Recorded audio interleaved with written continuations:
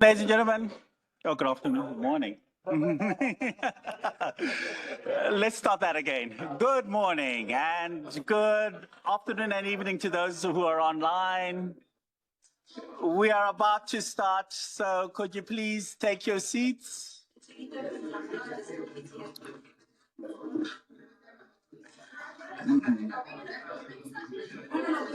Yes, exactly.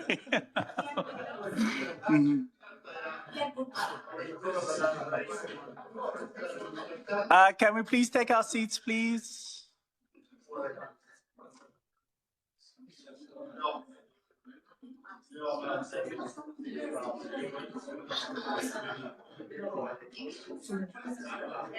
Can you add an extra column to the, can you add one of the extra column? Thank you.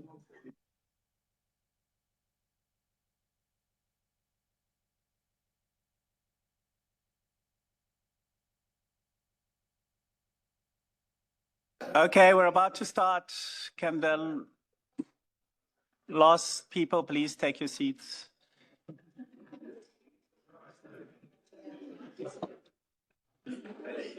Okay, we'll start. Thank you very much, ladies and gentlemen, for making it here. I know for you, sometimes it has been very difficult. And I also like to thank the people that are online as well for attending. I know it's odd hours for you as well. Before we start, I would just like to remind everybody that the meeting is being recorded. The recording will be uploaded to YouTube. Today is the Open Consultation Day. And for those people who may not know, we are discussing the program and schedule for IGF 2025, which will be in Lillestrøm in June. That means, since it's the Open Consultation Day, that means that non-MAG members have preference. So the chairs will call upon non-MAG members first, and then we'll call upon the MAG members if you raise your hands. So if you can raise your hand within WebEx, which would be preferable if you can all log in, and then just raise your hands within WebEx, and then we have a good order of who raised their hands first, etc. And when you take the floor, please say your name, the stakeholder group, and then you can go into your statement.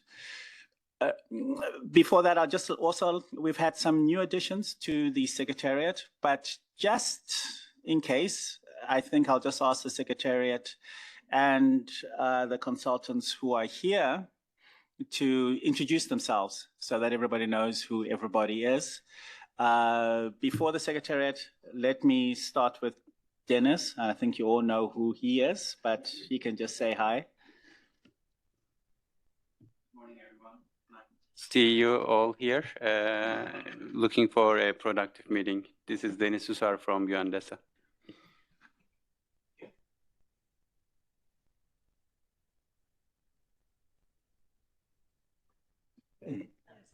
Can you hear me? Yes. So good morning, everyone. This is Roman Chukov, and happy to see you all, and happy to work with all of you on dynamic coalitions, business and judicial engagement. Thank you. Morning, everyone. This is Anya Gengo from the IGF Secretariat, and pleasure being here. Capacity development, and mostly with the national, regional, and youth IGFs. Good morning, all. My name is Gaila Moore, and I am an intern with the IGF Secretariat. It's been a pleasure so far, and I hope to gain more knowledge and insight. Thank you.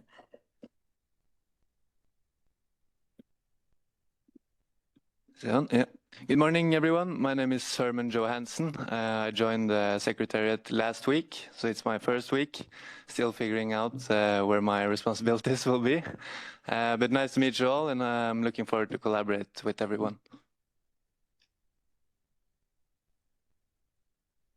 Hi, good morning, everyone. I'm Eleonora from the Secretariat. I've been with the Secretariat for 10 years.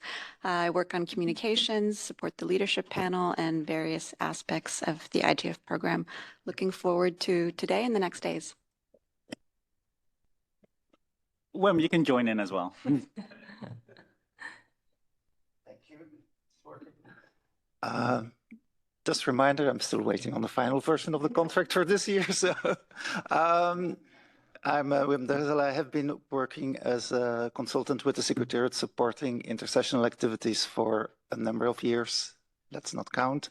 And I'm looking forward to support the best practice for cybersecurity and the policy network internet fragmentation this year.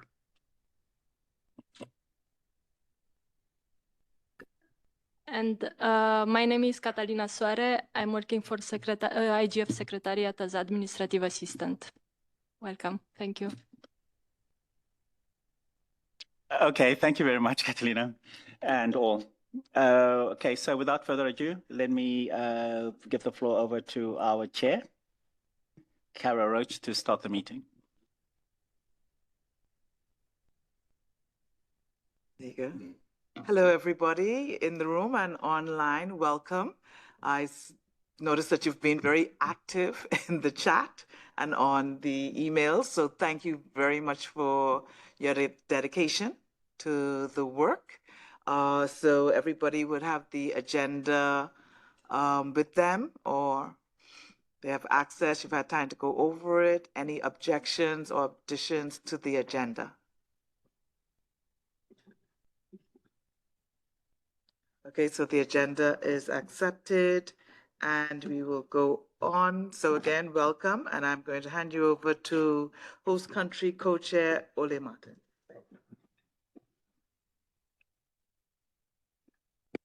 Hello, everyone. Just wanted to say hello. I'm very glad to see you all here in live, not on Zoom anymore. Over the past weeks, we've seen how much, or I have seen how much work goes into the planning process of this IGF by the MAG members and by the community and by the IGF Secretariat. And I just wanted, on behalf of myself and on behalf of the host country of Norway, to express our sincere respect and recognition of all the work you're doing here. And we sincerely hope that the IGF in Oslo will live up to all this, or your high level of commitment to this process, even though it's so little time to it. Thank you. So now let's get started.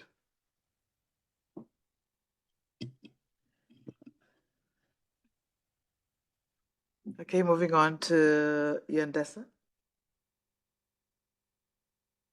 Welcome. Video. Dear members of the IGF Multi-Stakeholder Advisory Group, distinguished participants, as we approach the 20th anniversary of the Internet Governance Forum, it is a pleasure to address you today. Let me start by extending my heartfelt appreciation to all members of the Multi-Stakeholder Advisory Group and our host country, Norway. Your dedication and hard work are instrumental in shaping IGF 2025, ensuring that it remains dynamic, meaningful, and impactful. As we look ahead, the 20th IGF coincides with a defining moment. The UN General Assembly's 20th year's review of the World Summit on Information Society. This presents a historical opportunity to assess progress since the original Versailles Summit and to deliberate on the mandate of the IGF and the future trajectory of the digital governance and the digital transformation.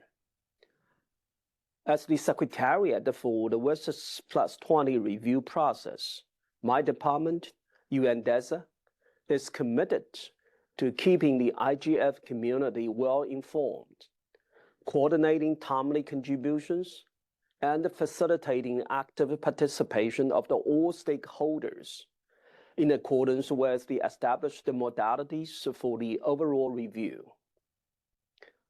In this significant year, the role of the MAG is paramount in developing a compelling and forward-looking agenda that meaningfully contributes to the IGF's preparation for the WSIS Plus 20 review process.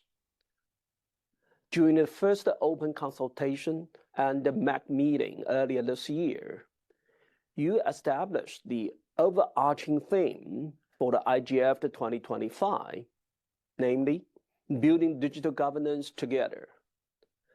As technologies continue to rapidly evolve and reshape our world, the critical importance of the global digital governance cannot be overstated. The IGF remains a unique and a vital platform, and it has successfully adapted to the ever-changing digital landscape.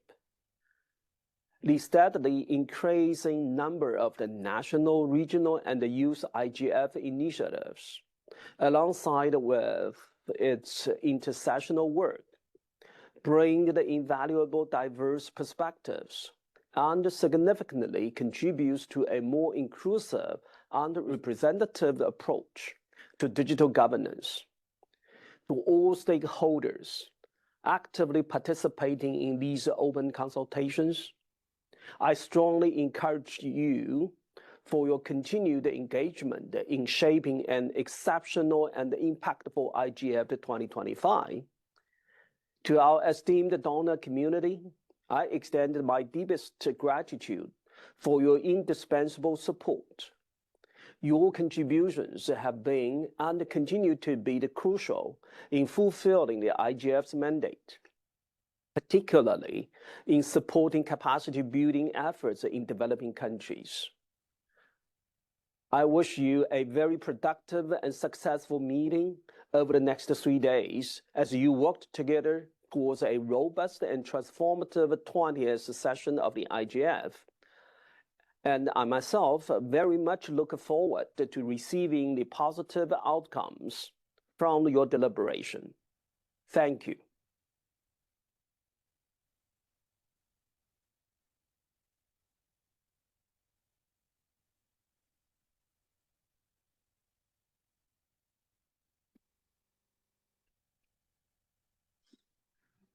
So we see that we're at a stage where it's a defining moment.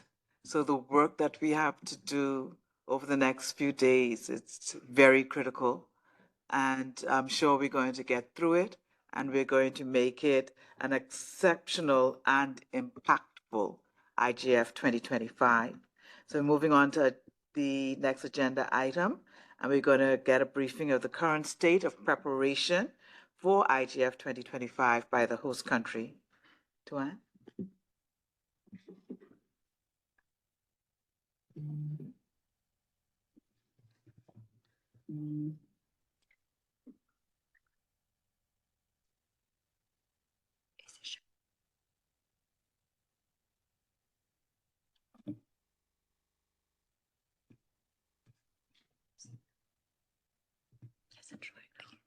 Hello, everyone. I hope you can see the presentation as I'm seeing it. No, you're not. Well, we're just gonna continue like this. It's my pleasure to represent the host country and share with you updates of the IGF 2025 in planning. Continuing from the last presentation I shared with you, we have increased the information on our website. I highly encourage you to visit it often to receive more information, especially those of you who have questions about visa.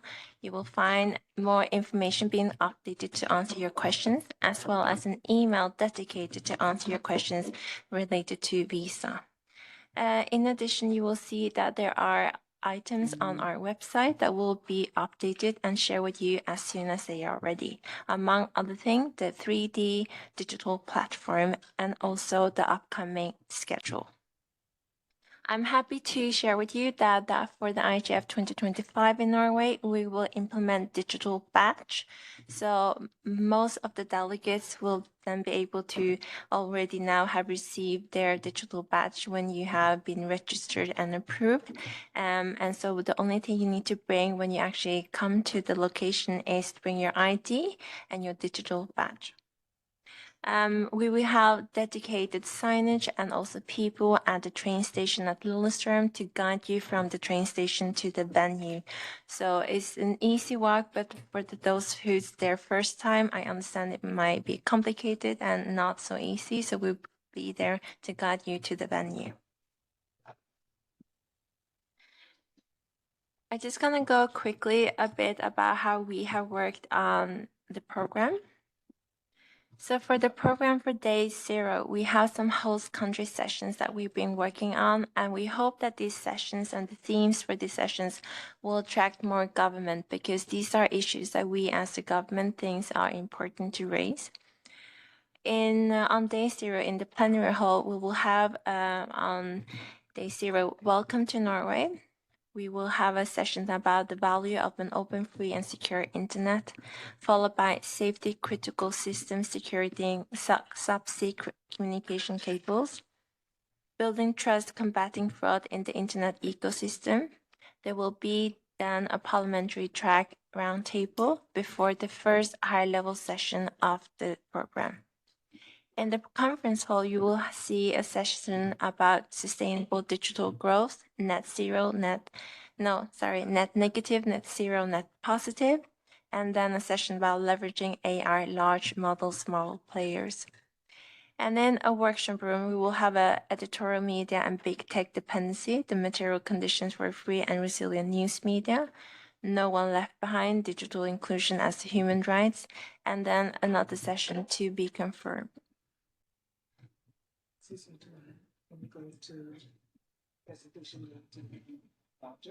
Doesn't work, it's Twitter. So for the high-level sessions, we have worked with the IGF Secretariat and submitted the following 5 high-level sessions. So on day 0, we have losing the information space, ensuring human rights and resilient society through examining alternatives to big tech. This we think will fit perfectly into the building digital trust and resilience sub-theme. For the building digital cooperation sub-theme, we have a session, a high-level session on digital public goods and global digital cooperation. For building sustainable and responsible innovation, we have one for AI and the future of work. And then for building universal access and digital rights, we have about securing child safety. And for the final day, we will have a high-level session on 20 years of multi-stakeholder digital governance, charting the path forward, the WSIS Plus 20 review, and the role of the IGF. I'm just now going to give you a brief overview of the halls and the rooms. This is a layout of the whole venue that is accessible for all delegates. There will be a second floor in which you will see where the media center is going to be, as well as the press conference and the parliamentary track. In the hall for A1, we will have IGF Village, open stage, and also an area for after work where the restaurant is. For the B hall, you will see your entrance is a slightly smaller area than usually has been because of the digital badge solution. And then you have a conference hall, and then the biggest hall, the plenary hall. If you walk along the hallway at the bottom, you will enter the next big hall, a C hall, which will have 6 workshop rooms altogether. The hall's capacity is quite large. We have maximized it as much as we can. For the plenary hall, you will have a possibility to fit in 1,700 people, and for the conference hall, 450. And for the 6 workshop rooms, you have between 100 and 150 person in those rooms. There will be a headset solution, so there will be no PA system. In addition, you have the 10 bilateral meeting room, which will be in the hotel next door. This is just a draft to show you how the plenary hall will look like. and also for the workshop room, in which you will have one big screen and then 2 screens on the side from transcription and caption. There will be an IGF village as well as an open space, an open stage. The stage will not be streamed, but they will have a capacity to fit in 50 people to do talks, lightning talks, meetup. I just also want to share with you the parliamentary track, which is also the press conference room, in which the parliamentary track will be held from Monday to Tuesday and can fit up to 250 people. Here there will be interpretation in English, French, and Spanish, as well as being used for other types of sessions towards the end of the week. For the IGF village, there will be 80 stands, in which 45 of them will be international and 35 with the host country. We're working closely with the IGF Secretariat to finalize the stands. We have taken your feedback, so we have put the IGF village in the central of the location, close to both the speakers' halls and also the exit and entrance. So it will be a lot of traffic going through this area. The cultural concept will be reflected as Norway as the host country in our culture and our values, as well as the UN as the and the IGF as the global community. This is based on what we have shared in the video, that internet is a global space for sharing knowledge, joy, and our lives. It's about community and connection. So we want to highlight the internet connecting people together across borders and cultures. And you will see the cultural program during the opening session on day 0, opening ceremony day 1, during social events, and closing ceremony day 4. For lunch, I can happily share with you that there will be 2 different menus every day throughout the week, one for meat or fish and one vegetarian. There will be lunch and serving stations in the hall, and also separate coffee and tea water stations. We are focusing very much on sustainability, so there will be no red meat. The meat will be locally sourced, as well as the seasonal ingredients. Nut-free menus to minimize cross-contamination. There will be no pork to consider religious and allergies and food preferences. And there will be separate stations for allergies. You can also have the option to buy other types of drinks and food at the venue. So to the exciting part, social events and meeting places. Currently, we are planning for after work session in the lobby of the restaurant from day 4 to day 3. This is an opportunity for participants to build, network, and mingle. We are also working on the Oslo City Hall reception with high-level representation, culture programs, and representation from all stakeholders on evening of day 0. And for those of you who can't sadly be there in person, we are building a new idea for the digital platform. Usually the digital platform has been visualization of the venue, but this time we wanted you to see Norway. So we are building digital platform with images from UNESCO sites in Norway.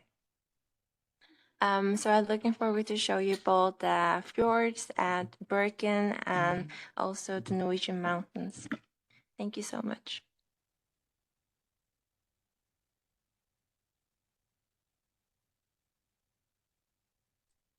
Thank you, Tuan. Any questions?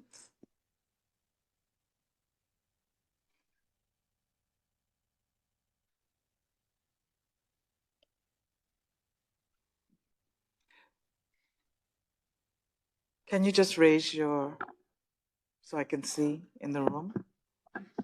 Oh, there you go. No, I'm Jim Prendergast. Sorry, I raised my hand in WebEx like I think we were at. So am I jumping the queue or am I?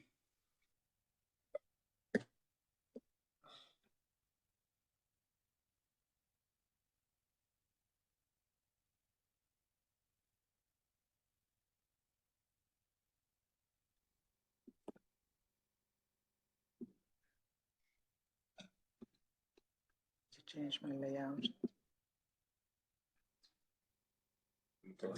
Adam. Me? Yes.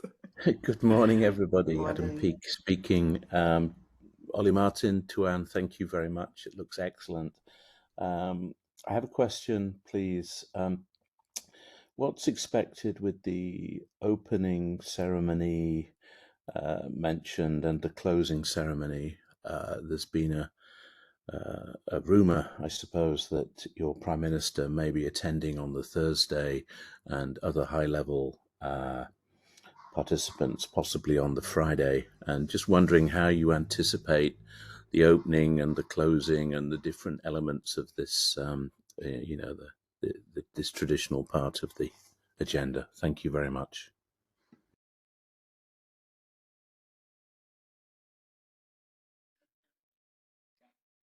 Thank you, Adam.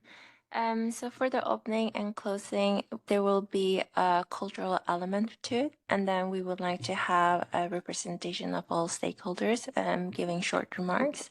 We are working on securing high-level participation from our side, so the Prime Minister is not confirmed yet, but we hope that he will have a time in his calendar and to join us to some, if not more, of the program. But we are working on both the opening and the closing ceremony, and happy to share more information when we come to that stage.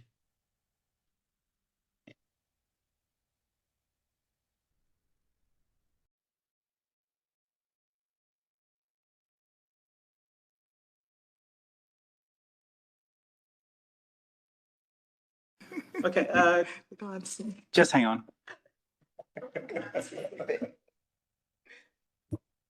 In WebEx, it doesn't seem that it's No, it's not. the hand is in order. Because according to me, I've got Amrita, then Jimson, then Gunella, and then Jim. Yeah. Yes, exactly. So just bear with us. Did not have until. Yeah.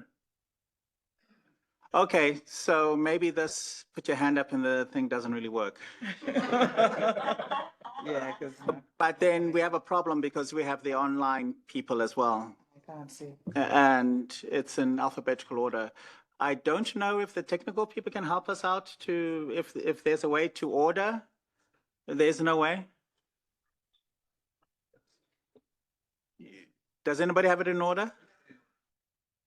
Okay, Skype me.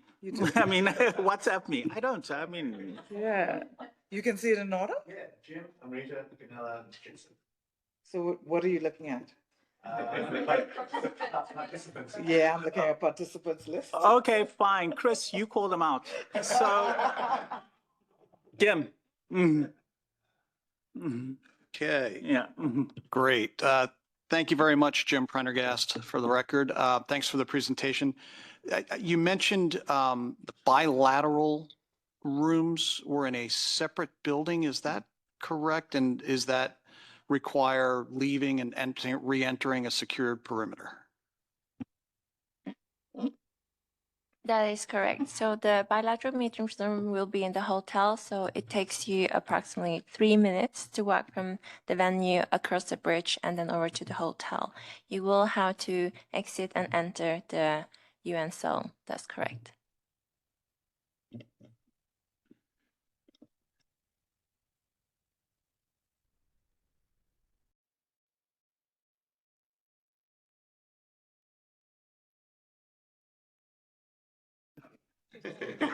I think it. Thank you for the presentation, Amrita, for the record. I had a couple of questions. First of all, this is something which many from the developing country had stated is, would there be a free travel pass for the delegates? That's question one.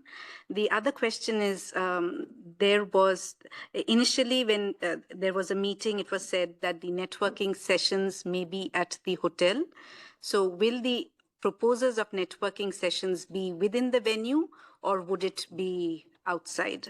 And I guess you would be sharing more about the governmental engagement later, or would you be elaborating now? Later? Okay, thank you.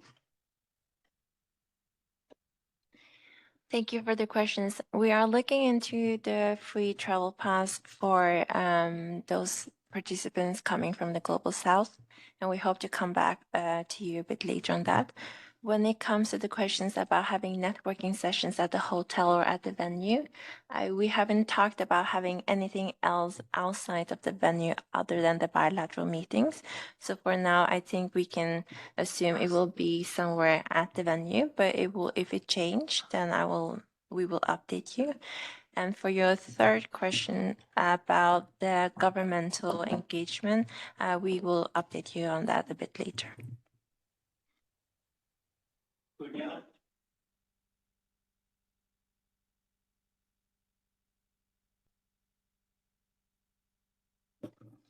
Gunilla, you have the floor. Shangatai, and thank you very much for the presentation from the local host. I have a couple of questions in regard to the workshop rooms and the digital platform. So you mentioned there to be headsets in the workshop rooms. I'm presuming that is for interpretation from the UN languages. I'm wondering also, though, if there's been consideration of those people wearing hearing aids and the compatibility of the headsets and so forth with hearing aid users. So that's the first question. The second question is in regard to the digital platform. It looks very exciting, and I'm just wondering, has that been considered in development in regard to accessibility for persons with disability based on the accessibility guidelines through the W3C? Thank you.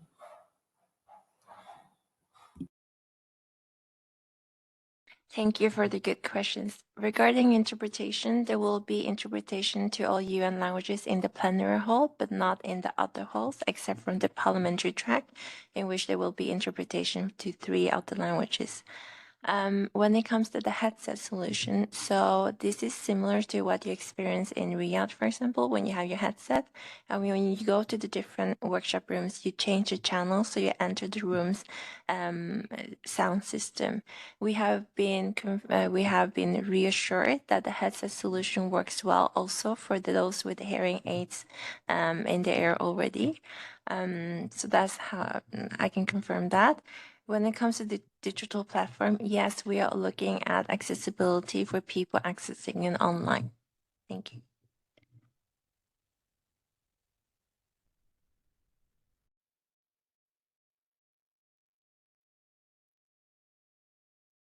Everybody, and thank you very much for that lucid presentation. I have 2 questions.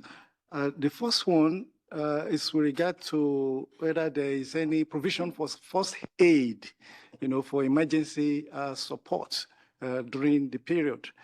Is there any first aid section? So the second question is with regard to the zero. I've noted the events, the parliamentary session and the networking session. I'm just wondering, would there be anything like the zero workshop or something like that, or provision for the zero activity in terms of workshop session? Thank you.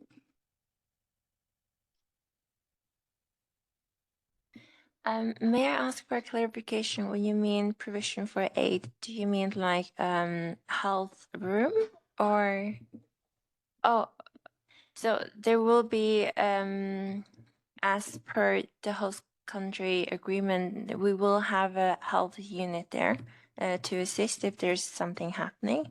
And then in Norway, you have a time of 8 minutes when you call an ambulance. So if you need that, then it will take you less than 8 minutes to have an ambulance in place. So those are thought of and planned for.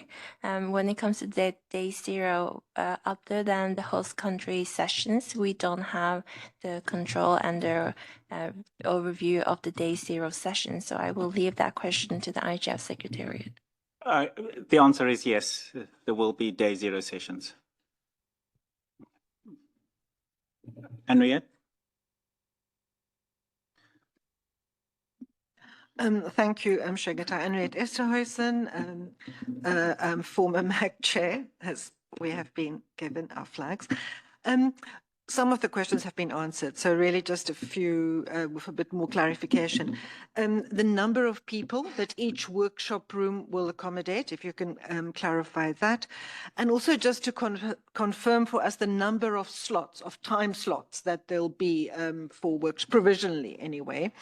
Then on the audio, and the digital platform, is the design of the digital platform such that the idea is that even on-site participants should sign into that, a little bit like we're trying to do here today? And will you take slow connectivity into account? We've had previous digital platforms during the IGF which ended up not working for the majority of participants who are on low bandwidth internet connections. I think the Swiss IGF, there was some creative experimentation there. It simply did not work if you were on a slow internet connection. So is that being taken into account? Yeah, thanks. Thank you. So for the workshop rooms, there will be a capacity between 100 and 150 person per workshop rooms. Of course, that depends on the layout of the room. So if you want more detailed information, I can come back to you about that. And the second question is the bandwidth of the digital platform. Thank you for raising that. I will double check, but we should be able to have a steady connection for people at using the platform so that both people on site and online can use the platform at the same time and it not crashing. But I will double check and make sure that it's up and running for the whole duration. Questions about number of slots on the IGF program. I think I will leave that to the IGF secretaries with more oversight of that.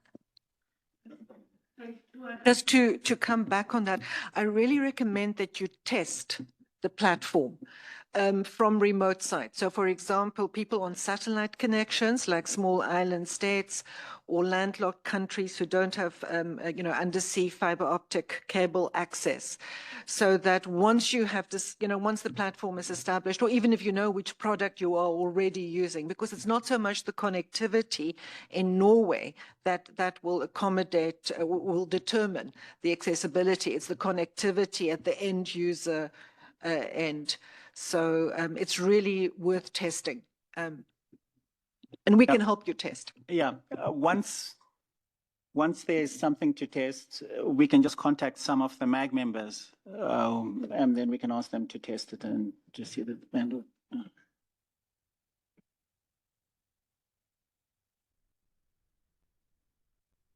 Let's go United Kingdom, Germany, Olga, and Cheryl. And then Raoul. Thank you very much. Just for everyone's benefit, my name is Craig Stanley Adamson. I'm Head of Internet Governance at the UK Department for Science, Innovation and Technology. Huge thanks to Anne for that more detailed presentation. We can really see it's coming along with all the details, and excitement is very much building in the UK for the IGF in June. I have one question. You mentioned the Day Zero sort of high-level City Hall event. Are we then right to assume that there might not be a further high-level sort of gala dinner later in the week or something for sort of high-level ministerial participants? Thank you. Yes, that's correct. So we are looking at one high-level or more high-level social event and then one event for everyone. I think I will leave it to the host country co-chair to share a bit more about that later. But we have received feedback and we have noted down the taking stock feedback from Ria that there were a wish for more social event and gathering arenas for the community to mingle with each other. And we're just talking about social events, right? Not activities, high-level activity for the ministers, etc. There will be those during the week. Yeah. Philip, yeah.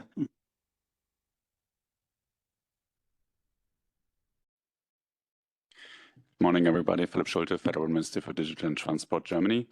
Thank you for this presentation. Well appreciated. Really looking forward to be in Oslo soon. Just one question about the bilateral meeting rooms. Could you elaborate what hotel on which hotel the meeting rooms are? How far is it walkable distance? How much time we should plan to go there, to go back and go to the security of the IGF venue?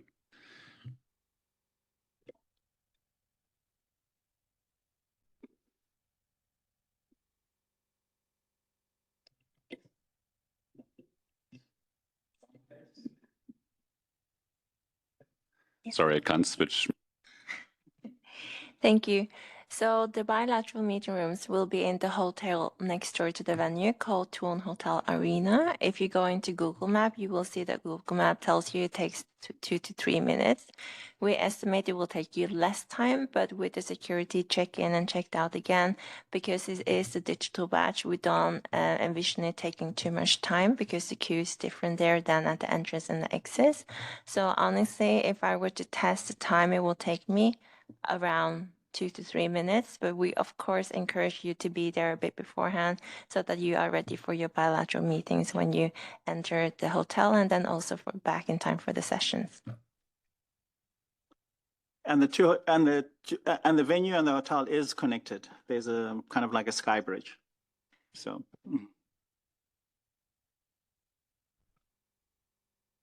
Sorry, but still we would need past security.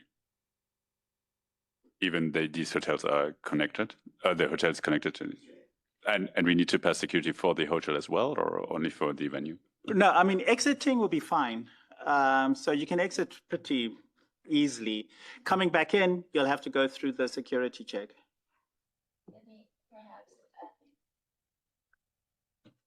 Let me perhaps clarify. So there is a security check at the entrance and exit of the venue, and then there will be a separate security check on the bridge. So you don't need to go all the way around the venue to get into. There will be a shortcut for you with an extra security check. I hope that answers your question. Perfect. Thank you for clarification.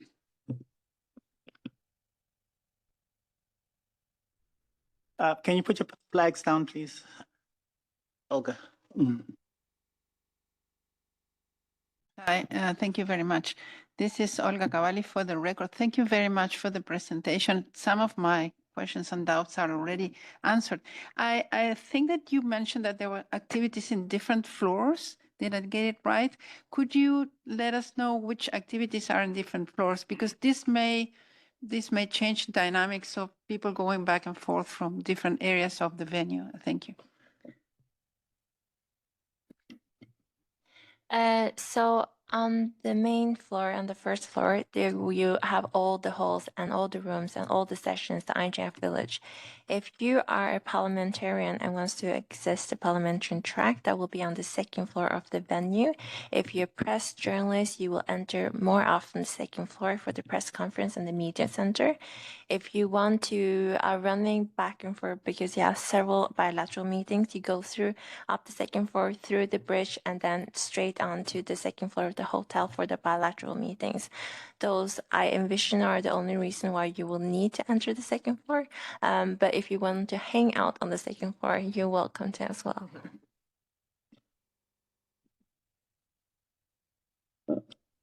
Cheryl?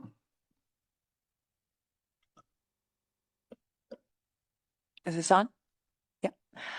Thank you. Sorry, my Zoom isn't zooming, so that's why my hand wasn't up.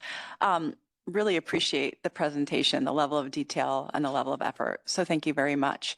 I was curious about day 0, just so I could sort of see it in my mind.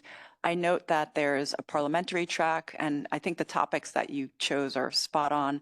Will these tracks have multiple meetings, or is each bullet that you noted one session? And is it open to all participants? Will it be government only? So that's my first question. And then with respect to, I hear folks asking about getting in and out of the building with security. One thing I would note that's difficult for high-level speakers is getting to and from quickly, back and forth. You might consider something that they did that worked, I thought, somewhat well at the AI for Good conference, having a pass where if the person is a high-level speaker, they can kind of get in and out of security a little bit quicker, just so that they can be where they need to be on time. So for the day 0, I will perhaps also invite the IGF secretary to talk more about the parliamentary track. But all the track that I show you are for day 0. They will be in the venue. They will be open for everyone to attend. It will be in the plenary hall, the conference hall, and the workshop room. So please feel welcome to join. These are the names of the different sessions, but the duration of the session might vary amongst those I have presented to you. And your second question is about the high level running back and forth between the buildings. Yes, the high level will have their own entrance and exit, also privileges, so that it will be easier for them to enter the venue for the sessions and also the hotel for the bilateral meetings. To answer the question about the elements of day 0, the next session is actually updates on IGF 2025 tracks and program elements. So all your questions will be answered then, and you can also ask further clarifying questions. We're running a bit late, but that's a good thing. That means that there's interest and there's questions. So I'm actually quite pleased that so Raul, and I think then there's Desiree. Yes. Then no, don't remind me. Valeria, yes. So thanks. Hey, good morning, everybody. My name is Raúl Echeverría. As my question, I had the same concerns that same questions than Shelly about the openness of the activities of day 0, and also with regard to activities on day 0. That's my other question is. If there are more content elaborated about the sessions, you share the titles, but I would like to know if you already have an approach to the discussions, especially the future of work, and I was a bit curious about what an alternative of big tech means, and finally, if there will be opportunity to participate as speakers for different stakeholders in those activities that I guess are organized by you, right? Okay, that's for the next slot. Okay, Desiree? Very briefly, Desiree Milosevic with MAG member. Thank you so much for that presentation and clarifying that you have incorporated the village into the main floor. It's very good news. I just wonder a couple of things. One is whether the host country would invite press. Do you have any plans for that?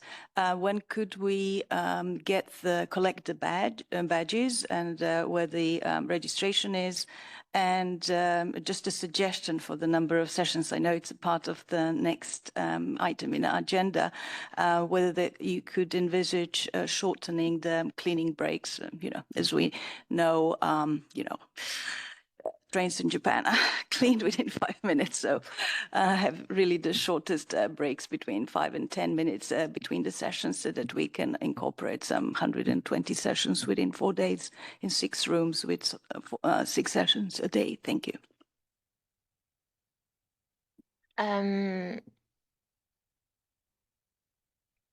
For the questions now about the badge, I think you will receive the badge digitally, so you don't need to meet up at the venue to print them out. That makes the work a lot easier. For the questions, I think a lot of people in this room have been thinking about and asking is the number of slots. We are looking at opportunities to increase the slots so that you will have more sessions. But I would like to also caution that it will not be a major increase because the program and the schedule and the technical production of it is already in place. So we are looking to explore and expand where we can, and we hope to come back with you soon with an update about that. The last question was on Press, yes, we will work with the IGF Secretariat to invite press and journalists to the venue and for the IGF. Kwasi online asked a question about visa.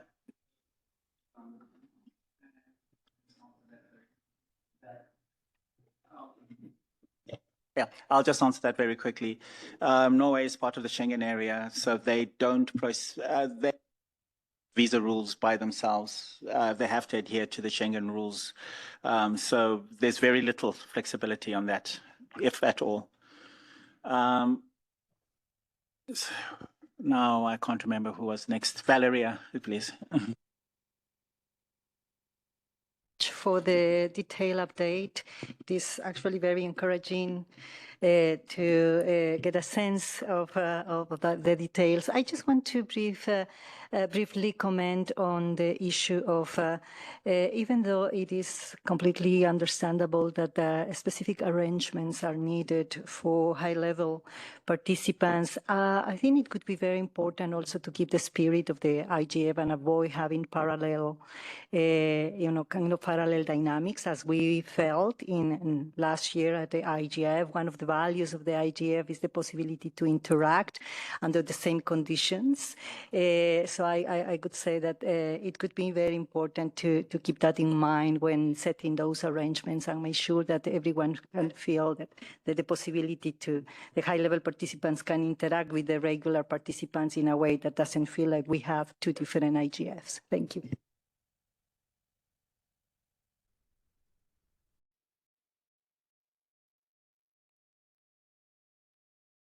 Thank you very much.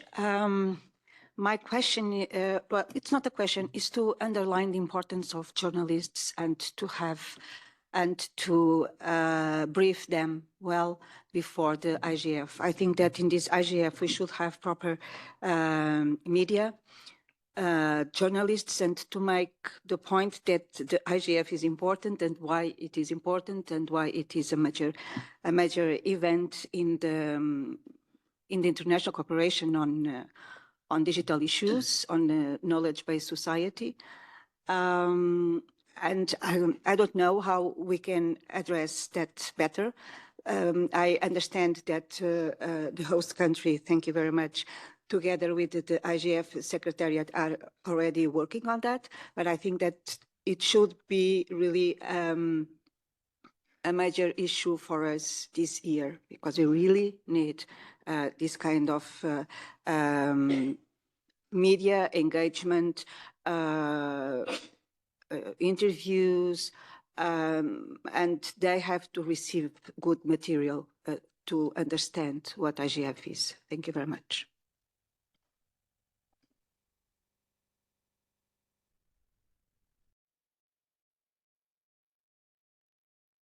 Apologies to come back, but just two quick questions. Just to really, I want to reinforce what Valeria said about, high-level sessions are fantastic, but they really are most powerful because they bring the high-level participants in contact with the rest of us. Just if you can clarify, will we not have physical name tags, or will we? That was just, there's a discussion in the chat as well, or do we bring our own?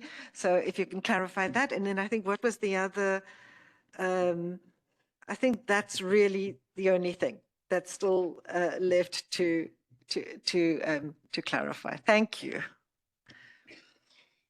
We suspected, and it has been raised, that people would appreciate some sort of identification when meeting with each other. So we are looking also at having printing stations in which you can print your own name tag. Yes, thank you.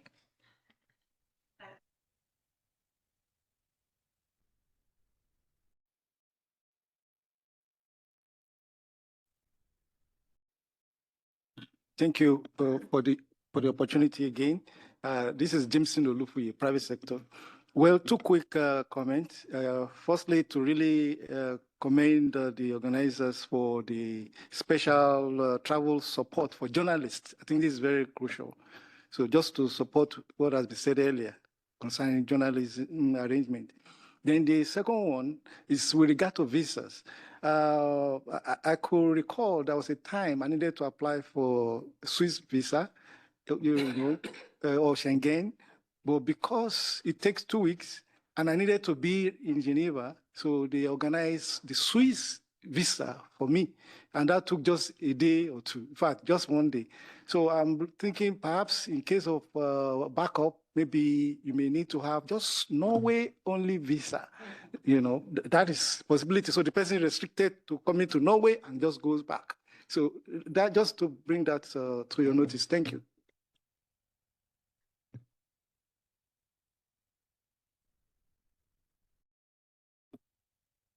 There's a question in the chat with regards to shuttle service between hotels and venue. Between the Thun Hotel Arena right next door, or well, sorry, hotel and venue. It will be quicker to walk from the hotel to the venue than walk into a bus to be driven to the venue and then go off the bus. It's literally right next door. The different hotels in the area. Oh, I see. Thank you.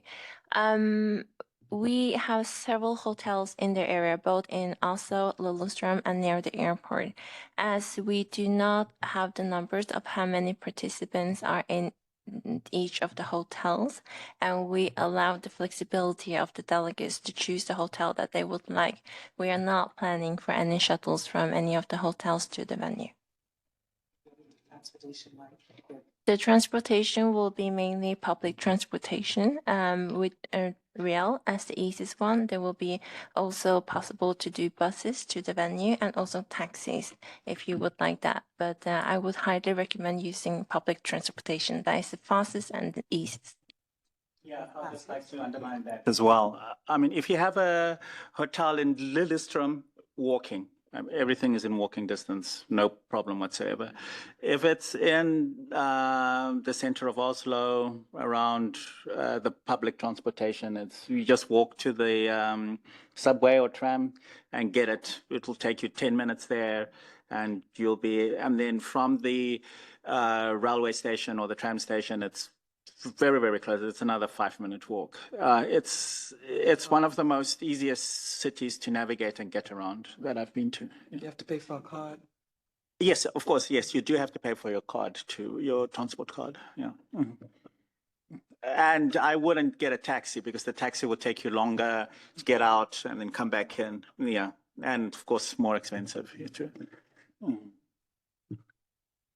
Amrita. Mm-hmm. This was a question on public demand. Is there going to be a music night this time?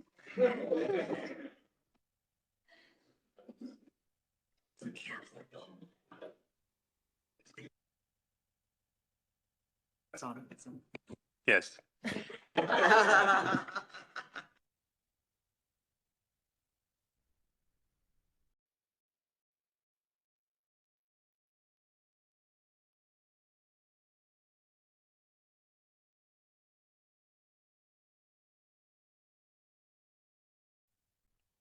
Okay, thank you very much for all those interesting questions, and thank you, Duane. Very good. Okay, moving on to next agenda item. We're going to have updates on the IGF 2025 tracks and program elements from the IGF Secretariat.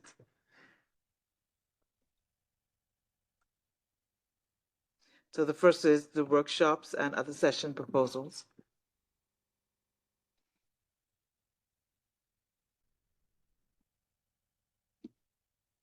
Is that you?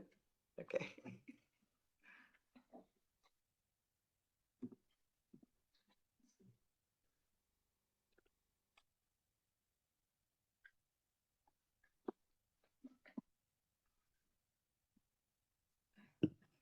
Thank you very much.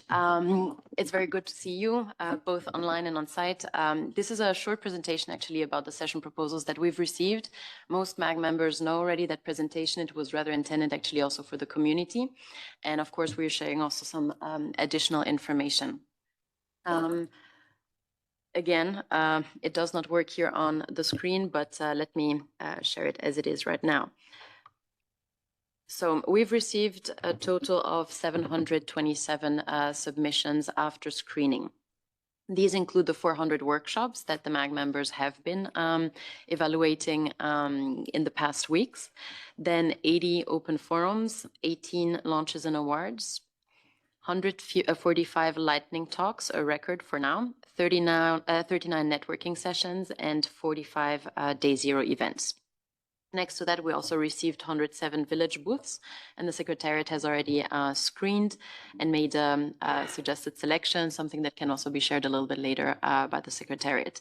As you know, the call was open for 4.5 weeks, which was actually very similar to Japan and also last year to Saudi Arabia.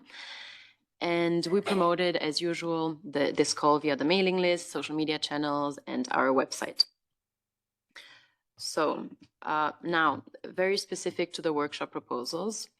As you know, the stakeholder groups, the largest stakeholder group that submitted the proposals was the civil society, followed by the technical community.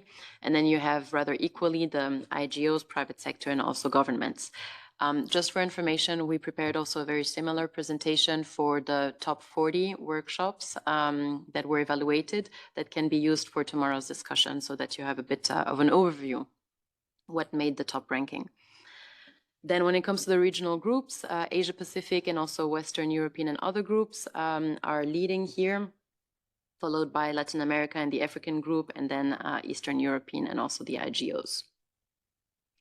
Regarding the gender of the main session of the workshop organizers, you can see that it is pretty equal. And also a question that we have actually since last year in the workshop proposals, the relation to the intersessional work. And you can see that around 36% of the workshop proposals are actually linked to some IGF intersessional work in some kind of capacity. More details, we have it available also in our documents. And also here an interesting part, half of it, and actually a little bit more than half, are first-time organizers. Then also just for you an overview, what has been submitted. You can see here that around 75% are roundtable formats. Roundtables have always been the most preferred session format for workshop organizers. When it comes to the duration, it is more or less pretty equal between 90 minutes and 60 minutes. And we also have a dedicated question regarding the local community involvement. And you can see that around 22% are involving local communities, for example, suggesting speakers from Norway or including co-organizers such as organizations from the region. And also some statistics that you are, I think, very familiar with right now. Building cooperation is around 22%, followed by sustainable and responsible innovation, universal access and digital rights, and last but not least, up to 30% were submitted under digital trust and resilience. And this is also how we suggested the allocation of workshop proposals to be accepted on the program. So all the various proposals are in the meantime on the website, available on the website, not only the workshops, but also, for example, the list of open forums, lightning talks, launches and awards, networking sessions, and day zero events. Also, just to reply to a few questions that were asked earlier. So all the sessions are open to everyone, including, of course, the day zero sessions, and also the parliamentary track, but the parliamentary track that will be a little bit later. Any questions regarding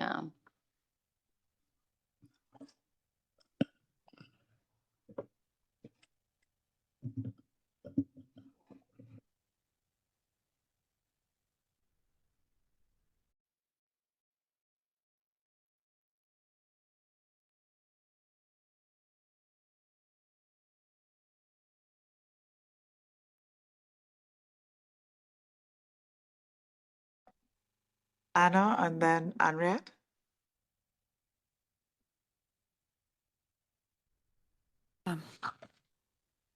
I just would like to highlight that from governments, we just received 5% of the proposals. which is not a very good sign. Thank you. That's 5% of the workshop proposals, right? But you also have open forums for governments. So governments have a... Is Okay. low. Otherwise, you are invited or the engagement is low. So governments, they are not seeing the IGF as the crucial event that they should be attending. That's my point. Thank you. Perhaps if I may add, this year, when it comes to the open forums, this is the category that is really dedicated to governments and also treaty-based international organizations. And we've received actually the highest amount of open forum proposals from governments so far.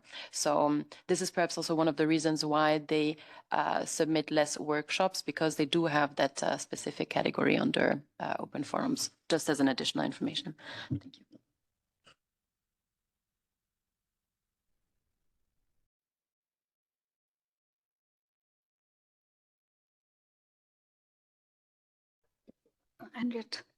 Andrew.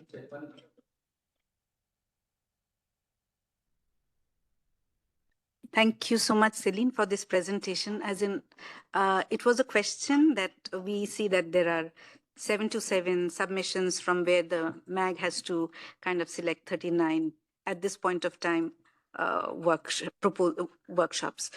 You have 80 open sessions, 18 launches, 145 lightning talks, 39 networking sessions, and 45 day zero events, and then 107 village booth, of course, which was clarified. So what is going to be the breakup? That would be very helpful for the MAG also to kind of frame things in a bigger context. You know, that clarity would help. What is the total number of events which you're thinking that would be held over those, the IGF week, and how does it fit in? Because we also had some suggestions on that.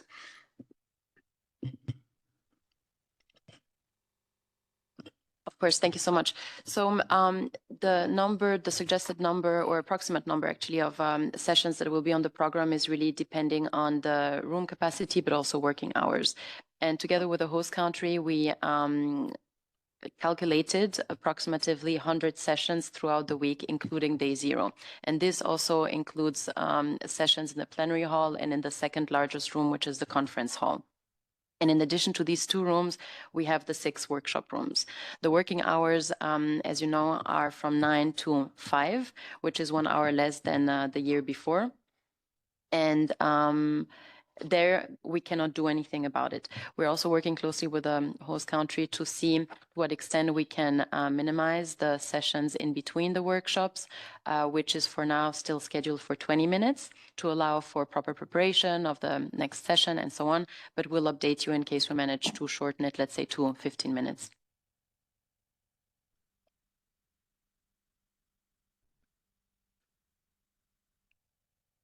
Henriette, then Jennifer. Thank you very much, Chair. Just thank you to the Secretariat for this. And I want to suggest that the IGF does a press release that actually takes these metrics and package it to tell the story, firstly, of the enormous demand that there is for the IGF, the large number of newcomers, and I think also the shift in topics. I mean, I've seen some of the MAG members, I think Chris Buckridge did an analysis of the topics addressed by these workshops. And I think if anyone has any doubt as to whether the IGF deals with just internet governance or digital governance more broadly, they just need to look at the session proposals. So I just want to recommend that I know this press release will not cover what's on the program, but it will tell the story of the interest in having sessions at the IGF, including 70 open forum proposals. So I think this is good promotion for the IGF, and you have the data, you've done the analysis, use it.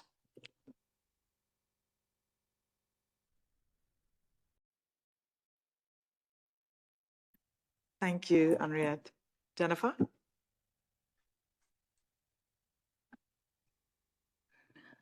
Thank you, Celine, for the update and presentation. Really good to see all of this detail. I have a question about, I guess, the sessions as well. You mentioned that, well, the workshop proposals are all posted on the IGF website, so are the open forums. When I clicked into them, I noticed, and maybe it's just my own understanding, there were some of them that had a little lock on it. Does it mean it's a closed, or it's just... The lock is something that has something to do with how you registered actually on the IGF website, but it does not have anything to do about whether it is closed or open.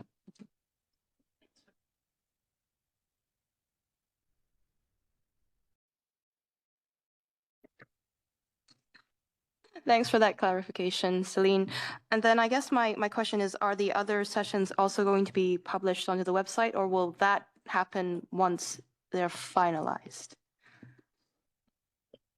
Thank you. All sessions are already published on the website under the tab IGF session proposals. And then you have the list of all the received proposals.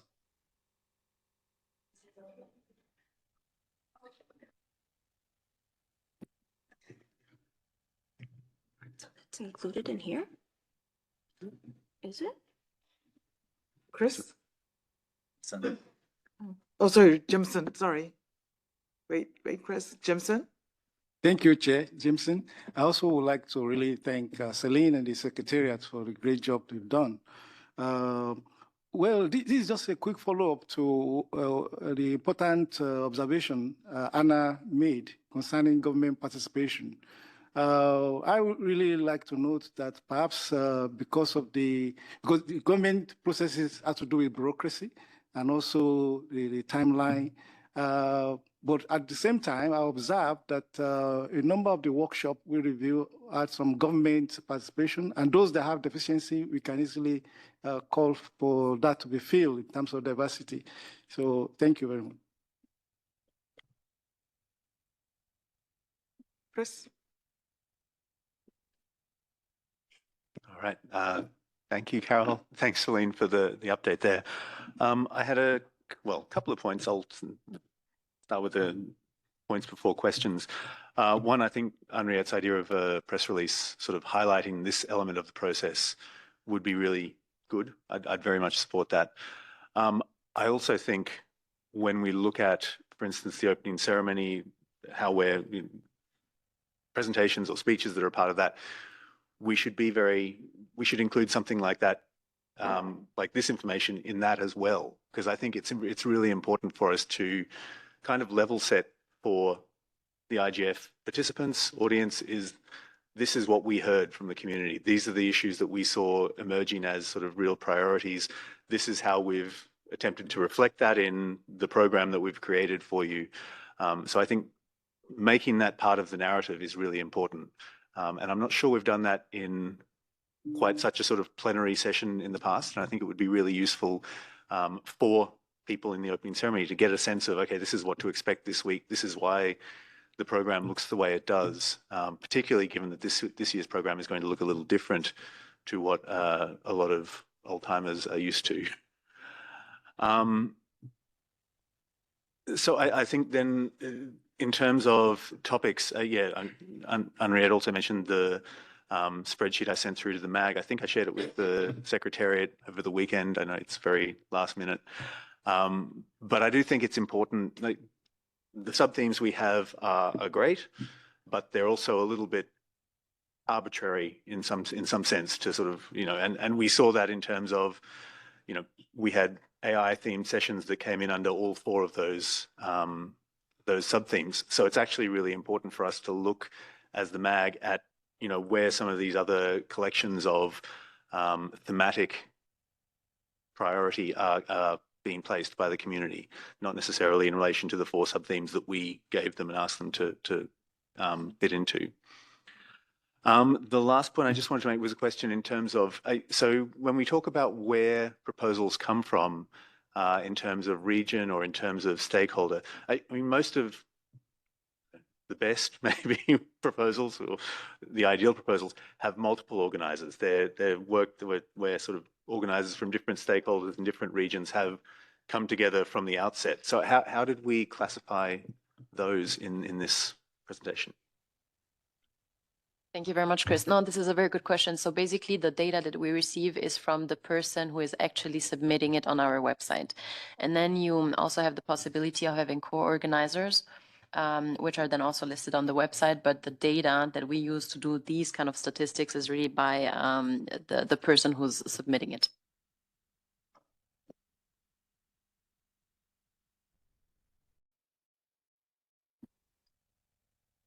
Zhao? This is Xiao, the member from China.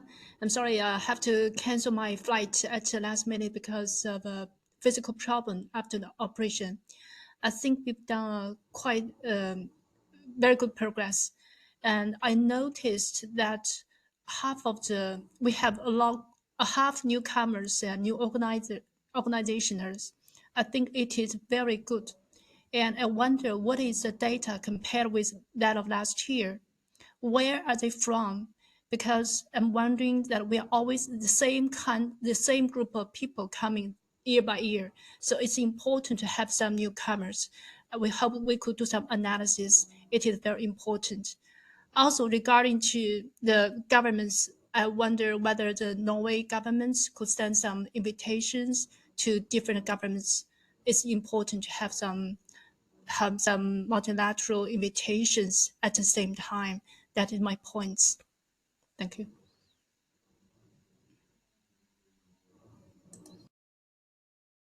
Thank you, Zhao. Go ahead. Thank you, Zhao. So regarding the newcomers, we do not have statistics in comparison to last year. This is something that we can definitely look into and then share with the MAG a little bit later. But if I am not mistaken, it was also pretty similar last year with 25%. But let us come to that later. Thank you. Invitations. She asked about invitations. Yes, and regarding the invitations, so the high-level leaders' invitations have been sent by the government of Norway via its diplomatic channels to the other ministries. And what we've done from our secretariat side is we sent the non-government high-level invitation letters via our IGF account and are currently collecting the RSVPs.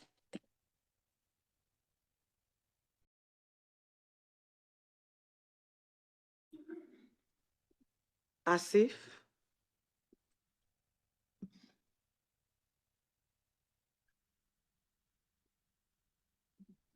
Thank you very much for giving me opportunity to participate in this stakeholder event.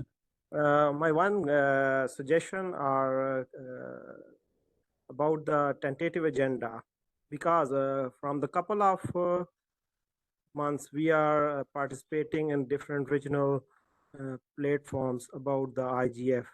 So the collective output of different forums and tentative agenda is very important for annual IGF. So my suggestion, please rectify or modify according to updated agenda, tentative agenda. So then we can plan according to agenda about the IGF. One thing another about the portal of registration. So a lot of my colleagues are awaiting, also I am awaiting for final confirmation of approval about the in-person participation. Also, because we are third world countries, so we require different visa process times and lot of other things. So if timely in-person registration approved, then we can finalize to travel for participation. Thank you.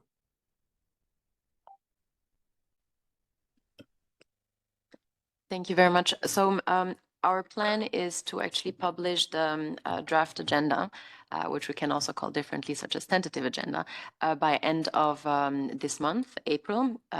Shortly after the MAG selected the workshops, we will inform all the session organizers, then continue with the draft schedule and publish it as per last year on our website.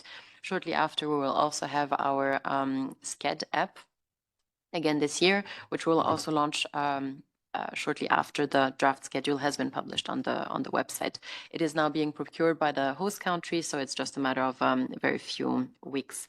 And when it comes to the registration on Indico, so our team also grew with 1-2 additional members, so we will also be able to go through the various applications a little bit more quickly, but in general, it does take us quite some time to also review the application. So perhaps later on, my colleagues would like to also share some additional information there, but thank you so much for raising that.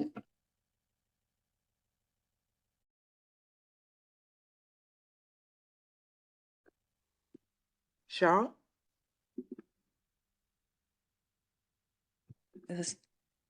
Am I on? Can you hear?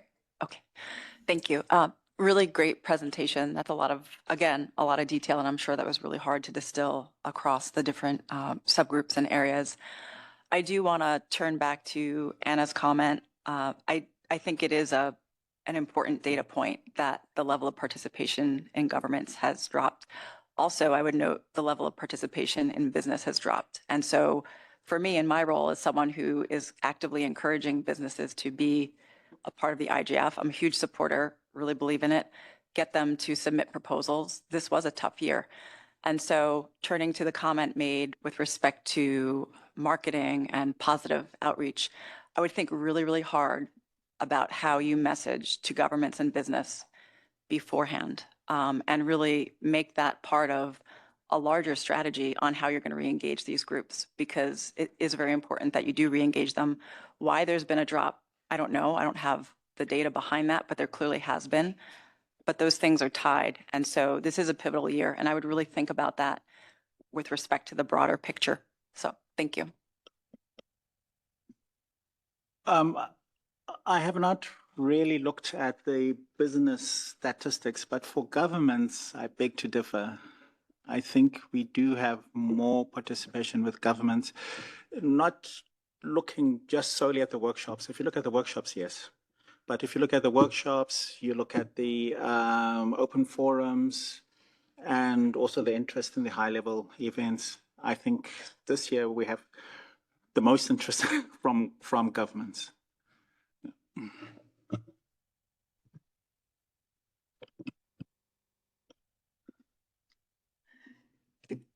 Carol, do that quickly. I mean, I really want to stress that people say things about IGF participation without looking at the statistics. Government participation has increased substantially over the last 5 years. In 2024, civil society participation was around 14%, I think, or below. Government participation was substantially more. So I just want to urge all of you, the Secretariat keeps the stats, they're on the website. I think we tend to make assumptions about participation in the IGF without actually looking at the data. The data tells a really good story of increased government participation, of substantial global south, developing country participation, depending on the location, obviously. I think technical community and business participation, yes, there has been some shrinkage, although even business participation increased. We have the largest. Last year, sorry, I can't. You do it, Shingata, just tell me. Last year, the largest stakeholder group was actually business for Riyadh. Yeah. Japan also very successful in private sector participation. So really, I know we often act on the basis of perception rather than data. Let's use the data.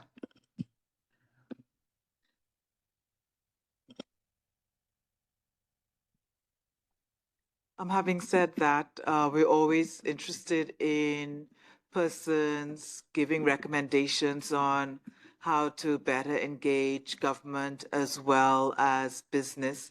I think the working group on strategy is working very hard on that. So if you have any ideas, please join in with the working group on strategy and provide ideas to them. Thank you. Raul?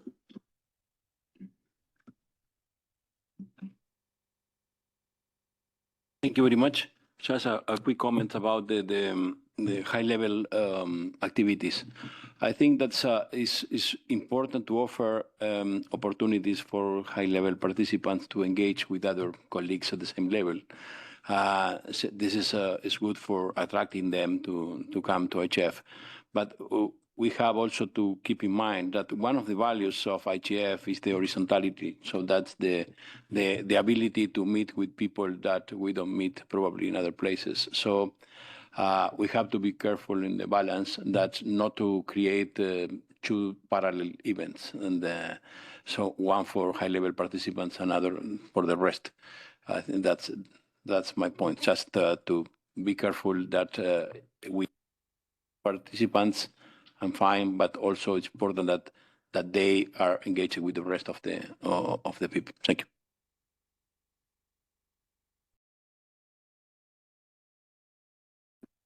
Thank you, Adam. Oh, sorry, Gonella.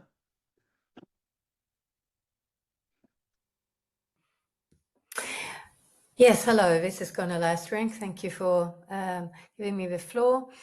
I just wanted to reflect on the lightning talks. There were, I think, 145 listed as in the proposals. And I'm wondering where in the venue they will be held. Will they be scattered around various places or something else? And also, I had raised this point at an earlier meeting in regard to particular topics such as disability.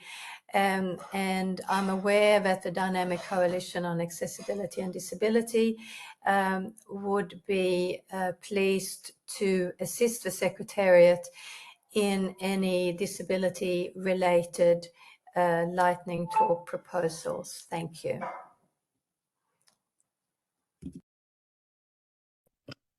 Thank you very much, Gunilla. So when it comes to the lightning talks, we will schedule them in on the open stage. Lightning talks are in person only, and the open stage will not have any virtual component. And we do not know yet how many lightning talks in general will be accepted, just because the open stage might also allocate some other activities.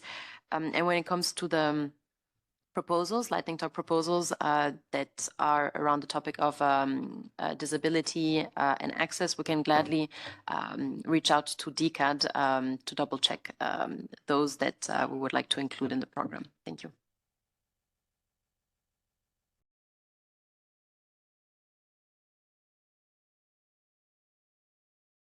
Sorry, thank you, Carol. Just a two-finger question. On the lightning talks, is there a chance that they'll be recorded, even if not streamed? Like, would there be the possibility of, or is there a reason we're not doing that? Like, because if there was a possibility to even put them online after the fact, that would be make it perhaps more appealing, but.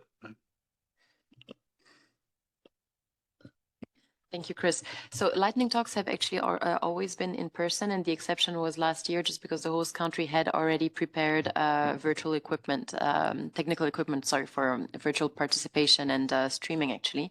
So this year we're back again at in person only. Ask the host country if they're willing to consider.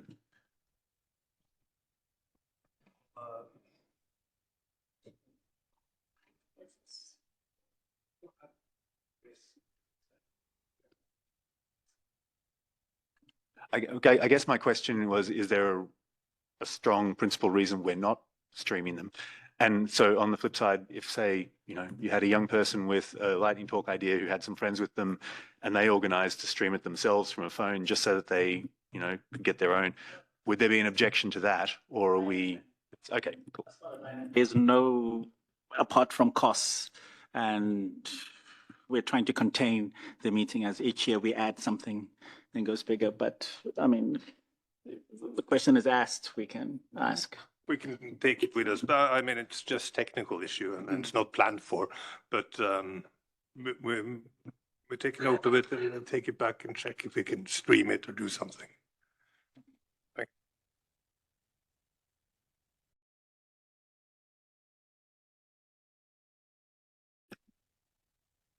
Adam?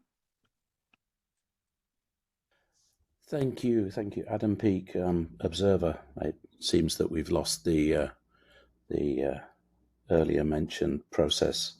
Anyway, a lot of questions, mostly about the number of sessions that will be available across the whole meeting. So, Celine, thank you. You mentioned, I think there'd been a recommendation for 39 workshops. How does this work out with what are you anticipating, or what is anticipated for the number of selected open forums? How many slots will be allocated to intersessional work, such as the NRIs, the policy networks, the best practice forums, and dynamic coalitions? There's also the networking sessions, of course. So there's a total number of available slots across the week. Also, how many day zero sessions, given that we've heard there will be other meetings taking place. On some days, there will be plenary sessions against which some of these, let's call them all for shorthand, workshop type sessions taking place in the workshop rooms. So an understanding of what's going to face the MAG over the next 2 days would be interesting in selecting the full schedule would be very good to hear.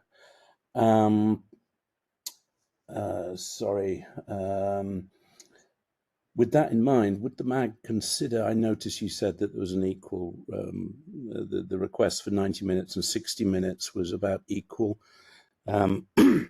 Of course, you'll get many more sessions in if you can move that more towards 60 minutes. There will be some sessions that look, I'm sure, to the MAG to suit 90 minutes, but you can do an awful lot in 60 minutes and you will get a lot more sessions in if you can work towards 60 minutes. I'm not saying exclude 90 minutes, I'm saying suggesting work towards 60-minute sessions. Will we move back to Zoom for the IGF in June? WebEx is very interesting, but I think we're all much more familiar with Zoom. But really the priority is what are we looking at in terms of sessions? 39 is incredibly low and it's been incredibly competitive. And I wish the MAG luck. Thank you. Thank you very much, Adam. So regarding your last question, at the IGF itself, we'll have Zoom and not WebEx. WebEx was actually for the second open consultation here at UNOC. When it comes to your other questions, so part of the program will be mostly, besides workshops, mostly open forums proposed by governments. We have that rule to accept one open forum per organization or per government. So this is how we'd like also to proceed. Of course, we're also looking at potential mergers. And other than that, as you mentioned, Adam, we have intersessional work. So for example, on each day, we will have an NRI collaborative session. We will also have 4 joint dynamic coalition sessions, something that has been trimmed down actually from, I believe, 13, 14 last year to now only 4.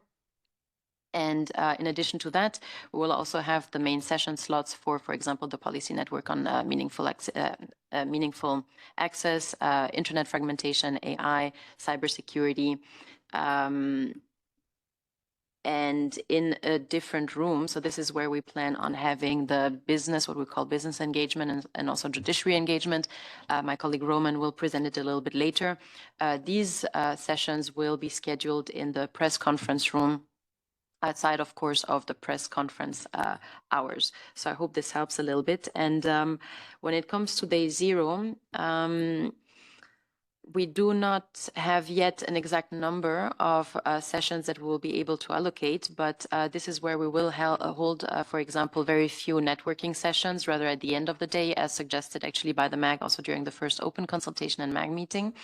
And we'll also select very few launches and awards.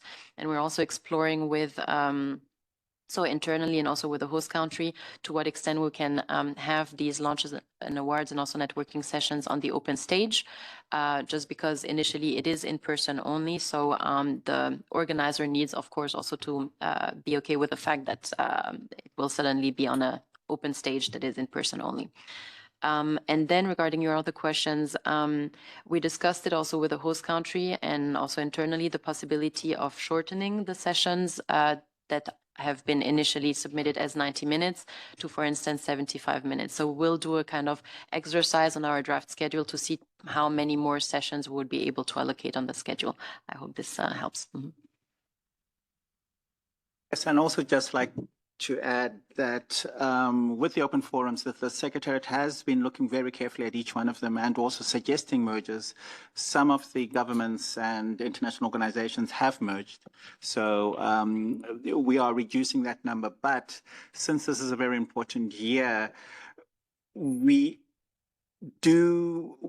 are tending to favor the open forums a bit more than usual because we do want governments to participate and governments to come.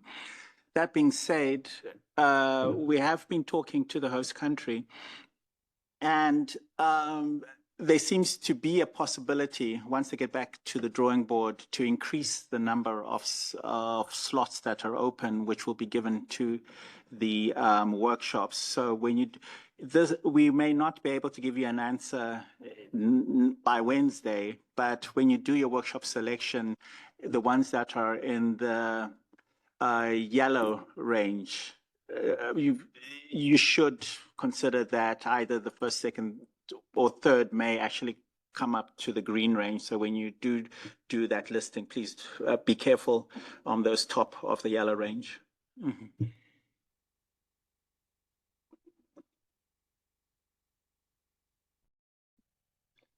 Thank you. I think the 90-minute versus 75-minute is something that the MAG will need to consider going forward. So I don't know if Lito wants to make a note in his his notepad or whatever Lito uses to keep track of stuff. He's busy typing, so I don't know if he heard what I said. You heard? No? No, I was just putting on the floor that the MAG needs to consider going forward if we're going to have the 90-minute versus the 75. So that's something that you could discuss in the next go-round. Okay. Just Adam again, just to jump in there. The problem with mixing 60 minutes, 75 minutes, and 90 minutes, and possibly some 30 minutes, I know there were some suggested at 30 minutes, you end up with a very scattered schedule and many, many overlaps. It can be much easier to navigate your way around the space once, if there's a little bit more structure to it than that. Perhaps ask the MAG to think 90 and 60, and obviously the 30-minute sessions take care of themselves. Thanks.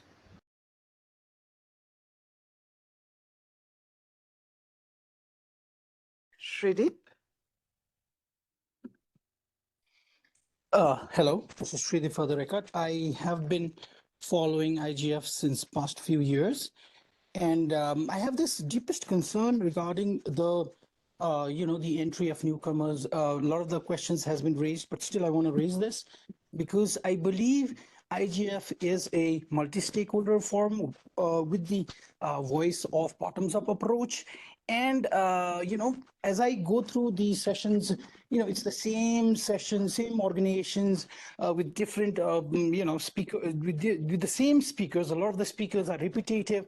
As a few minutes back, somebody said, 25% of the new people. So has the MAG considered, focusing more towards bringing in newer people? I mean to say, let's bring 50% of the new speakers, because I believe, repeating the same, bringing the same thing to the table doesn't make sense. Bringing in new people with new ideas, new perspective makes sense. And that's how the world is going to change. I strongly believe it's a very beautiful platform. I've been there in IGF. It's a great place, but the whole ideology about, the same people, the same organizations, it haunts me at times when I see, where are we going? Where are we moving? What kind of message we are giving? We need to bring in new people, especially to the MAG. I think this is a greater challenge that, we need to bring in new people to MAG membership as well as new, leaders as speakers, repeating the same people. You go to different forums, same people in the different forums. So I think this is a challenge where we have to think, where we have to, use our strategies, where we have to listen to, especially with the youth, different other stakeholders as well, about how to increase what are the challenges of bridging the gaps or, creating that possible solution. I believe, this has to be addressed as a strategy, I guess. Thank you. Thank you. We're now into the break session, so we're going to continue with persons on the list, but we're going to cut off at Nazar, maybe Chris. No, you're still on the list, Jennifer. So we still have so we will continue with the list that we have, but please don't add any more hands. Okay, Alhaji, you're the last. You just made it in. So no more after that, please. Okay, so Juan.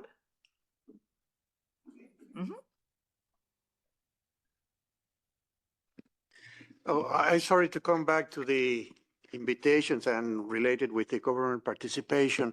I want to get more details about the way that are being invited. It's by the Norwegian government, and it's through official channels, because I remember that you sent to me the invitation for the head of parliament, and I funnel it through my ministry, but it's better if it goes through official channels.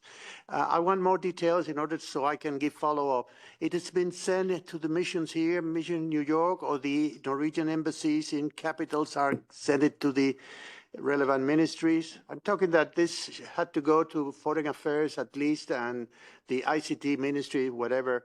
I would like more details so I can give follow-up in my case, especially because this is an unusual year, because at least in Cuba, the ministry has a lot of inertia, and they have tagged the IGF for the end of the year. This time it's in June, so a big rescheduling, it's in order. So I just want more details about the official channels being used. Thank you. And the timing. Of course, thank you so much, Juan. So when it comes to the high-level invitation letters, I would also like to give the floor actually to Tuan and also to Eleonora to go a little bit more in detail regarding the process. When it comes to the parliamentary invitation, so it has been sent by the IPU, the Interparliamentary Union, to their presidents of all IPU groups. What we've been doing as part of the Secretariat, we've just reached out to our own networks to make sure that it does reach those parliamentarians that, for example, we have been in touch with, or, for example, parliamentarians that you, as the MAG, may know. And Tuan, would you like to say a few words regarding the ministerial invitations? Hello. For the ministerial invitations, what we have done is we have sent it to our foreign missions and they have forwarded to their countries of responsibility. So it's going through our MFA missions abroad. I hope that answers your questions. The embassies. The embassies.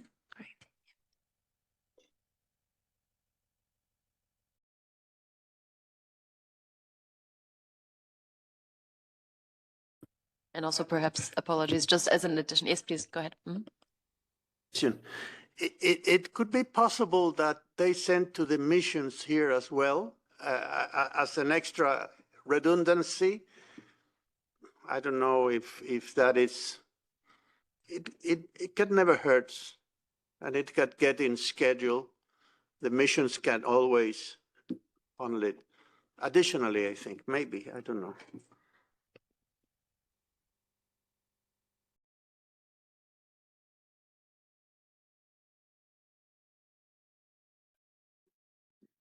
Yeah, I think it's also, as you said, one a matter of timing, especially if we want them to be involved with the open forums. We need to get out there early. Titi? Thank you, Carol, for giving me the floor. I have just a few considerations to share. First of all, I support the idea that Henriette also shared before about having a press release during the IGF I think it's important to have more communication, and I also suggest to have maybe a webinar for newcomers before the IGF that maybe could be also organized by the Dynamic Coalition on Internet Governance School, just a few hours to explain the IGF and so on. The second question, I think you have already replied because it was about the open forums. You have already said almost how many slots will be allocated to this one. And the third one was related to the government. I mean, is there any specific session, event that is dedicated to the government participation? Thank you.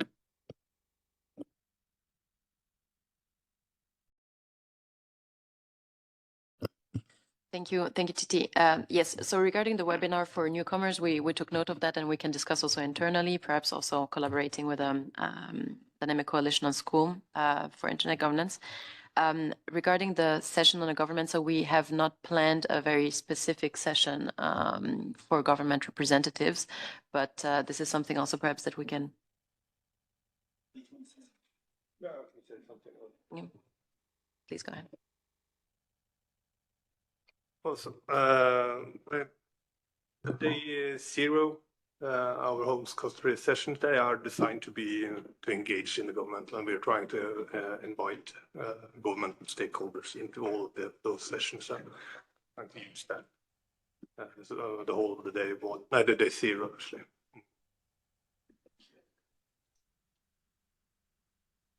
Thank you.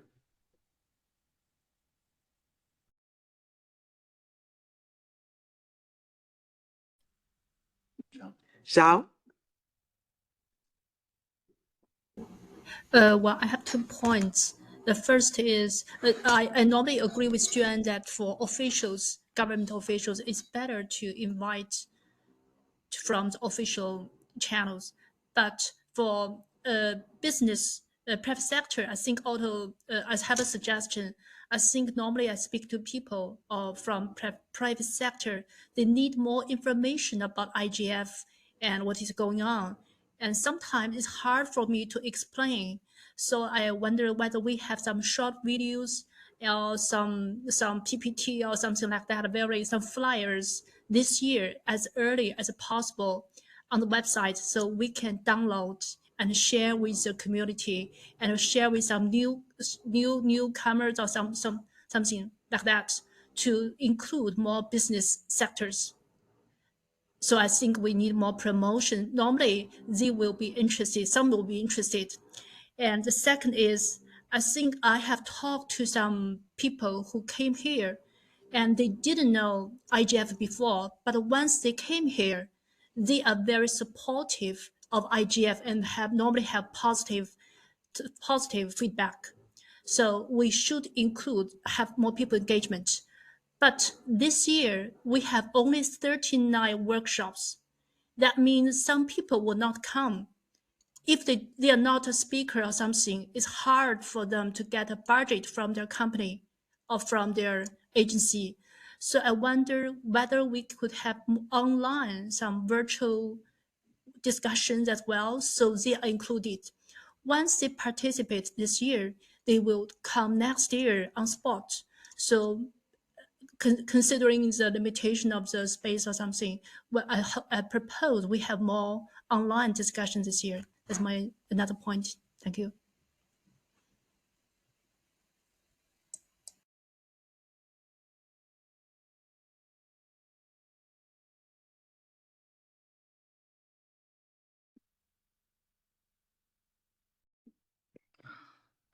Thanks, Chair. So this has been mentioned by several colleagues and others already about the newcomers and, a newcomers session, but combining what Zhao just said about that is targeted newcomers session. So not just a general one that we could look at for day zero, but targeted to the different stakeholder groups that we need targeted outreach to as well. So I think both in terms of materials to the private sector or to the governments, as well as newcomer sessions for them. So I guess when Celine said we can discuss this further on what kind of webinar that might be, this could be one of the topics that we discuss. That's the first thing. The second thing is I noticed in the agenda that there was the update about judicial track and youth track as well. I don't think we heard anything yet. I wonder if we have any updates about that. Thanks.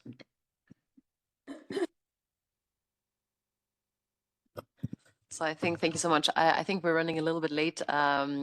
There should be an update given by Anya regarding the youth track, also by Roman regarding the judiciary and business engagement, and also the parliamentary track. So Carol, if you'd like to also give the floor to Anya and Roman regarding the updates on youth later. Yes, they'll be coming on after Nezar and Al-Haji. So Nezar?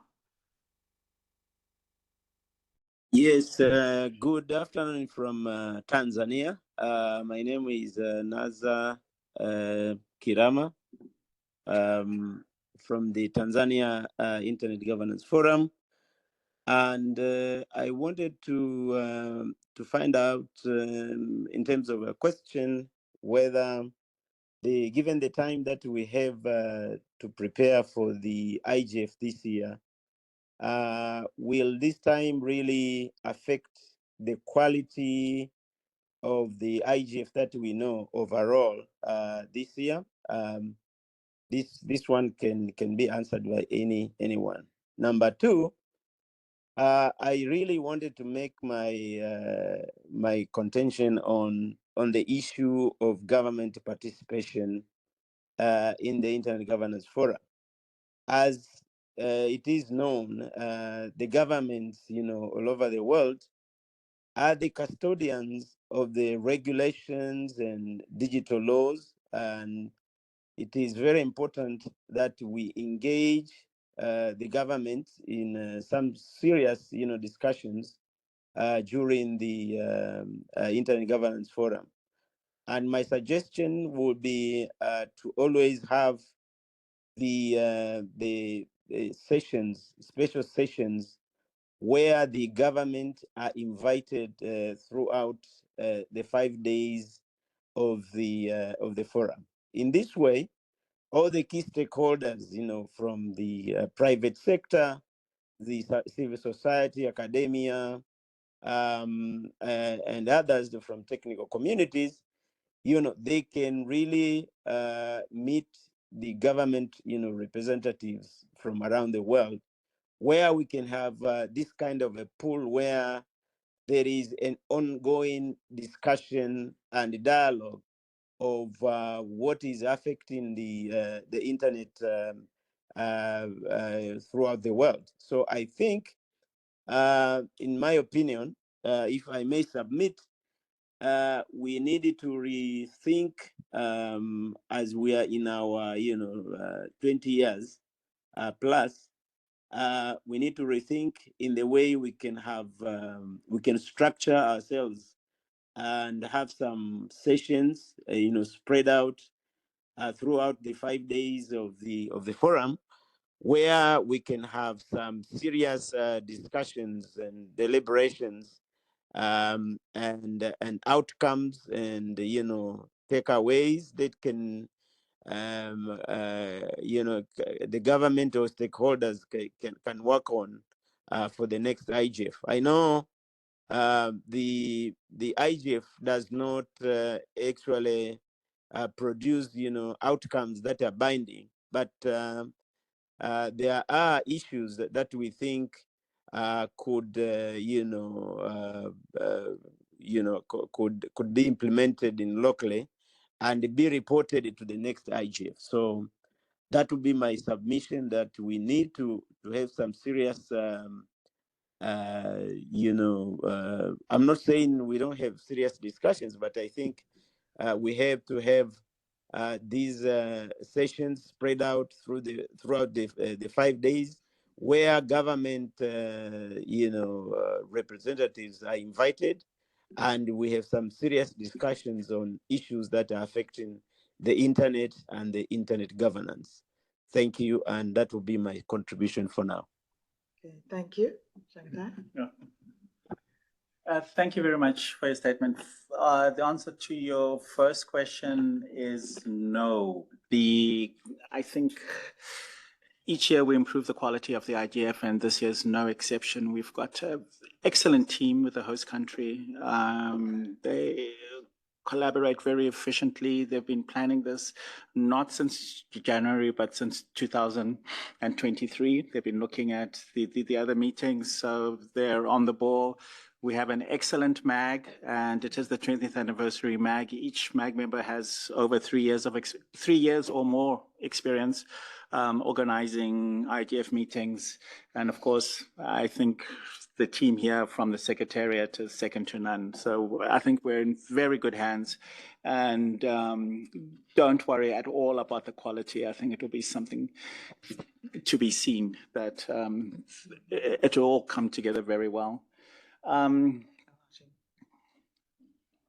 Okay, I think that's all, and thank you for your statements about the governments. Yes, we need to have them in, and yes, the IGF may not make decisions, but we do some agenda setting and discuss pertinent issues where people can go back to their home institution and implement, and this has been detailed throughout our existence, that we do play that critical role.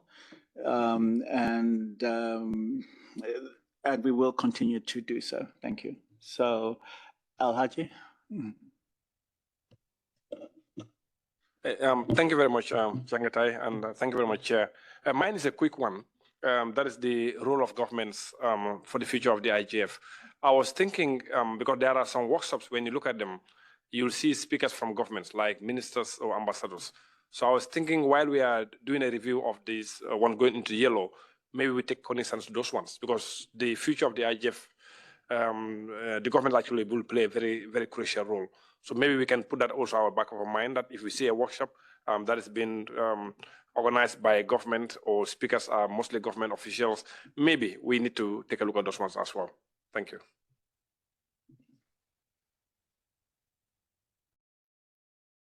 Okay, thank you. So we're way over time, so we're just going to go through the reports from on the high-level track, parliamentary track, youth track, judiciary, and business, and then we'll go for a break. Probably lunch by then. So, Eleonora?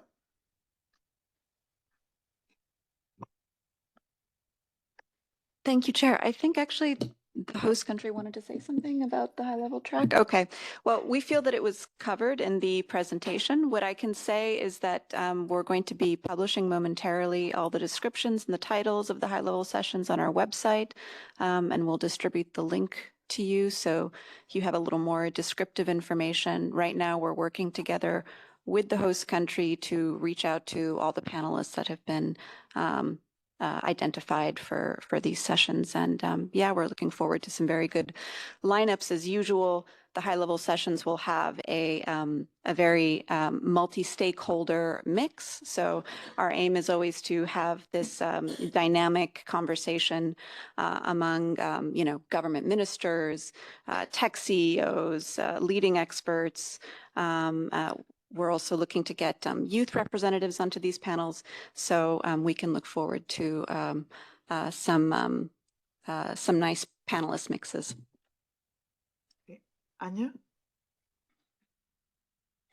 Yes, thank you very much, Chair. So I will just share a few slides with you so that it's easier to follow me, and speak about the capacity development with a specific focus on youth engagement and the work of the NRIs. Just a second.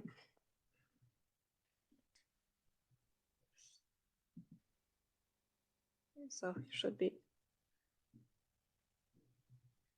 good. On the capacity development, so we are looking at our strategy annually, and the capacity development strategy is informed by a couple of internal analysis and their results. And that includes, for example, the participation at the country level and stakeholder level at the annual IGF meeting, with a holistic review also of the participation in the intersessional work.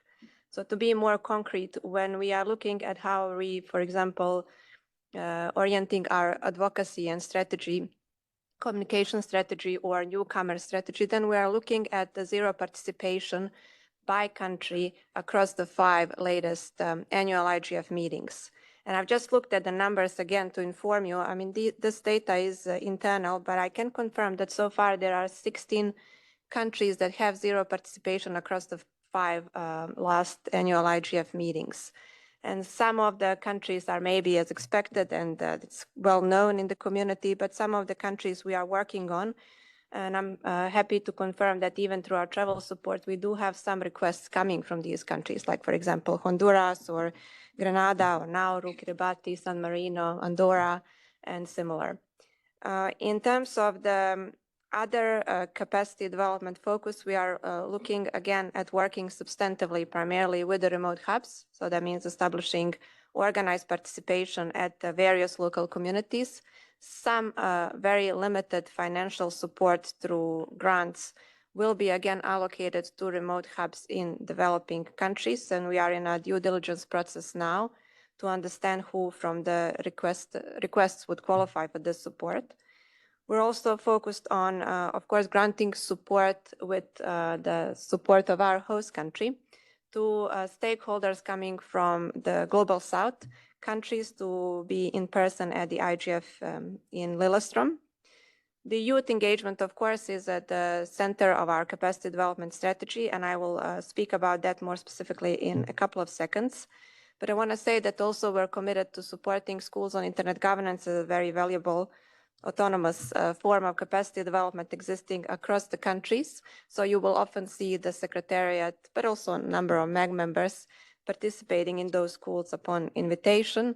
Our syllabus is also available for any new schools that would be interested to apply it. And then finally, we are, as I said, looking at inclusion of specific stakeholder groups, particularly various disciplines that are missing in the IGF context. For that, we are analyzing every year the registration data from the annual IGF meeting. And so, for example, that resulted in something that Roman will be speaking shortly after me, which is that we are seeing lack of judiciary, meaningful engagement in the IGF, as well as of businesses, particularly speaking about small, medium-sized businesses coming from the Global South, and that's where our focus specifically is oriented. For the newcomers, it is indeed, as you mentioned, I won't go into a lot of details because you mentioned a number of activities, but I will just say that we do the traditional orientation session, usually at the beginning of every annual IGF meeting, with the aim to orient the people who are for the very first time participating on site in the annual IGF meeting about the structure of the IGF, but primarily how the IGF as the annual meeting came together, specifically its agenda and the bottom-up approach, and of course the multi-stakeholder setup. The webinars, at least one webinar is organized during the year. We did experiment in the past, including last year, with integrating this webinar into the youth track because a number of young people and the growing number we are receiving in terms of the requests requested this webinar, and there was nice participation at that. But as you said, we hear you that we need more work on this, maybe do multiply webinars for multiply target groups, and we certainly will discuss this internally and of course with the MAG as well. In terms of the NRIs, 176 national, regional, sub-regional, and youth IGFs are currently recognized by the IGF Secretariat. The network is working through regular monthly calls, and the continuous exchange over the dedicated mailing list on a couple of objectives. What's of interest specifically for this meeting is that the NRIs as a network will be again cooperating to organize technically 5 sessions you see on this slide 4, in addition to the main session, which is focused on strengthening multi-stakeholder approach to internet governance in the context, of course, of WSIS +20 Global Digital Compact implementation, Net Mundial principles, but also the Agenda for Sustainable Development. There will be 3 collaborative sessions. Those are thematic workshop-like sessions organized by different NRIs, focused on local connectivity, community-based networks, on data governance, and on cybersecurity threats. And then the session you don't see here is the traditional NRI's coordination session. It's an open work meeting between the NRIs, IGF Secretariat, other UN structures. Of course, the MAG always invited other structures of the IGF, where we discuss long-term sustainability of the NRIs with specific focus, which is yet to be determined. And then finally, a few words on the youth track. The bottom-up consultations this year again resulted that the youth track and various youth IGFs, the Secretariat, the host country, is cooperating with, would like to focus on multi-stakeholder governance of digital technologies. And in that sense, the structure of the youth track will follow last year's approach, with having 4 capacity development workshops hosted in conjunction with the regional IGFs. They all take forms of intergenerational dialogues, which means we put together around a table the next generation of experts and leaders with the current generation of experts and leaders. The very first workshop coming our way is the one hosted at Eurodic, and shortly after, the second one will be hosted at the African IGF. You see here that the focus within this framework of multi-stakeholder approach is really on content online moderation. There's a lot of appetite to discuss the social media regulation and the age verification in that sense. So that is something that we will be looking at, including at the IGF 2025 Global Youth Summit, which will be hosted on Day 0, 23rd of June. And the planning for all these workshops as well as the summit is underway, so you're most welcome to approach the network, participate in their meetings, and suggest who could be the speakers in these sessions, especially from this senior side. And then final point before I hand over to Roman is that in addition to these sessions and to this continuous really work with various youth IGF initiatives and other international youth-focused organizations, we are putting at the disposal of the IGF 2025 session organizers the list, a very limited list of the youth IGF coordinators that have specific expertise with more background on where are they coming from and what are the region, what is their interest. If they would like to engage young people as active parties in their sessions, be it as moderators, resource persons, speakers, rapporteurs, or any other role that they see. In addition to having these valuable contacts be a bridge to find other profiles in various countries and regions that may be of interest to the session organizers. So with that, thank you very much, Chair, and I will hand over to Roman if there are no questions. Dear all, thank you so much.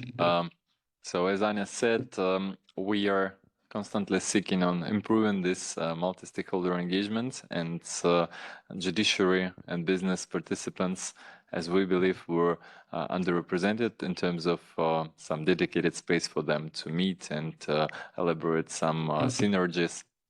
So we did try last year, and according to the feedback of our participants, those sessions were quite highly appreciated.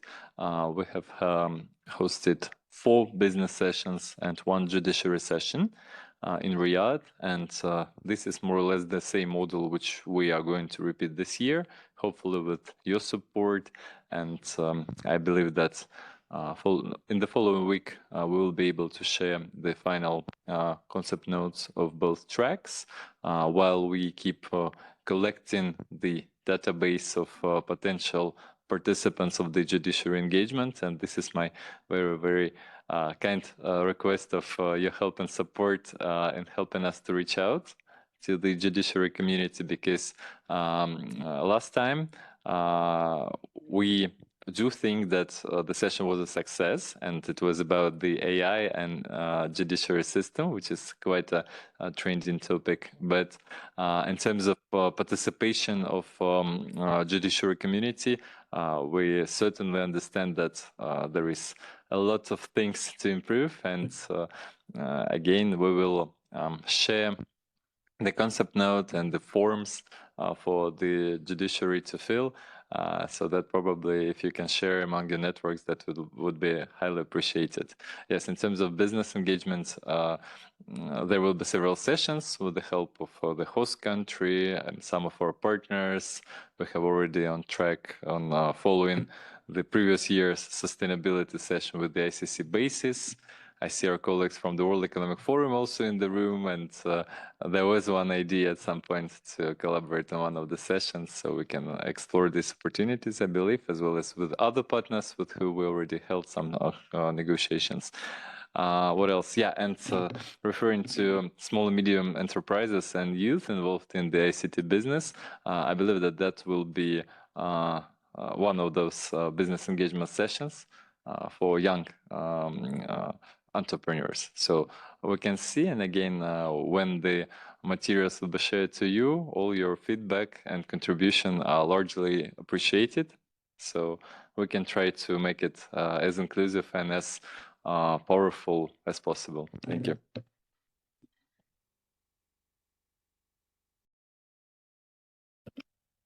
I'll share very quickly a short presentation regarding the parliamentary track and its advancement.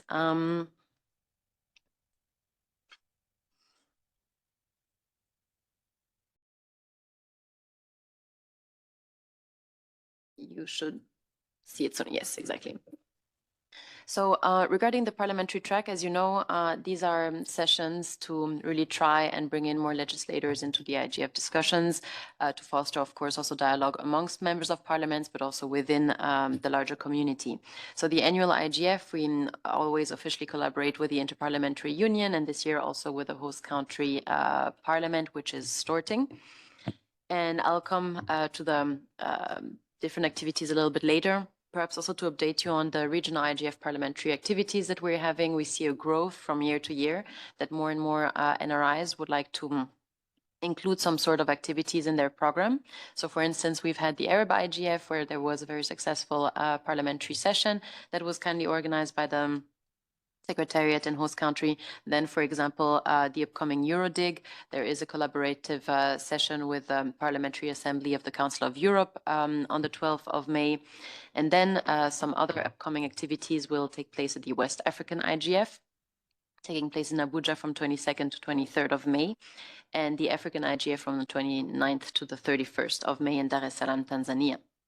Otherwise, there's also an interest from the Pacific IGF to have a dedicated parliamentary track, both online and on site, which would take place in Samoa this year and beginning of July. And then we're also collaborating with the Secretariat of the Asia Pacific IGF to then have again, for the second time, a parliamentary track in Kathmandu, Nepal, between the 11th and the 14th of October. Other than that, we've received also the interest again from CIDIC to have some parliamentary activities at their IGF, and then the Central Asia IGF, and later in the year, hopefully also the LAC IGF. So what are the plans for the global IGF? The parliamentary track invitation letters have been sent out, as you may be aware, because we also shared the email with the MAG mailing list. They are available on our IGF website, but also on the IPU website in English, French, and Spanish. As Tuan mentioned, the parliamentary track will have interpretation in these 3 official IPU working languages. The program development is currently undergoing.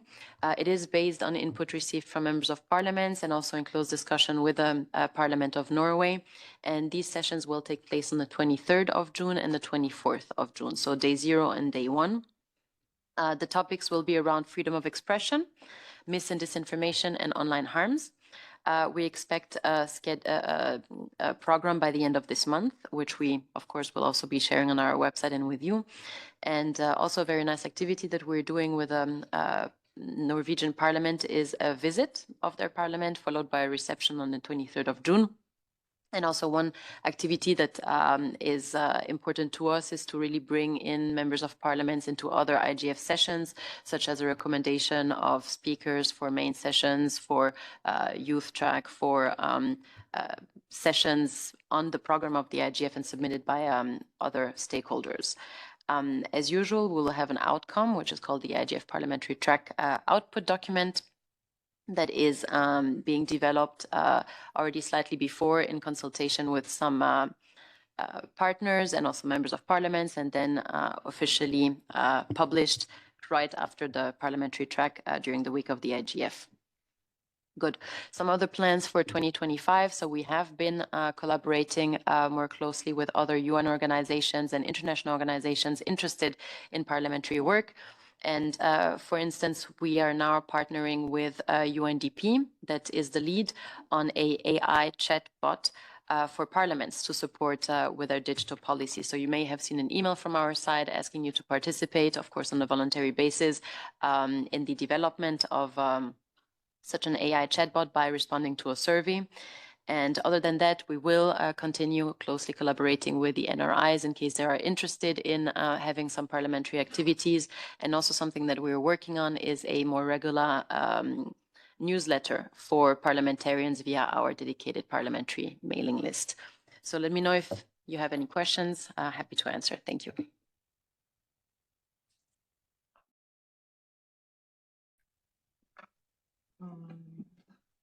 Azim, then Amrita.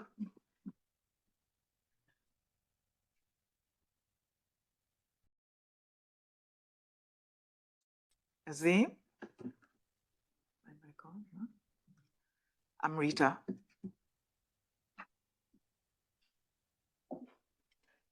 Thank you so much for the presentations. I have questions for three of you.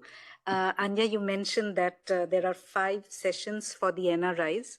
Considering that there is a rationalization going on of all sessions, and the objective is to show the linkages between the NRIs, the DCs, policy networks, as well as the main tracks, can it also be considered of working together? For example, there is a session on cybersecurity which is being planned. The Best Practice Forum on Cybersecurity also plans to have something. So could there be some kind of merger there? That's one. Another example is there is an access connectivity session, and there is a policy network on meaningful access. Could there be synergies so that we can free out some more workshop space? That's the question to you, Anya. To Roman, you mentioned that you would like more inputs from the judiciary, etc. What's the deadline? That would help us, because if we are looking at Global South judiciary, they would need information well in advance. For example, in India, people are traveling these days. Getting even an appointment for Shenzhen visa is taking time. So the practicalities are important. And the third question is for you, Celine. In the parliamentary track, you mentioned 6 sessions, but I think you mentioned 3 topics: misinformation, disinformation, and another 2. What are the others? Thank you. If I may, thank you. Very good question. And I believe that the end of the month would be a deadline. So that's why I will follow up as soon as possible, and let's see what can be done. Thanks.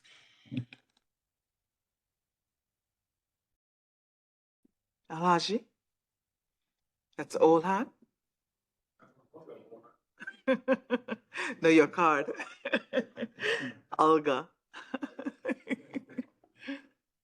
Thank you, Chair. Thank you, Anya, for the very good presentation. Thank you, Celine. I have a question about parliamentarians. How do the invitations go to the parliamentarians? Through which channels? It's the Ministry of Foreign Affairs, and how? And which parliamentarians are the ones to be appointed or come to the meetings? Are they selected by each country? And this is my own perception of this. I always felt that it's a kind of division between considering parliamentarians in one side and governments in the other one. So that's that, but just a reflection on that. So if you can explain me, especially the channel and how are they selected? Thank you.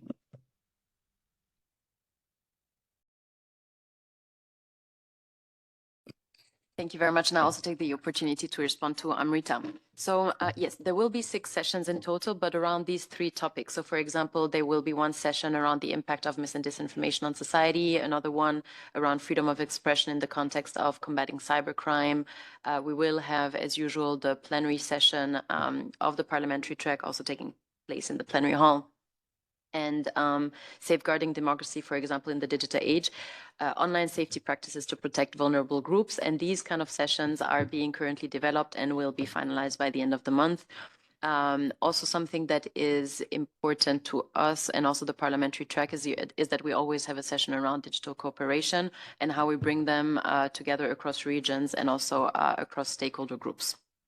And also a session that we would like to do as a kind of like follow-up to previous IGF parliamentary tracks is an exchange on digital policy and the report that we published last year, a kind of like follow-up to the outcomes from the IGF 2024 and how have they been implemented, let's say the various recommendations by now.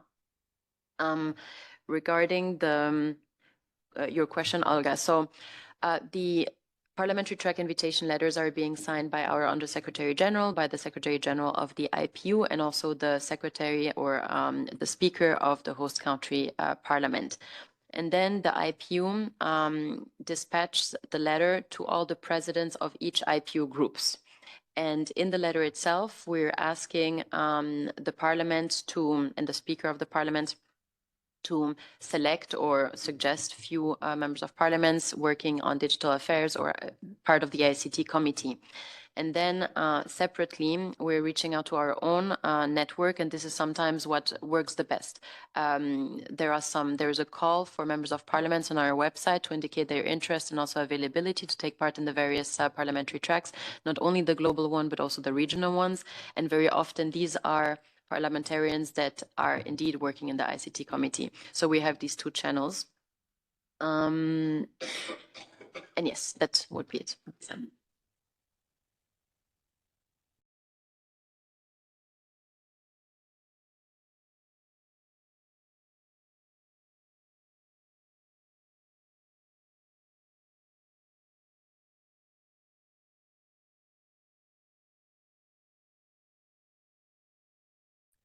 Thank you very much. I think that when it was great when this program started. It's responding a bit the question from Olga with regard to the difference between governments and parliamentarians. And I think that's a few years ago we realized that probably 80% of public policies, including digital policies, go through parliamentarians, through parliaments, and they were not involved at all in those discussions. So it was very important to bring them to the table, and it has been a success. But I think that now the same conclusion has been taken by many other people. So parliamentarians now are participating in many events and initiatives around the world. I don't know how scalable is this program in IGF, because if we want to bring 2 parliamentarians from each country, it's more than 300 people. That is not achievable, I think. I think that now we face the same challenge that in other aspects of IGF, that is coordination. How we can feed in different directions those initiatives from that things that are happening in other. In fact, now the International Parliamentarian Union is being more active too. That's in this field, but also the regional parliamentarians forums and development banks.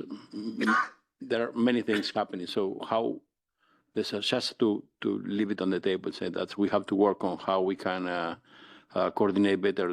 Our objective is not that parliamentarians come to IGF. Our objective is that parliamentarians are aware of what is being discussed and they have the tools that they need to discuss and adopt public policies. That's a comment. Concrete question is how many people are you? Is the objective for this year to bring to Norway? And if the second question is there dedicated funding for that with specific funding sources like in the first years? I remember that I think that it was Germany that was supporting at the beginning the program, if I'm if I'm right, but what's the situation now? Thank you. Thank you very much, Raul. And I fully understand. We are in close contact with the Interparliamentary Union that also let us know that they've seen a rise in interest, let's say, to work closely with members of parliaments on digital issues in the past. So they actually launched this initiative of bringing all the various organizations together, where we are also part of it in these regular calls, so that the various initiatives aren't running in parallel, but rather having a synergy. So for example, the IPU together with UNDP organized this expert consultation last September, where we also took part, and since then we're having these regular meetings. What the IGF, for example, is really proposing to the various organizations is that they can come to the IGF and also collaborate with us as part of the parliamentary track, not only at the global IGF, but also at the regional ones. So we're in close contact, for example, with UNDP and their various offices in the field, but of course, better coordination can always be achieved. And I think this is also our goal, let's say, as part of the IGF, to really bring the various people together instead of creating something that is in parallel of an initiative that is already existing. For instance, UNESCO was very interested in working with members of parliaments, and then they decided to collaborate with us and the IPU and hold also their session and initiatives or launches as part of the IGF last year, for example, 2024. Then this year, we expect around 100 to 120 members of parliaments. We've been doing some extensive outreach with our own networks. And besides, we're now collecting actually via a separate dedicated registration link for members of parliament so that we have a better overview of who's coming. And the host country is also tapping into their own network to also invite members of parliaments. And for instance, there was the 150th assembly of the IPU last week in Tashkent. And they also made sure to advertise and also promote a little bit the IGF and the parliamentary track at the event to also secure some attendance from there. And when it comes to the funding, we do have some funding always put aside for around 10 members of parliaments from around the world. This is now from the Global South support. Of course, we receive more interest than the allocated funding that we have. But in addition to that, and we're very thankful to the GIZ, we receive funding for African members of parliaments and also African youth to not only come to the African IGF, but also to the global IGF. And it's thanks to that funding that we actually have some sort of sustainability with our program, and that we see the interest growing from African members of parliaments to also take part in regional discussions, but also the global discussions at the IGF. And this has been running since 2022. And one of the reasons why we have such a strong African IGF coming up now in Tanzania. But just to answer your question, apologies for going a little bit sideways. We have funding for approximately 10 members of parliaments for the global IGF besides the GIZ fund. Thank you.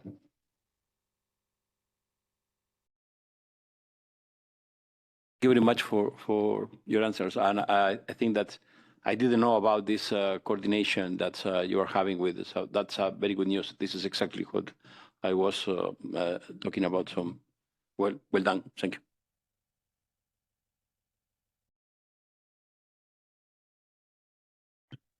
Thank you, Chair. My question was partially answered, but follow up, if there is special funds maybe for judges or judiciary representatives to attend the global IGF?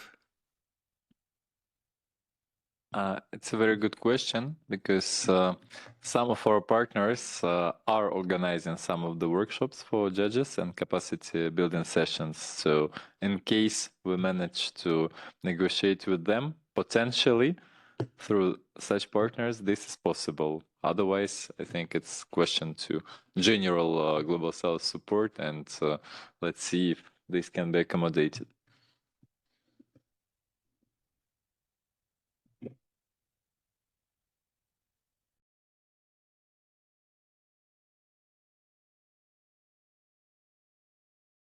Desiree? Just briefly, a question for the Secretariat, whether, since we had a very successful joint NRI session in Riyadh, whether you would consider possibly having a main session with 5 NRIs rather than 5 separate NRI sessions. Thank you.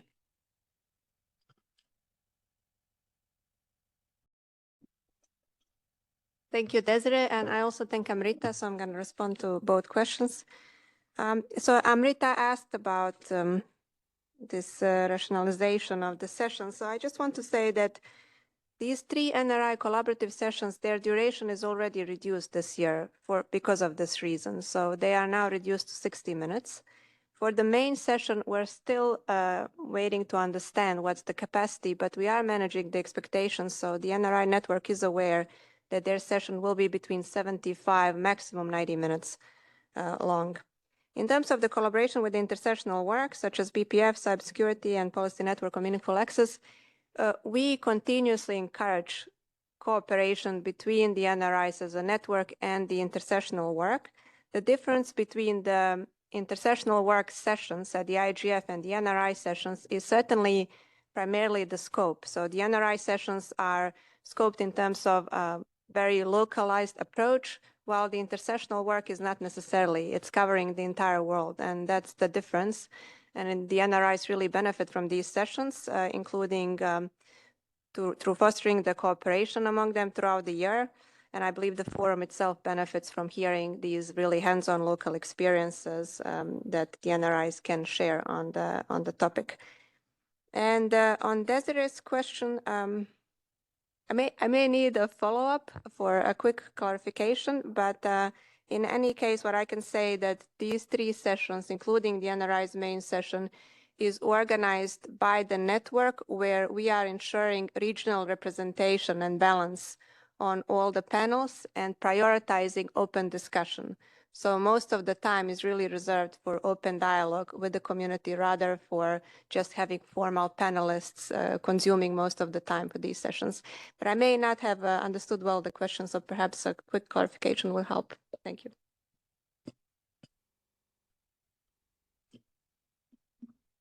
Clarify. Yes, I think we need to look how to best bring the issues that are of particular interest for a particular NRI region, and see how we could present them. I do understand that you need some time for the forum to engage with representatives, but bearing in mind, that you already taken into consideration that we need to limit the sessions to, I think, 75 or 60 minutes, maybe that's a way forward.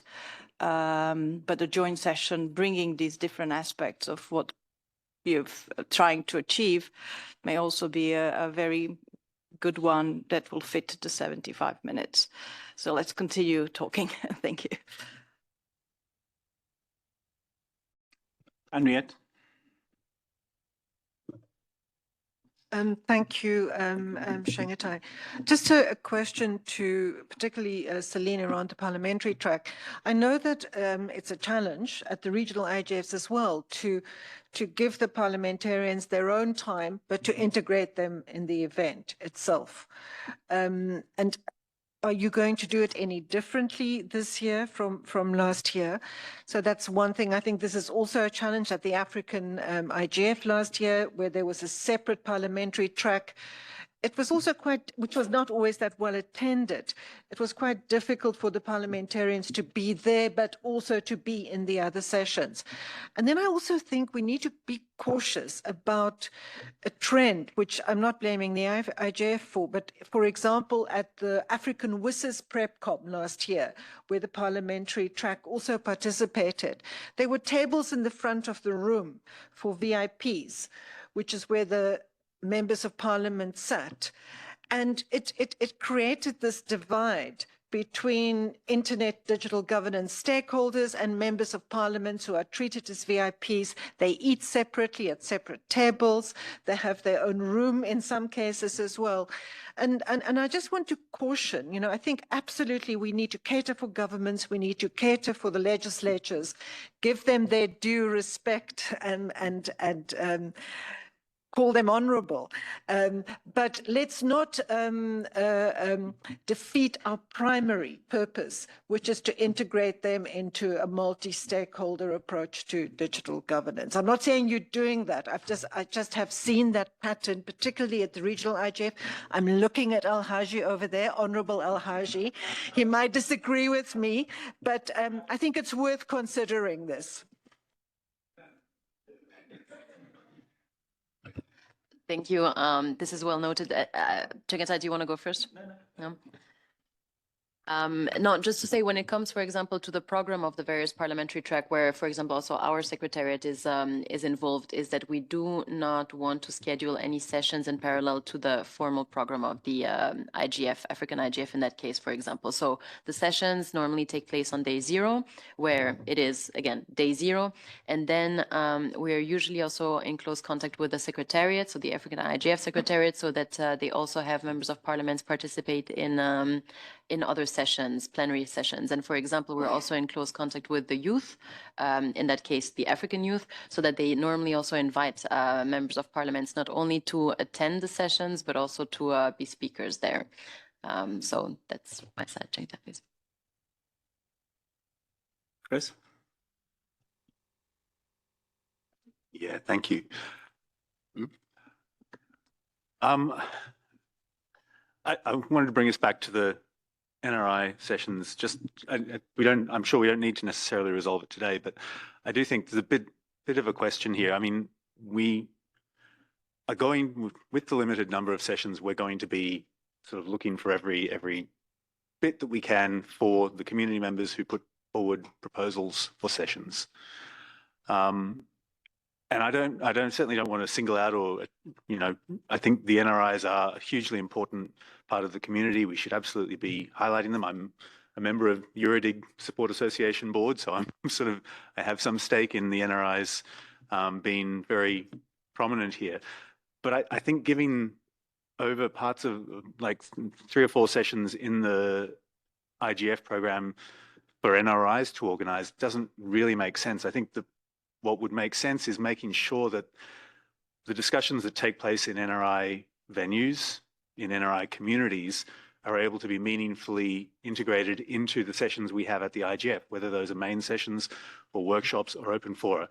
And that's something that the MAG can contribute to work on. It's something that the Secretariat, Anya is obviously very plugged in with what the NRI's organizing groups are discussing. But I think every session we take away from workshop proposals is something we have to defend and explain to the community that took the time to make those workshop proposals or make those open forum proposals. And I think when we focus particularly in selecting those workshops on the regional diversity and having different stakeholders, different countries represented there, part of what we're saying there is, are you reaching out and integrating the discussions that are happening in NRIs in those regional communities? So if we do our job right, that should see the NRI discussions reflected in the final program. And I'm not sure we do that by simply saying to the NRI organizers, okay, you take responsibility for organizing a session and we'll leave it to you. Thanks.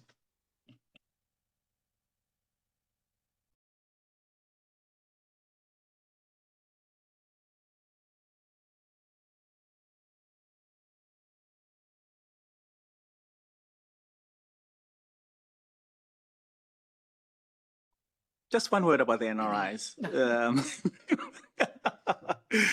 I would just like to add that NRIs have been one of the standouts successes of the IGF, and I mean they've been mentioned in basically every single resolution that mentions the IGF as well. So whatever we do, we shouldn't diminish their presence at the IGF 2025. Yeah. Amrita. Mhm.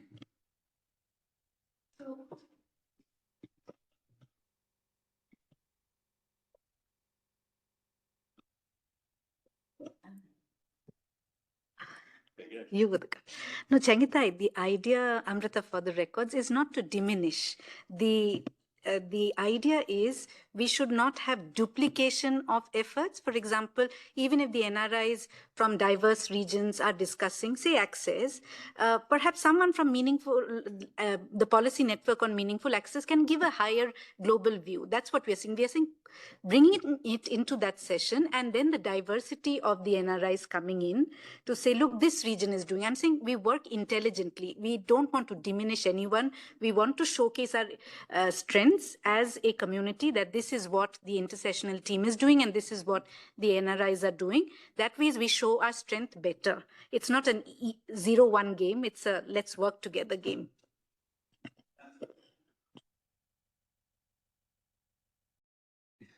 Okay, thank you, everybody. So we're going to take, sorry, Valeria, we're going to take a lunch break, and we're going to try to get some time back. So we're going to ask you to come back at 2:15, or that's 14:15. So it's an hour and a half break instead of 2 hours.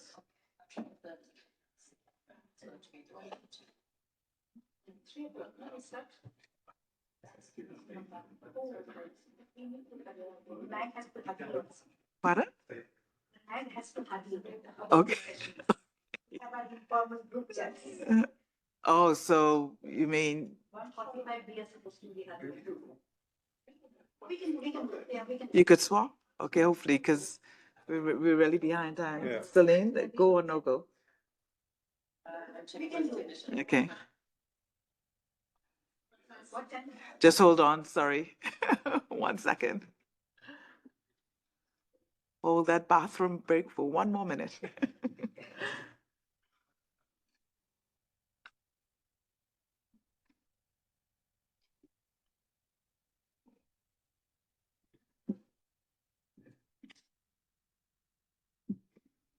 It's only like 15 minutes off.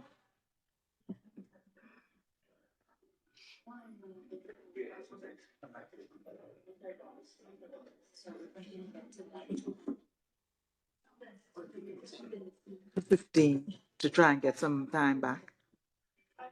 To go? Still waiting? One of the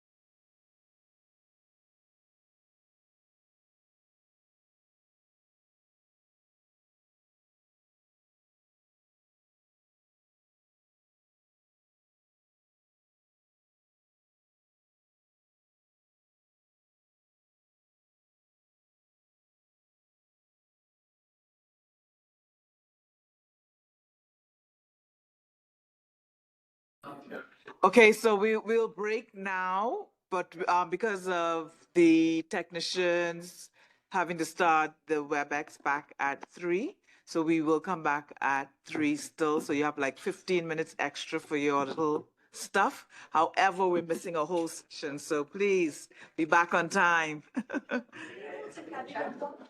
Hopefully.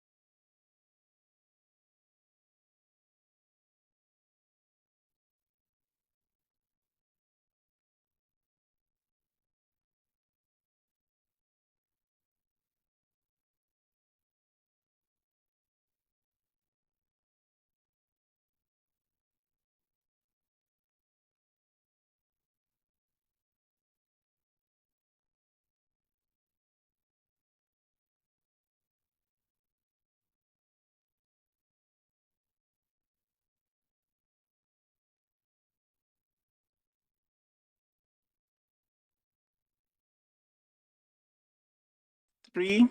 So can we please take our seats? Awesome. Thank you. Be kind for everyone. Only for yourself. All right. Can we please take our seats, please? At this one.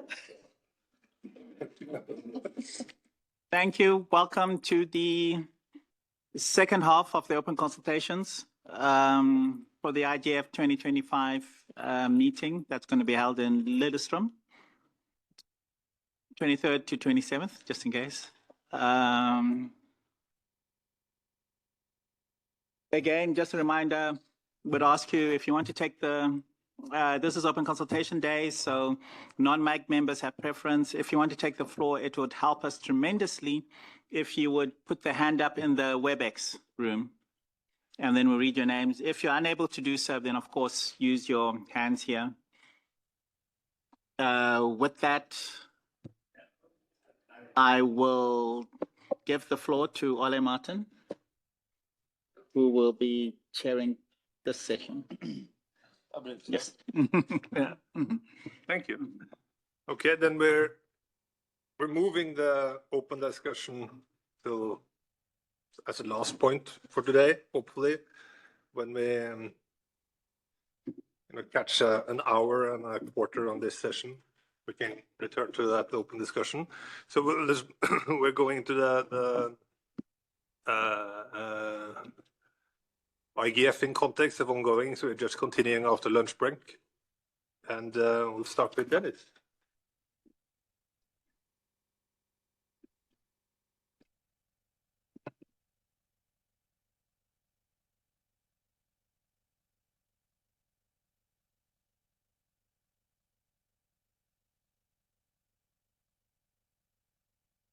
Okay. Good afternoon, everyone. This is Deniz Susar from UN Department of Economic and Social Affairs. As highlighted in the DESA USG's message this morning, this is a special MAG meeting with a uniquely positioned MAG. Your role as MAG members goes beyond planning the IGF. If you remember the press release, you are also expected to strategically guide the IGS preparations for the 20-year review of the WSIS, which will be the primary focus of this session.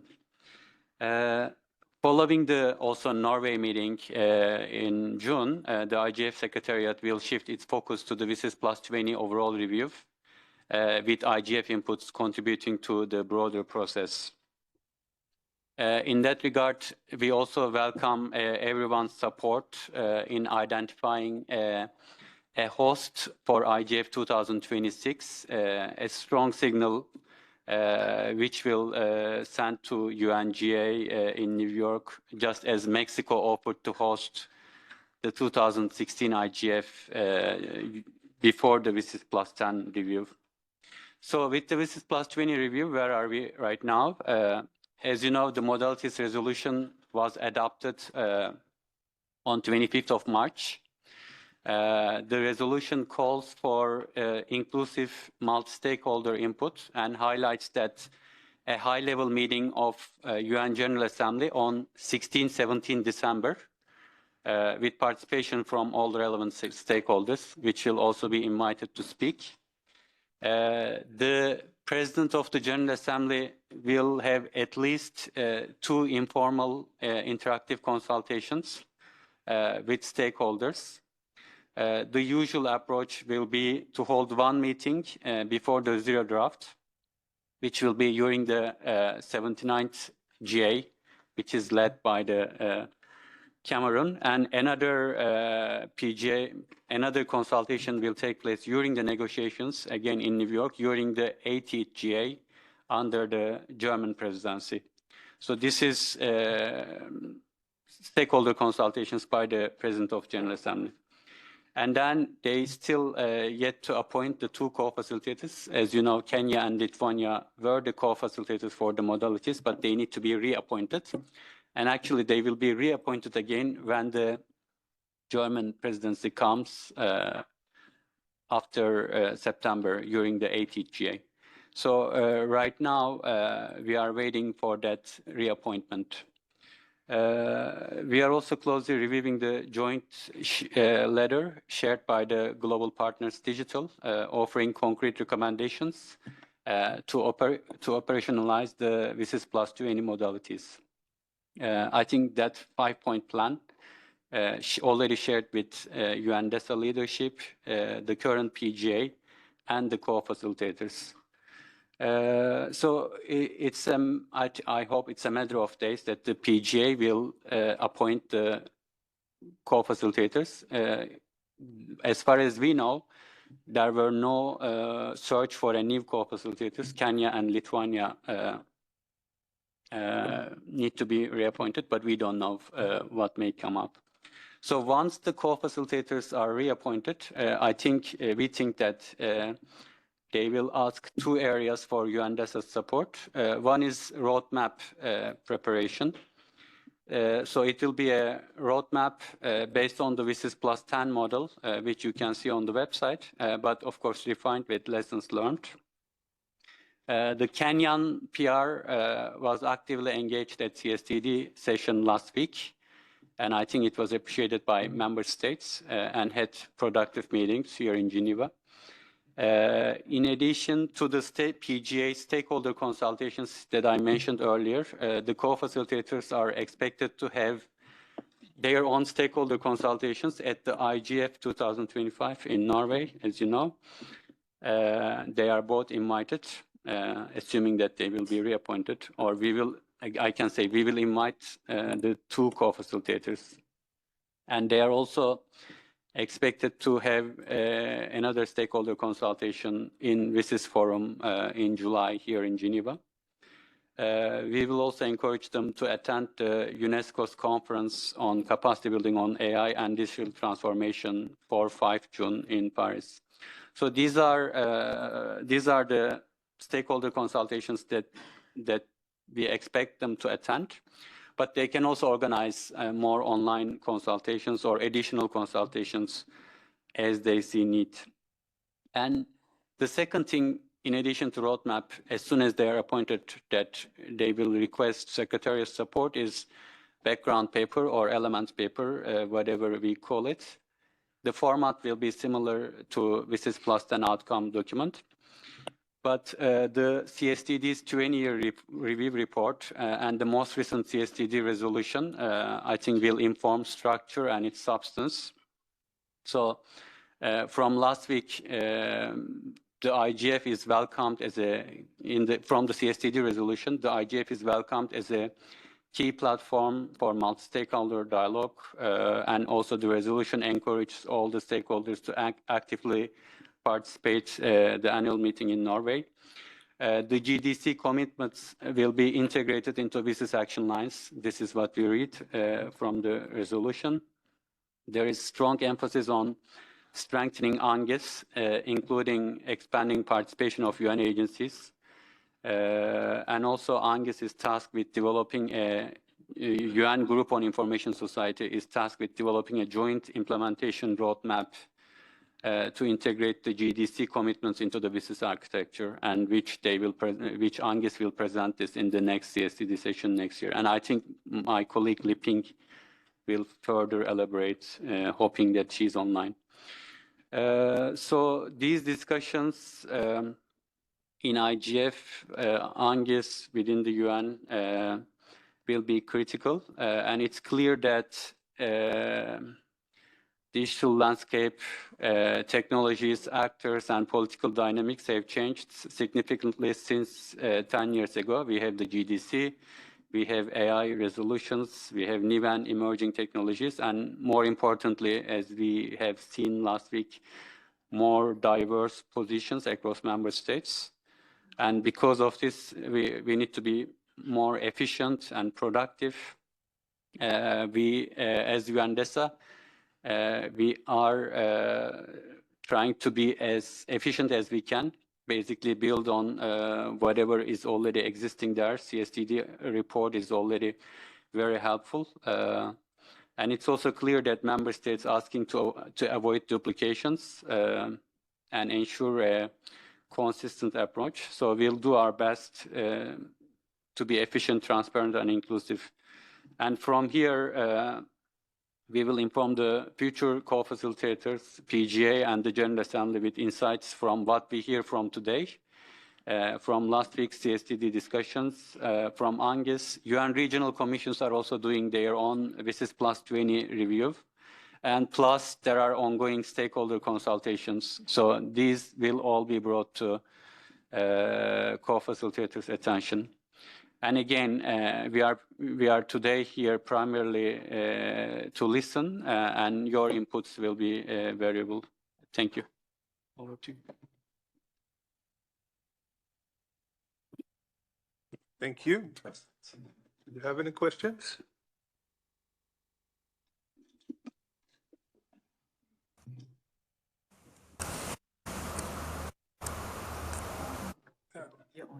Thank you very much. I have two questions. The first question is, do you have already dates for the consultations in New York? And the second question is, you know, for me, it's a little bit unclear, the relation between paragraph 6 and 7 in the resolution 277, because on the one hand, we have the president of the GA, which organizes the stakeholder consultations and collects input. And the 6 speaks about the intergovernmental negotiation process. So you can read it as these two parallel processes. So do you have any procedures for how this will interact so that the impact which is collected under paragraph 7 has also an impact? The input which will be collected have an impact into the intergovernmental negotiations. And with regard to the intergovernmental negotiations, you mentioned the 5-point plan, which was developed by non-governmental organizations. Will these intergovernmental negotiations be open? Are there opportunities to comment to drafts of the outcome document? This would be interesting to know whether you have already a clear position or you will discuss this in the future before the whole thing starts. Thank you.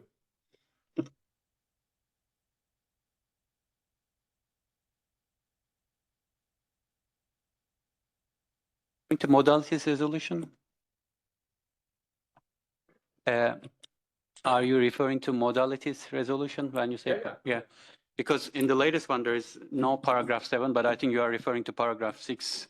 So there are total 6 paragraphs.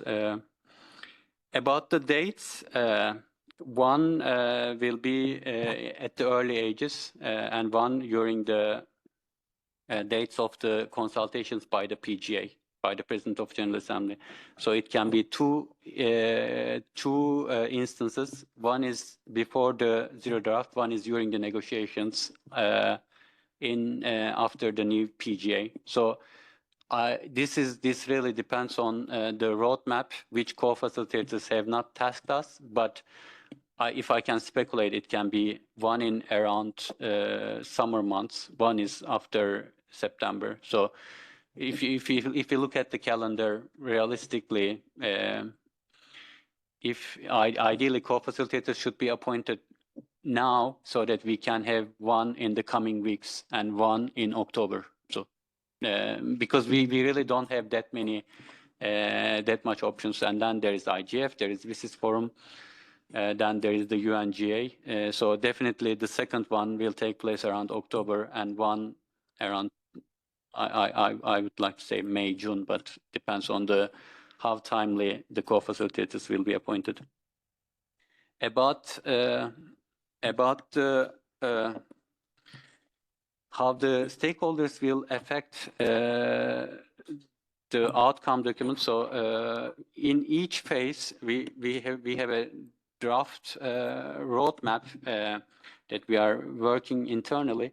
So in each phase, before the elements paper, we will hear from the stakeholders. Then when we have the draft outcome document, stakeholder consultations and their written inputs will be weighted. About the informals, which most likely will take place last weeks of November, it's up to, again, the co-facilitators if they want to have or how they will incorporate inputs during that time.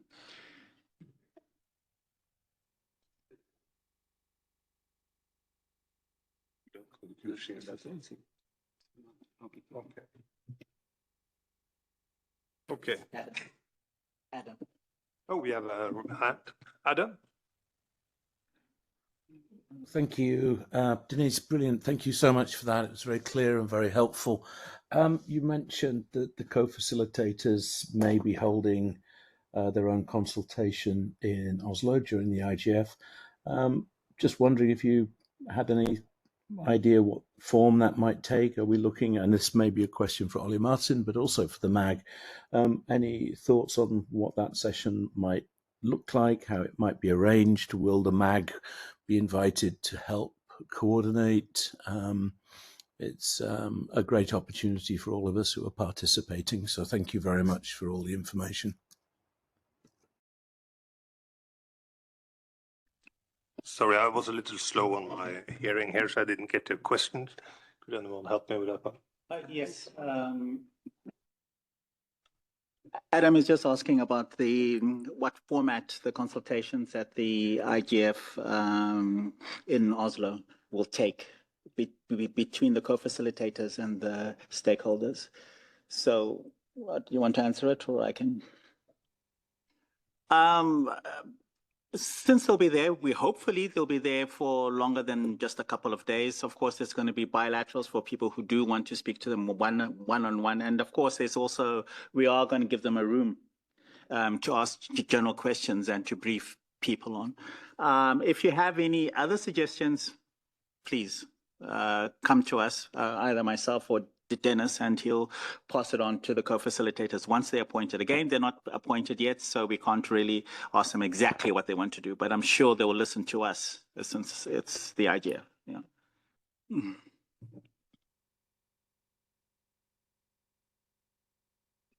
Thank you.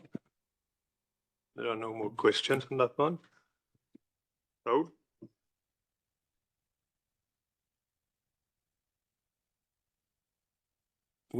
A quick comment and say that I hope that the open consultations are really open consultations and not just a queue of people providing short speeches that are disconnected. So I expect to have something more in this style that we are having here. Again, if you, I don't know, in the strategy group or whatever, you discuss and propose a format, we will, of course, give it to them to consider. I mean, I'm sure they're open to how best to communicate with the stakeholders. So we're not saying that we know everything, right? Yeah. Mm-hmm. Yeah. Mm-hmm. Chris here.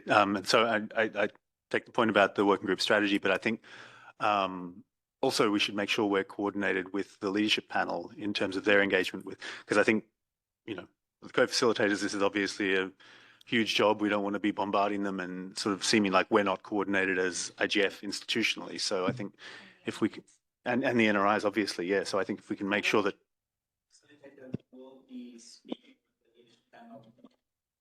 sorry, your mic's not on. Oh, sorry. Again, this is just speculation. I am sure that the co-facilitators will be speaking with the leadership panel.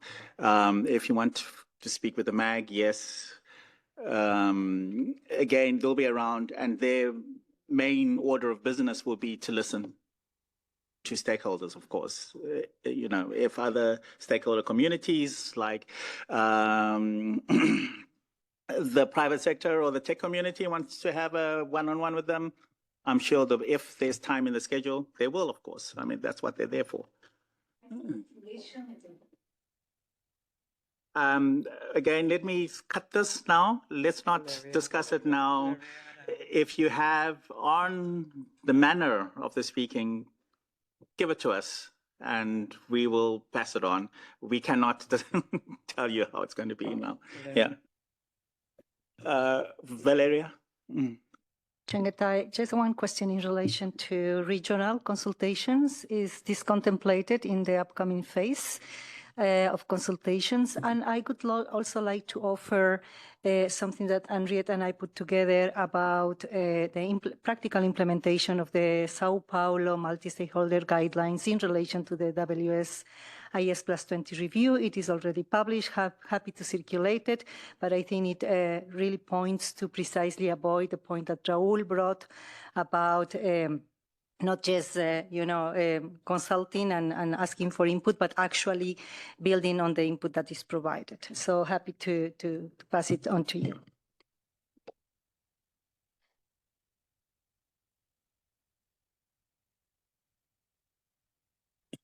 Thank you.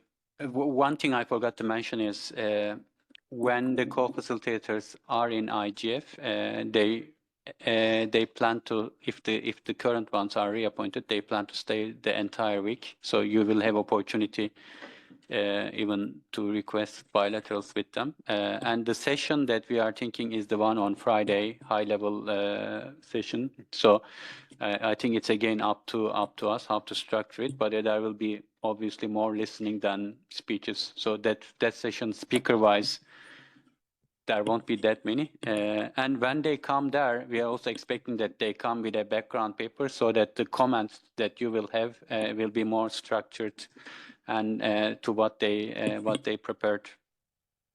And about that, Valeria, yeah, please feel free to circulate and we can pass it to them.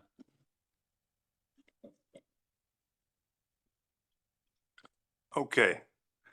And then we move on to the UN Trade and Development. Sorry, I had the UK. You have the UK also? Okay, my question was answered last week. And Li Ping? Is she online or?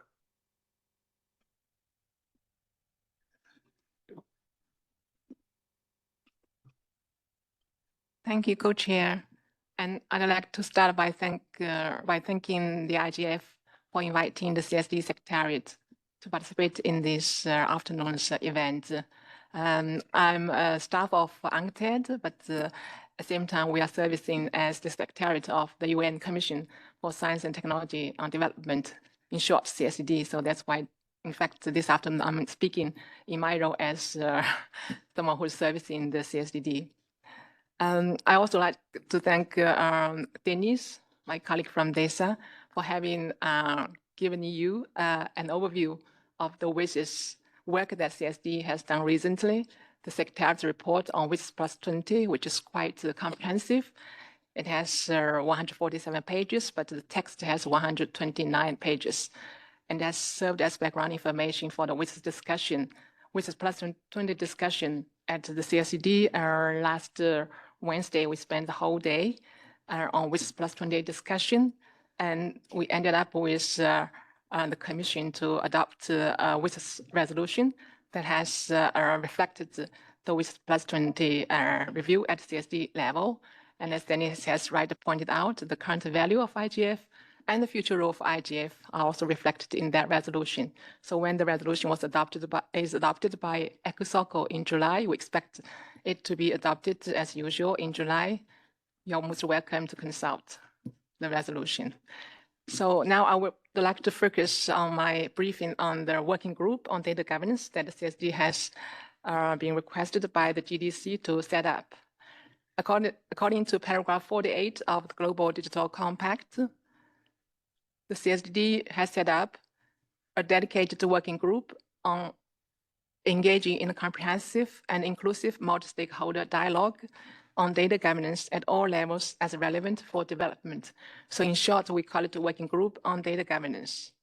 The aim of paragraph 48 is to promote and support interoperability between national, regional, and international data policy frameworks as part of the Global Digital Compact's Objective 4, which is entitled Advanced, Responsible, Equitable, and Interoperable Data Governance Approaches. So the working group at CSDD is composed of 54 members, with 27 members from governments, we call them state or government members, and 27 members from academia, business sector, civil society, and technical community. We call them non-state or non-government members. The list of members of the working group is available at CSD webpage. You just Google CSD UNCTAD and it will be led to the CSD webpage. And you scroll down and you will find the working group on data governance. The webpage is hosted by UNCTAD, as I've mentioned, as UNCTAD provides secretarial service to the CSD. Interested stakeholders that are not members of the working group, including member states of the UN that are not members of the working group, are welcome to participate in the discussions of the working group as observers. All international organizations will participate as observers. The working group will have one chair representing the stakeholder of governments and two vice chairs, one representing the stakeholder of governments and the other representing non-state, non-government members. Mr. Peter Major, I believe he's one member of MAG of IGF, will be chair of the working group. Mr. Mohammed Kar, ambassador of the mission of the Gambia in Geneva, will be vice chair from the stakeholder of governments. The non-governmental members of the working group will soon select their vice chair from among 8 self-nominated candidates. The Global Digital Compact encourages the working group to report on its progress to the General Assembly by no later than the 81st session. The report will include follow-up recommendations towards equitable and interoperable data governance arrangements. To that end, the working group will meet several times before the 81st session of the General Assembly to start in autumn 2026. That's the General Assembly's season. The working group will discuss various issues, including fundamental principles of data governance at all levels as relevant for development, proposals to support interoperability between national, regional, and international data systems, considerations of sharing the benefits of data, and options to facilitate safe, secure, and trusted data flows, including cross-border data flows as relevant for development, which means that are relevant for all SDGs. The first meeting of the working group has been scheduled for the 1st of May, whole day, and 2nd of May afternoon in room 23 of this building. It will be in hybrid format, allowing remote and in-person participation. Registration is mandatory for all participants and should be completed online. Upon approval of the registration, participants who will attend the meeting remotely will receive a WebEx link. You are all most welcome to participate in this first meeting of the working group. Thank you, Co-Chair.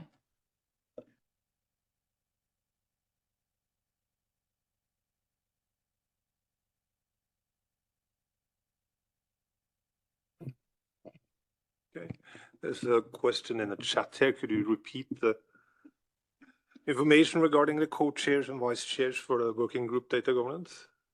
Could you just repeat it? The working group will have one chair from the stakeholders of government and two vice chairs. One vice chair will be also selected from the government stakeholders and the other will be selected from the non-governmental stakeholders. So Mr. Peter Major will be the chair of the working group, and then Mr. Mohammed Kar from the Mission of Gambia, ambassador, will be vice chair from the stakeholder of governments. And the non-state government chair will be selected by 8 self-nominated candidates. Thank you. Thank you. And there's Joe. Hello, thank you for the work CSCD.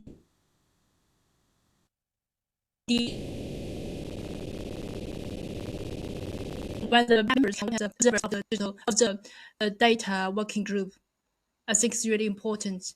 I heard that some international agencies can join as observers.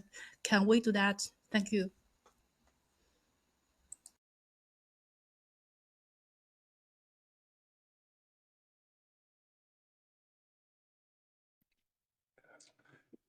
Jean, could you repeat the question and try without the video because you were...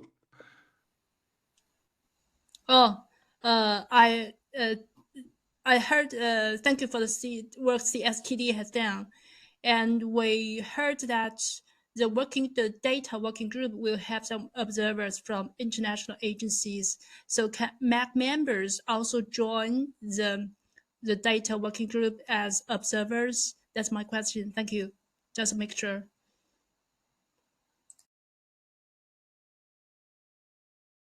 Can you answer it? Thank you for the question. Indeed, the observers are open to all interested stakeholders. When we define stakeholders, they are the governments, the academia, the technical community, and civil society and international organizations. So if they feel interested in the work of the working group, when the meeting convenes, they are welcome to participate.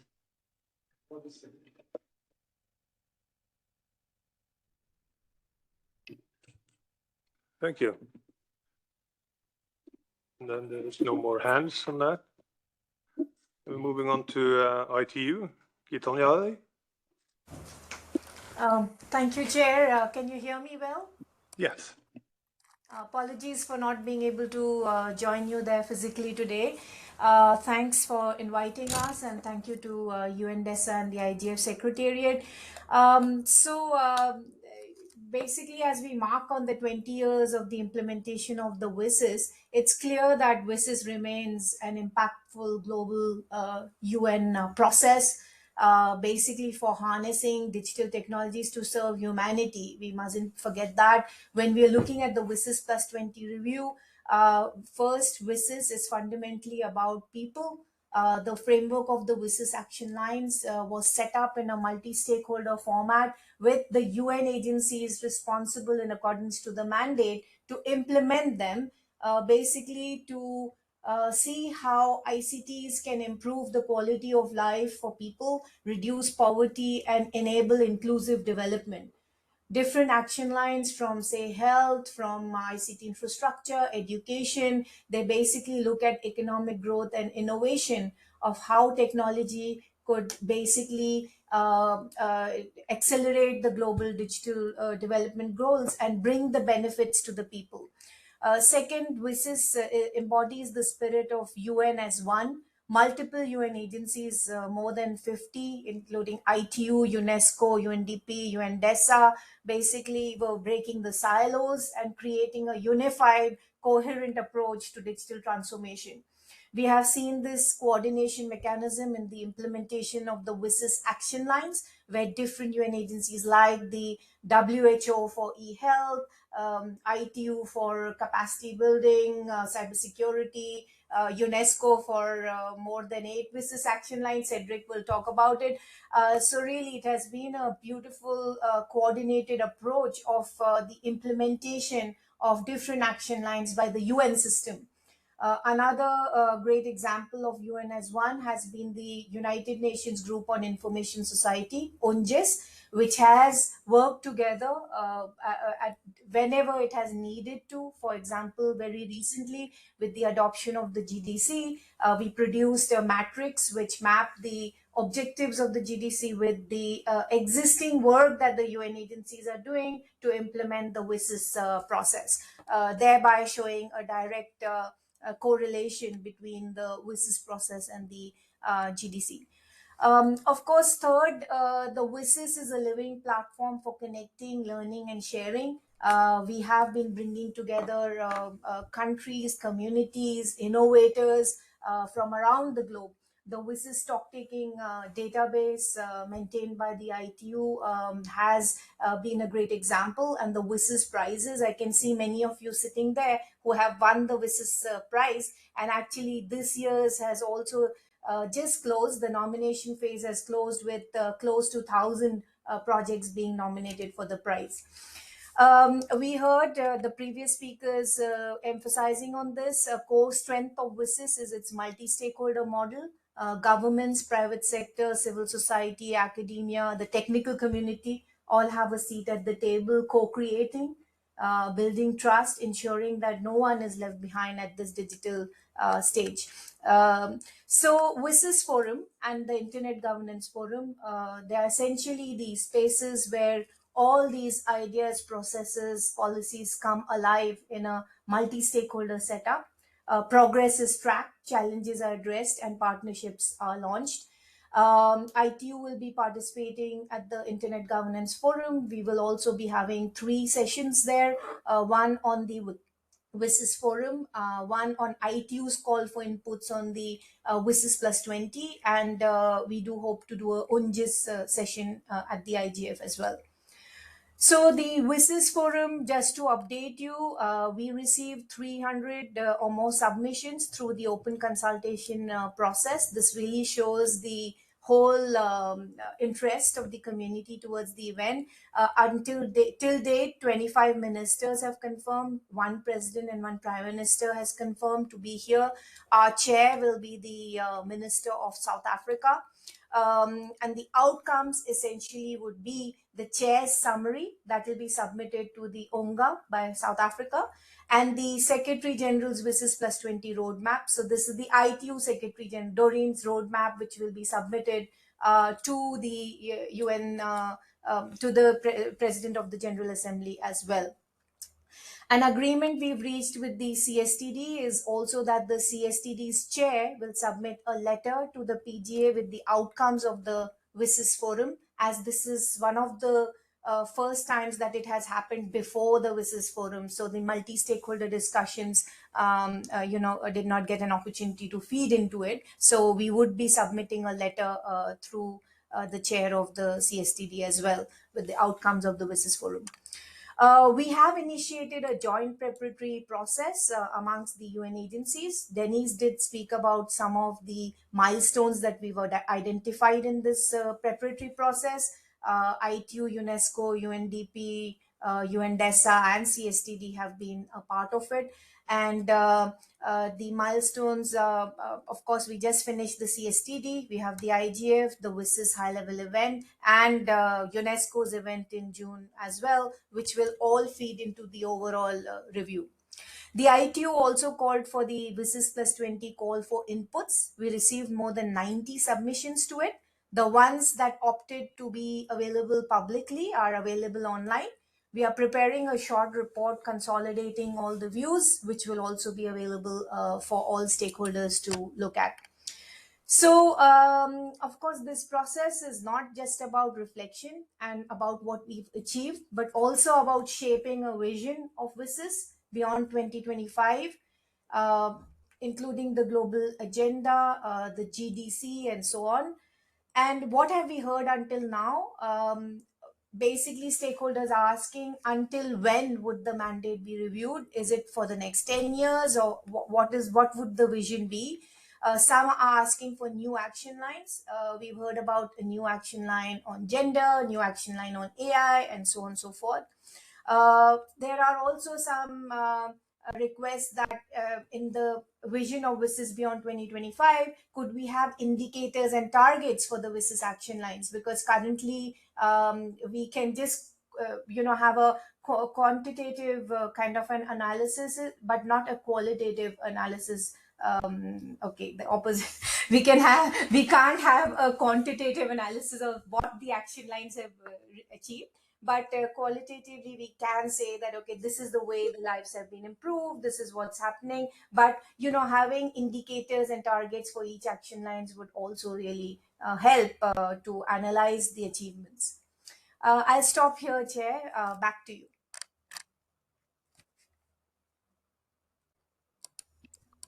Thank you. Do we have any questions? Sure. Sure. Hi, thank you. That was a really excellent report. I had a question just with respect to the WSIS roadmap, and also I understand there is work on the GDC implementation. Are there places that are complementary of both? Are there areas where perhaps one is taking on new direction apart from WSIS? I'm just curious how these two align or perhaps don't align. Are they two completely separate tracks? I don't know if there have been conversations around it. Not sure who to direct the question to, but it would just be interesting with respect to both processes moving forward to understand that a little bit more. I know that at the STI forum, there is a session that the Tech Envoy is planning with respect to looking a little bit deeper on the implementation map. And so that's sort of where my question's coming from. Thanks.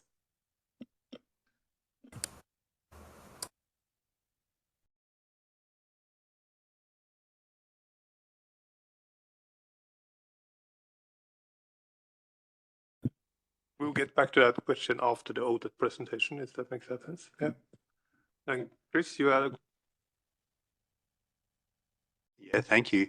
And Gitanjali, thank you for the update. That was really useful. You mentioned hoping to have an UNGUS meeting in the IGF. Would that be a meeting of UNGUS that was open to other stakeholders, or just a sort of closed standard meeting in the sidelines?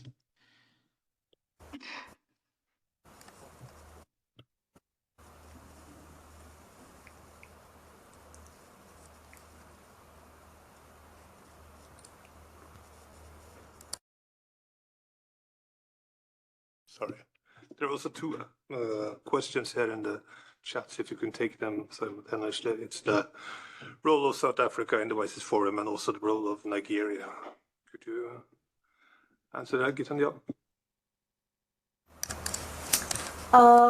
Thank you, Chair. To respond to Chris's question, we've been doing these sessions in the past, the UNGIS sessions, and they were open to all stakeholders. Essentially, the UNGIS chair, vice chairs, and other UN agencies present were able to interact with the stakeholders at IGF. So we've had 2 successful sessions already, one in Japan and one in Saudi Arabia, and we hope to continue that. Regarding South Africa is the chair of the WSIS Plus 20 high-level event, just as Switzerland was the chair last year. South Africa is the chair this year. They will be producing a chair's summary based on what happens at the event. And this would be forwarded to the President of the General Assembly, the PGA. Chair, does that answer all the questions? But also a question about Nigeria's role in the WSIS. Nigeria? Yeah. Well, WSIS forum is open and everyone can ask for a workshop, or, we are still working out on the agenda. So if Nigeria has requested for a session or for speaker slots, of course, they will be present there. But I don't see any, I'm not sure where the question is coming from, Chair. If they could please explain. We'll see if there will be a follow-up in the chat on it. Are there any other questions? And I think we'll say thanks to you and move on to ITU. No, we're UNESCO, sorry. Cedric?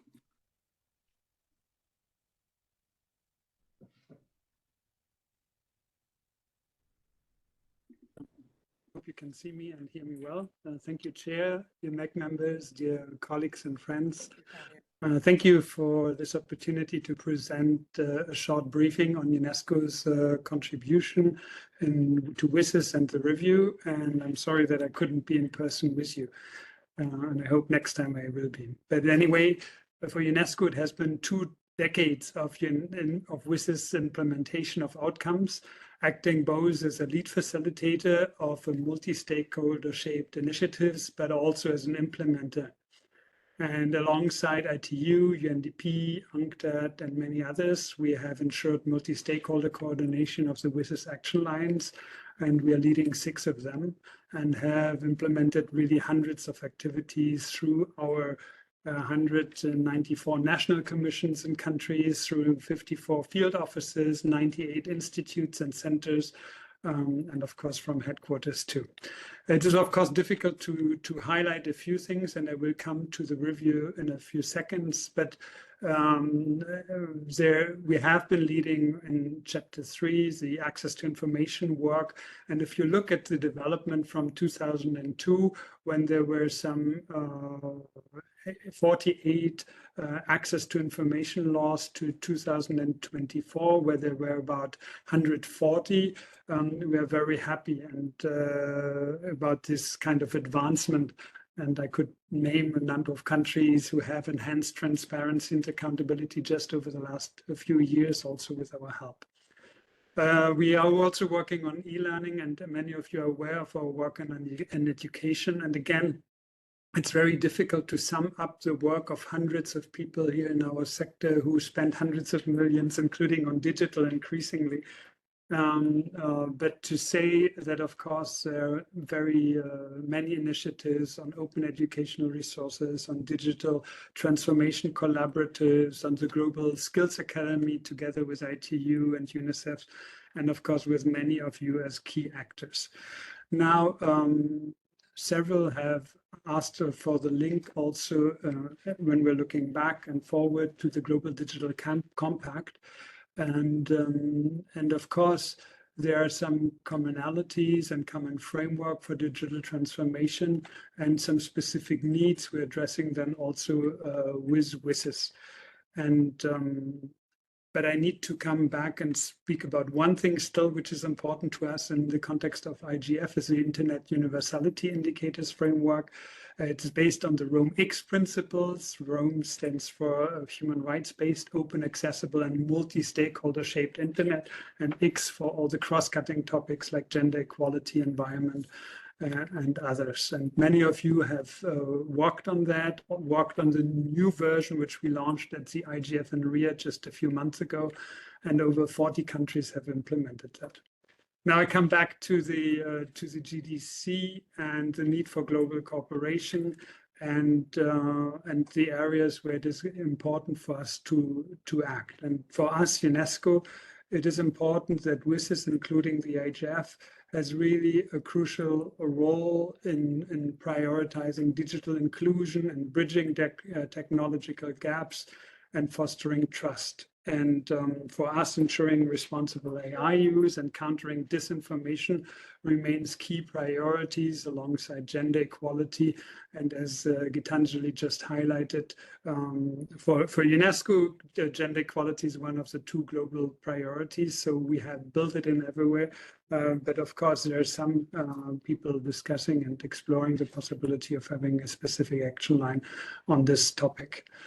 Now, ahead of the, well, I think Cheryl asked the question of possible overlaps and unique parts in terms of the WSIS and the Global Digital Compact implementation. And of course, we are all asking ourselves these questions because some of the things do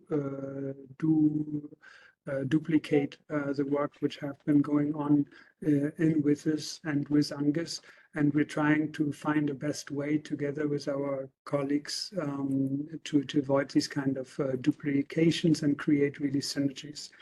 And in this context, I would like to mention UNESCO's conference on capacity building on AI and digital transformation in the public sector, on 4th and 5th June here in UNESCO headquarters in Paris. And I thank Dennis for mentioning it earlier. And we will have we hope to have the two co-facilitators with us here. And we have different aspects of this work going on. So consciously, we are not trying to duplicate what the WSIS Forum and the high-level WSIS Forum is doing so well. So we are not we're not covering all the topics at this conference, but we tried to, as a kind of WSIS 2.0 approach, zoom in on one topic and have then different action lines and so on, looking at one specific topic, which is central, really, capacity building on AI and digital transformation in the public sector. But at this event, we will have also one moment where we will go through the different WSIS action line lead facilitated by UNESCO, and we will have short presentations on major achievements, but also ideas on the way forward. And it will be an open session where all stakeholders can contribute and share their views. To respond also to what Raul and Chris we see highlighted in some of their questions. And then we will be, of course, formulating some assessments and recommendations on the way forward, which we hope to will be recognized and implement. Taken forward then in this entire WSIS Plus 20 process. And we look forward, of course, to contributing, and we're part of the WSIS Plus 20 high-level event in Geneva in July. And just on a side, and on an important note for IGF, we have been always strong supporters of the IGF, and even in COVID times, I think we were one of the only international organizations which traveled to make the IGF happen in person. And just to say that we have many positive points to note on the positive impact of the IGF, and of course, UNESCO is a member state governed international organization, and we implement the decisions of our member state.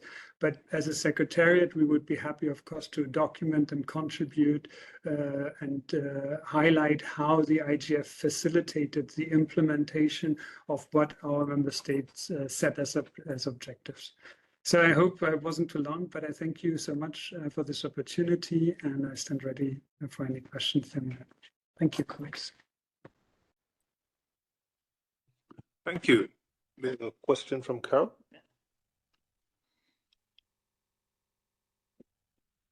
Just a question. Have you involved the NRIs with the ROMEX initiative?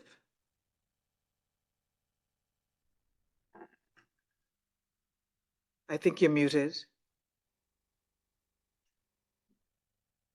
Cedric, you're muted.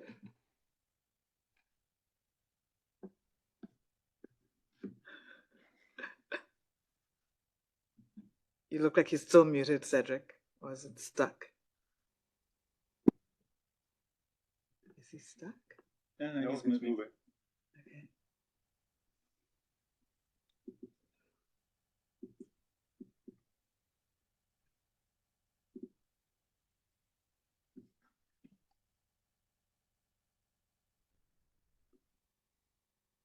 Maybe if somebody from the technical can unmute him.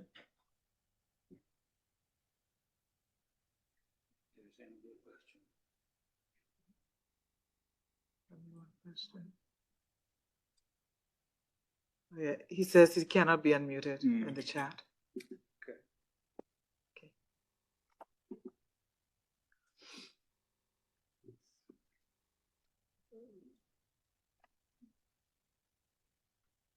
Let's go to the next one. Yeah. I don't know if you could respond in the chat. Yes. Well, can you respond in the chat and then, Dennis? Cedric. Instead. Cedric, sorry. Cedric, can you respond to the chat instead? Thank you. And then maybe we should just, no, then we'll just move on to the audit and the state of the GDC implementation and the process around the scientific panel on AI and Global Dialogue on AI Governance. Isabella, is she on site? Online. Okay. Hello, Chair. Thank you for having us. I'm Isabel de Sola. I'm also having some technical difficulties. Let me see if I can share my slides. Let me know when you can see them.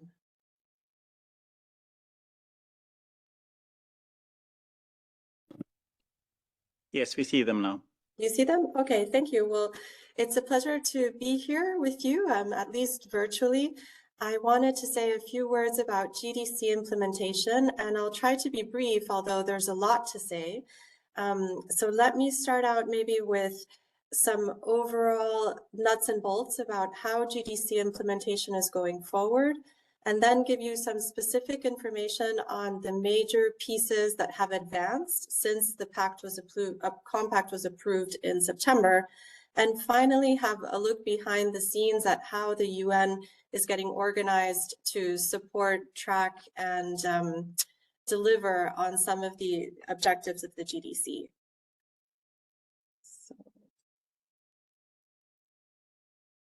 I think all of us are familiar now with the Global Digital Compact. It's an annex to the Pact for the Future, and implementation began shortly after the pact was approved in a holistic fashion. You may have heard the Tech Envoy, Under Secretary Amandeep Singh Gill, during his remarks at the CSTD session describing how it came together in the month of October. Actually, UN Secretary General Antonio Guterres, he called into being a steering committee for the entire Pact for the Future implementation, which is chaired by Guy Ryder. And in that context, they agreed that the Pact implementation had to be holistic, comprehensive. It needed to advance step by step across the 6 pillars of the Pact. And it also needed to be rigorous, accountable, visible, and multi-stakeholder. In that fashion, then 6 working groups were formed to follow up and chase down and keep track of the 6 pillars of the Pact. One of those 6 working groups is called Digital Technologies, and it's responsible for looking after Chapter 3 and the GDC. Over the fall months, we spent some time getting organized, contacting sister agencies and offices. We spent time doing terms of references and figuring out how this was going to work. And as a result of that, by December, we had about 35 UN agencies and offices signed up to this new working group on digital technologies. It was agreed that ITU and ODET would act as co-chairs, accompanied by a group of vice chairs that were ready and representative of significant activity in the digital cooperation space. Many of them are familiar to this group because, of course, they are also chairs and vice chairs of the UNGAS, such as UNDP or UNCTAD, but also newcomers to the digital cooperation space, such as OHCHR, UNIDO, or UNU. In the vice chair's configuration, continuing with the UNGAS tradition, there's also a representative of the regional economic commissions. So up until December, we took some time to get this ready. And in the meantime, actually, 2 different pieces of the GDC, or 2 different tracks of the GDC, were already moving forward. On the one hand, there's the intergovernmental follow-through. So the Global Digital Compact, it speaks and it makes commitments primarily on behalf of governments. And there are 4 big milestones along the way that our office, ODET, is tracking. The first of them, and I've been asked to speak on it today, very happy to take your questions, are the AI governance modalities. So by December, the President of the General Assembly appointed Costa Rica and Spain as co-facilitators to take forward the establishment of the Independent International Scientific Panel and the Global AI Governance Dialogue. They hosted consultations with member states and open consultations with all stakeholders throughout the months of December and January and into February. They visited Geneva very briefly as they left the Paris AI Summit in the month of February. And by mid-March, there was a 0 draft on the table. The drafts are looking at several key questions. They're looking at the scope of both of these bodies, how they are selected, the interplay between them. So how does the scientific panel relate to the governance dialogue and vice versa? They're also looking at what outputs both of them have, how binding or non-binding are the outcomes, and of course, where they take place and how they are serviced. The zero draft led to more consultations. So there was an info session for stakeholders on 2nd of April and a second reading between member states, which just took place as we here in Geneva were at the CSTD session on April 11th. I contacted my colleagues in New York over the weekend to hear how it went, this second reading of the zero draft. And apparently there was not too much progress made between the first reading and the second reading. There were many positions well formulated from WEOG countries, but less clear positions from Global South countries or G77.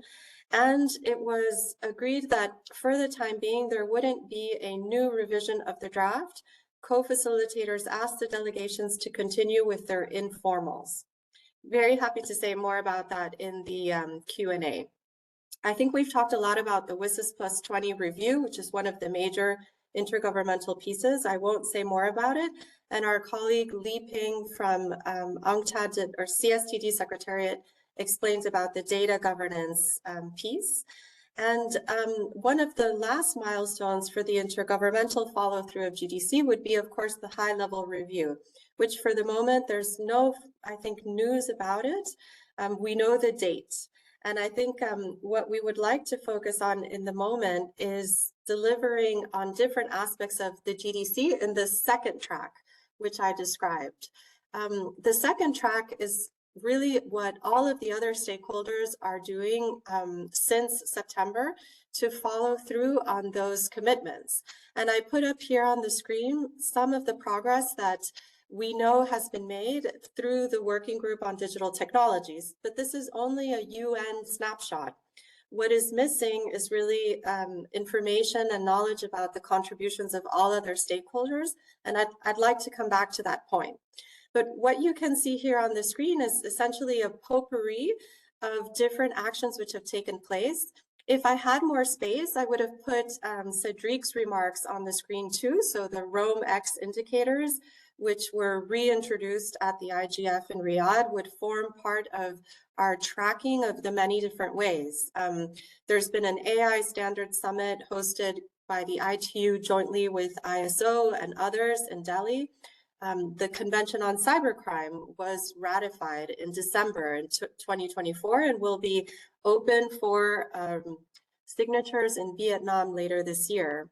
The OHCHR has made tremendous progress on its Digital Human Rights Action Service already, et cetera, et cetera. I think one of the highlights for ODET over these past months has been engaging at the regional level. I'm sorry not to be with you in the room if there are colleagues from the regional economic commissions, but ECLAC in Latin America, ESQUA in Amman, and also UNECA have recently hosted fantastic multi-stakeholder events to socialize the GDC and to connect it to WSIS implementation, which is already ongoing on the ground. I put these up just by way of speaking because I think there are many, many missing data points here. And in a moment, I'll talk about the data points from all other stakeholders. In case you're wondering or would like more information about the Working Group on Digital Technologies, it is similar to the UNGIS in that it's an internal coordination arrangement. It's come into existence for GDC implementation, and it's also time-bound. So in its terms of reference, it was agreed amongst the chairs, vice chairs, and its members that this working group would only exist for 3 years up until the time of the high-level review in order to keep up the pace and also to ensure that we don't duplicate other outstanding efforts or ongoing efforts, forgive me, and that we be as efficient as possible. The working group has divided up into more subgroups, and please forgive us for the nomenclature. Sometimes it feels a little bit Soviet, the way that we're doing this with different titles and different kind of categories. The idea that I'd like you to retain is that the working group is quite decentralized, and the action is going to happen at the level of smaller committees or groups that have formed around the pieces of Chapter 3 and the pillars of the GDC.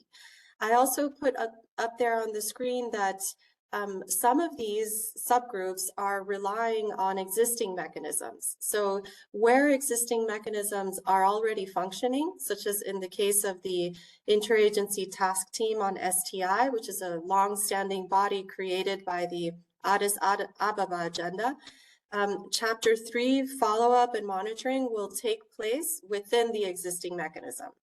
In subgroup 3, which is about open, safe, and secure digital space, I think that's the most interesting, perhaps, of GDC objectives for this group today. There are a few existing mechanisms already that are linking in their work to GDC follow-up. And in particular, for what concerns internet governance within the GDC Objective 3, we expect that the governance bodies of the IGF would be the natural touch points for follow through and monitoring. See, I wanted to give you a glimpse of one of our biggest pieces already of work, which is not publicly available because it needs to be refined. It's called a work plan. It takes each of the paras of the GDC and then defines a couple of important pieces of information. One of the most important pieces of information for the work plan has been to catalog and take note of all of the existing mechanisms, which you can see in the column furthest to the right. This is an example of paragraph 48, how it envisions its follow-up to happen. Li Ping is sitting with us in the room, so if I've gotten it wrong, she can help me. You can see in the work plan not only the existing mechanisms, but also what are some of the major steps forward, milestones that need to occur in 2025 and 2026, and who's responsible, and also key performance indicators. I mentioned the work plan, or I didn't want to spend too much time on it, but I think it's relevant to Cheryl's question about how do these maps work together.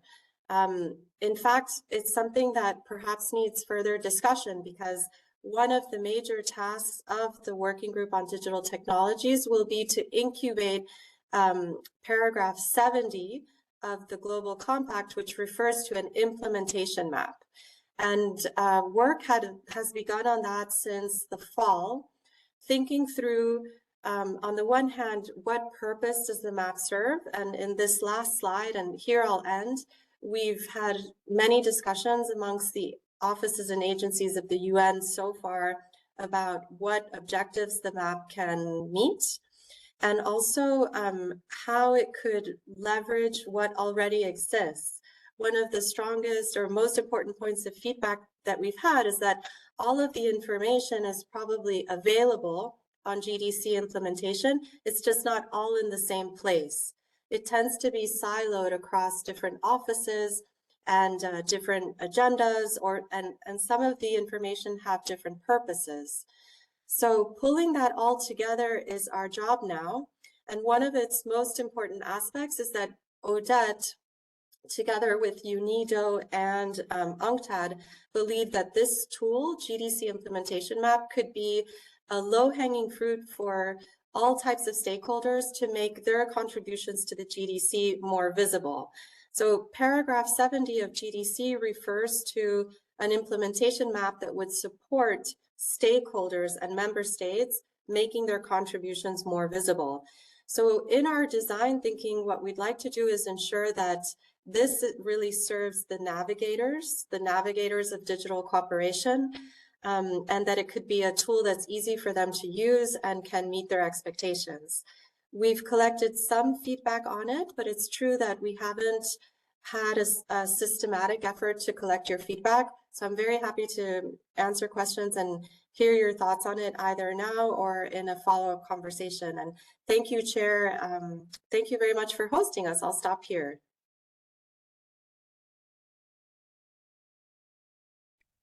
Thank you. And did that answer your question, Cheryl? Yes. And then we have Amrita.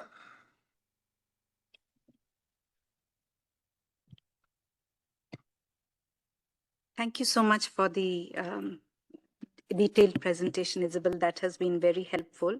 We have been following the developments of the discussions on the formation of the AI scientific panel and the dialogue with the expert group and the advisory committee, etc.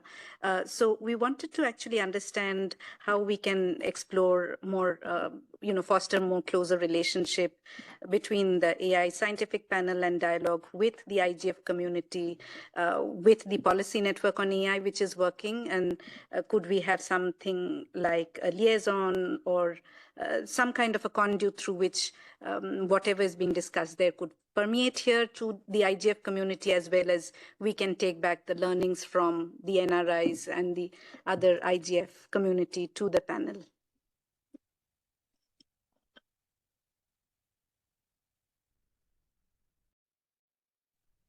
Should we take okay, Wolfgang, you might take a few questions and then we can give it back to Isabel. Is that okay with you? Wolfgang? Thank you, Isabel, for this very comprehensive overview. I have a question to the working group on digital technologies. Can you say something about the composition, how it was formed, and who chairs the working group? Thank you.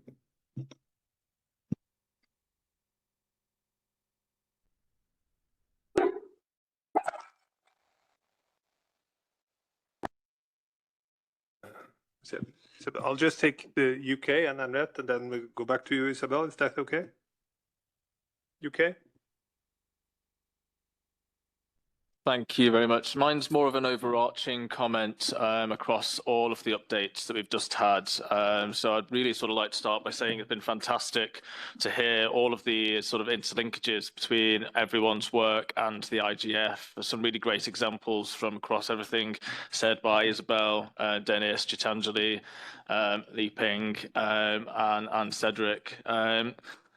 Obviously, there's so much going on, and I would sort of like to link some of this back to the work that happened at the UN CSTD last week, where there was clearly in the resolution that was agreed an indication from member states that there does need to be greater join-up in a lot of this work, particularly with the GDC, but not just the GDC. Everything that we've just spoke about here in this session. And I'd sort of like to circle it back to the question in the agenda about how the IGF can further contribute to these digital government processes. And a little bit building on what Amrita's just said, there's a real opportunity here for the IGF across all of this. It really is a unique organisation that discusses from a bottom-up approach the opportunities and challenges to all of this work.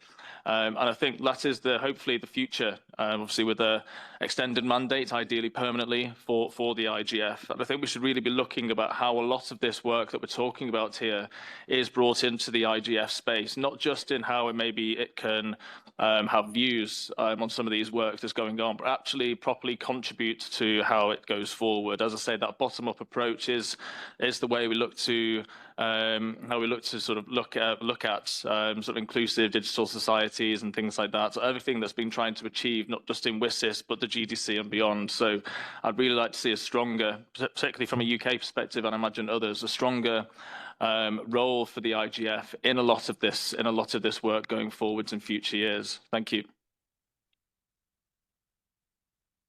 Annette. My question builds on the UK's and on Amrita's. I think absolutely. I think what we see from these very impressive reports from the UN agencies and from ODET is how distributed the activity is. And I think that it's challenging enough for UN agencies to communicate and collaborate. I think if not for the IGF, the broader community of practitioners from all stakeholders, including governments, would really not be able to follow the process at all. So I think the role of the IGF shouldn't be underestimated. And just in line with that, Isabel, congratulations. I think Odette is really moving ahead very impressively with the implementation. I wanted to ask if there are any decisions made yet with regard to the dialogue on AI. Because I noticed that in the consultations, as there was also at CSTD and during the Global Digital Compact, a request from member states to use existing fora. So I wanted to ask, would the IGF, perhaps if not this year, next year, or the WSIS forum, are those existing forums being considered as platforms for linking the dialogue on AI? And if not yet, when will we know which forums will be used to link the dialogue on AI? Thanks. Okay. Isabel, there's the, yeah, we'll just take a sum up here and I'll go back to Germany. You had a question from Amrita about the liaison. You have the composition from Wolfgang. Henriette, can IGF be used as a platform and how can it be used in the AI discussion? And the UK's comment, would you like to try to answer that? Yes, thank you. Am I still muted or can you hear me? We can hear you. Okay, great. Thank you for those great questions. Let me start with the AI modalities. Please, if you could send me your contact details, Amrita, let us see in what way Odette could facilitate a direct contact between the IGF groups working on AI or thinking about AI and the co-facilitators or their representatives at this stage. I think that that should be of their interest and they're quite open to meeting and speaking with stakeholders. At the 2 open consultations that have been held, over 500 stakeholders were present. And of course, it's impossible for everyone to speak. So they're conscious that there is a gap that needs to be filled about listening. And that gap can be partially filled with written submissions, of which there have been very many. But now is a good time. There's a lull in activity for the next 2 weeks, informal consultations that will be going on. And I think now would be a good time to reach out. The questions from Henriette and Wolfgang, absolutely. My understanding is that in the consultations or readings that are occurring with member states, all of these possibilities are being raised as venues for the global governance dialogue to take place. IGF, AI for Good, UNESCO's AI Ethics Summit, as well as the STI Forum or the high-level segment of the GA. I think that the spirit of the day in the current context which the UN is traversing is to use what exists and to ensure that we are being cautious in resources, because now is a very tough time for most or all of the UN agencies and offices and many countries as well. So in the spirit of being efficient, all of these events are on the table as possible venues, but discussions continue. I understood from the readout I received that last Friday there were clear positions from WEOG countries and less clear positions still from Global South about what their preferences are on a number of issues. I hope that that responds somewhat to those questions.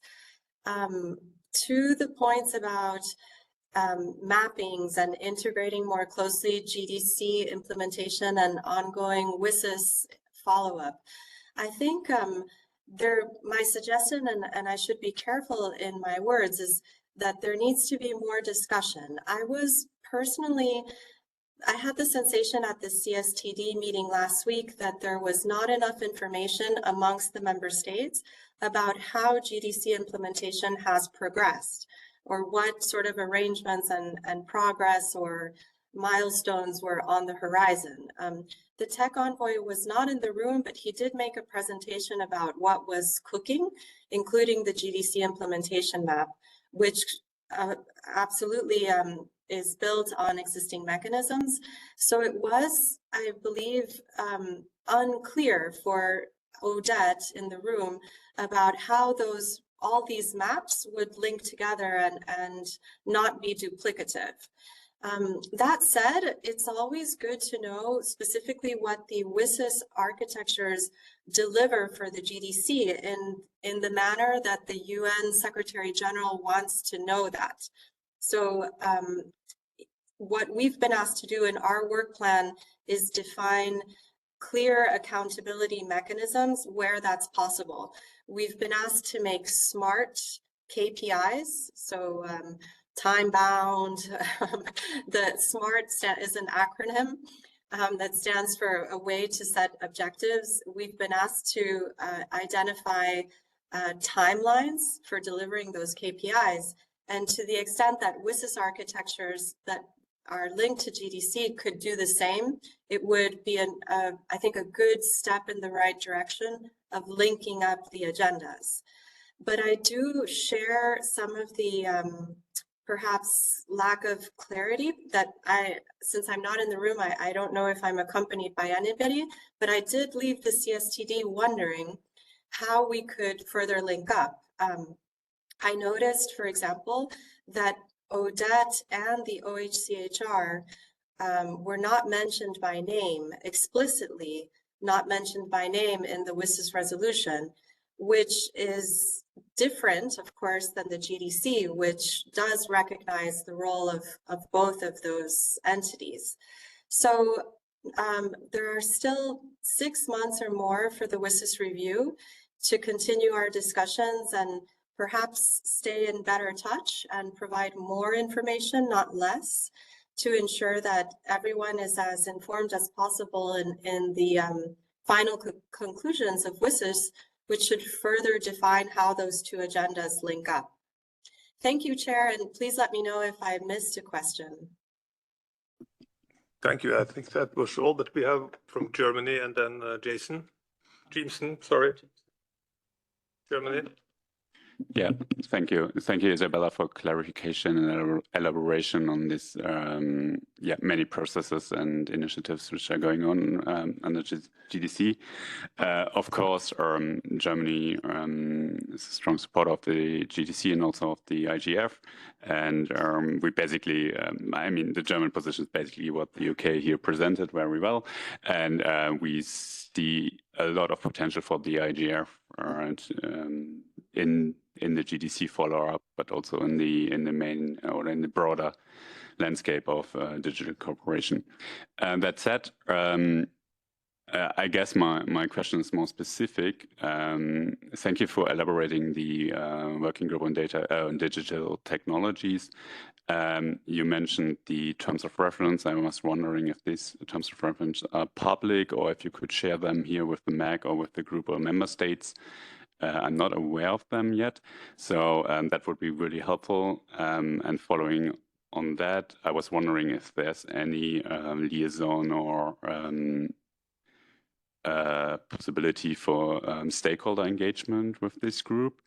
And furthermore, since you said it yourself that this group is pretty similar to Angus, I was wondering if there's an official liaison between this group and Angus. Shall I go ahead, Chair? Wait, we'll hear out Jameson and then Li Ping and Wolfgang, and then we can come back to you. Is that okay? Sure. Jameson Ulufi speaking. Well, I would like to really thank Isabel for that comprehensive presentation and the clarity provided. But I just want a little more clarity with regard to the management framework for the pact. I gathered a steering committee, then there were 6 working groups set up, to work under the auspices of the steering committee. Wolfgang actually asked about composition. So I also would like to know about the composition and how the working group will engage other stakeholders, as we progress down the line. Thank you. Thank you. And Li Ping? Thank you, Chair.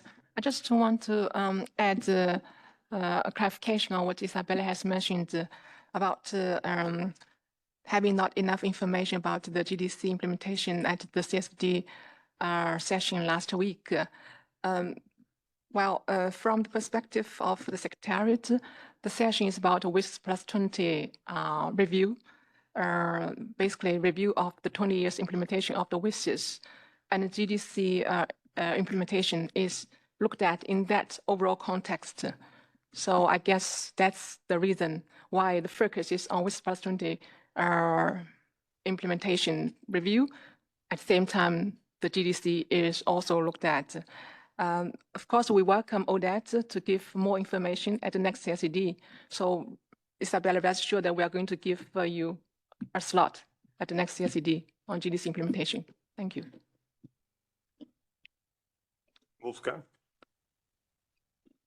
Yeah, my question was about the composition of the working group on digital technologies and the chair and how this was formed. And I can only also support Philip's questions about the whether there are liaisons to other stakeholders. And this is also what Jimson mentioned, the steering committee chaired by Guy Richard, who are the members and, how this is linked to other bodies. Thank you.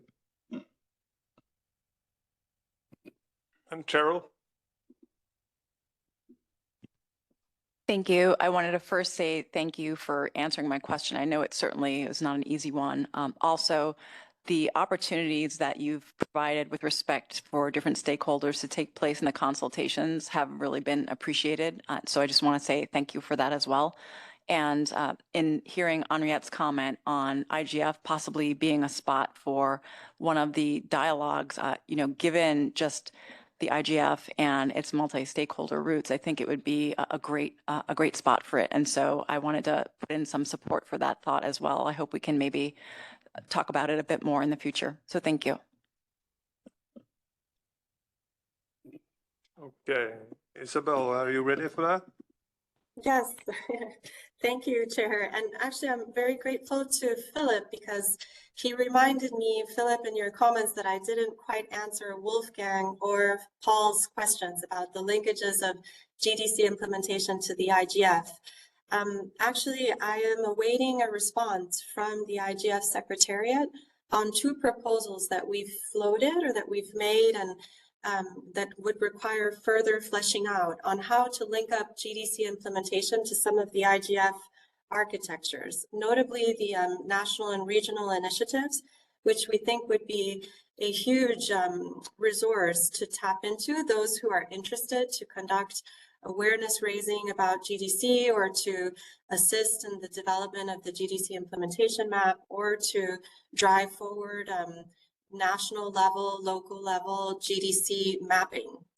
We've discussed it a couple of times with this group, I believe, and with the IGF Secretariat, and I hope that over the next few weeks we would be able to concretize that.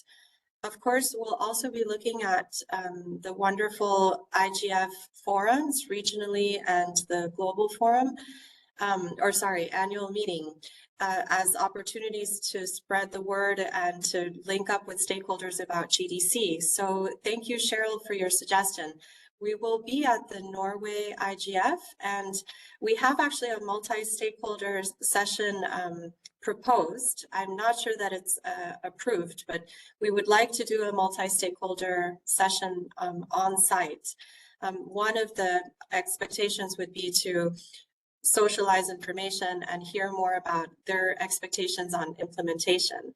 I received 2 times the question now about how is this working group going to engage stakeholders.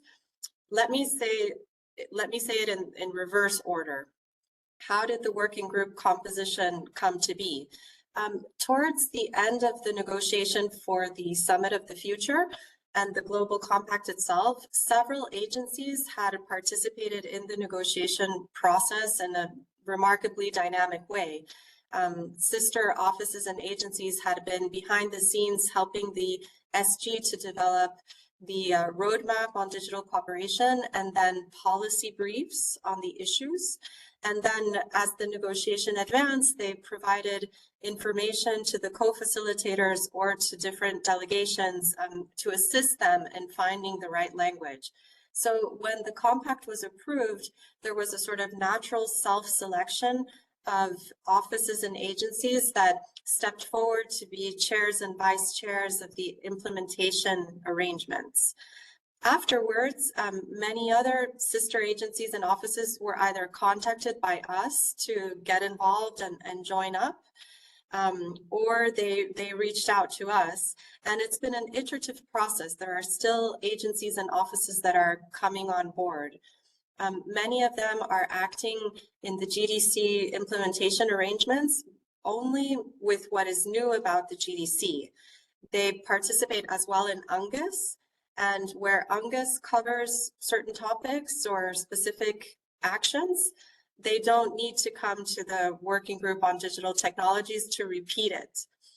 So I'll give you an example. I think the subgroup on AI has the most participants at this stage, because that's something that the working group is piloting together with the interagency working group on AI.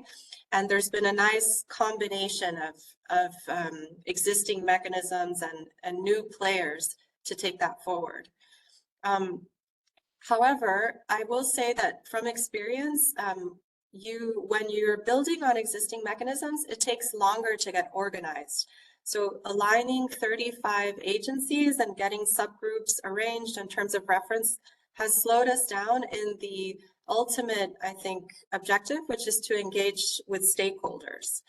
Now that we finished our work plan, the Secretary General has asked us, as I mentioned, for KPIs and how concretely we're engaging stakeholders.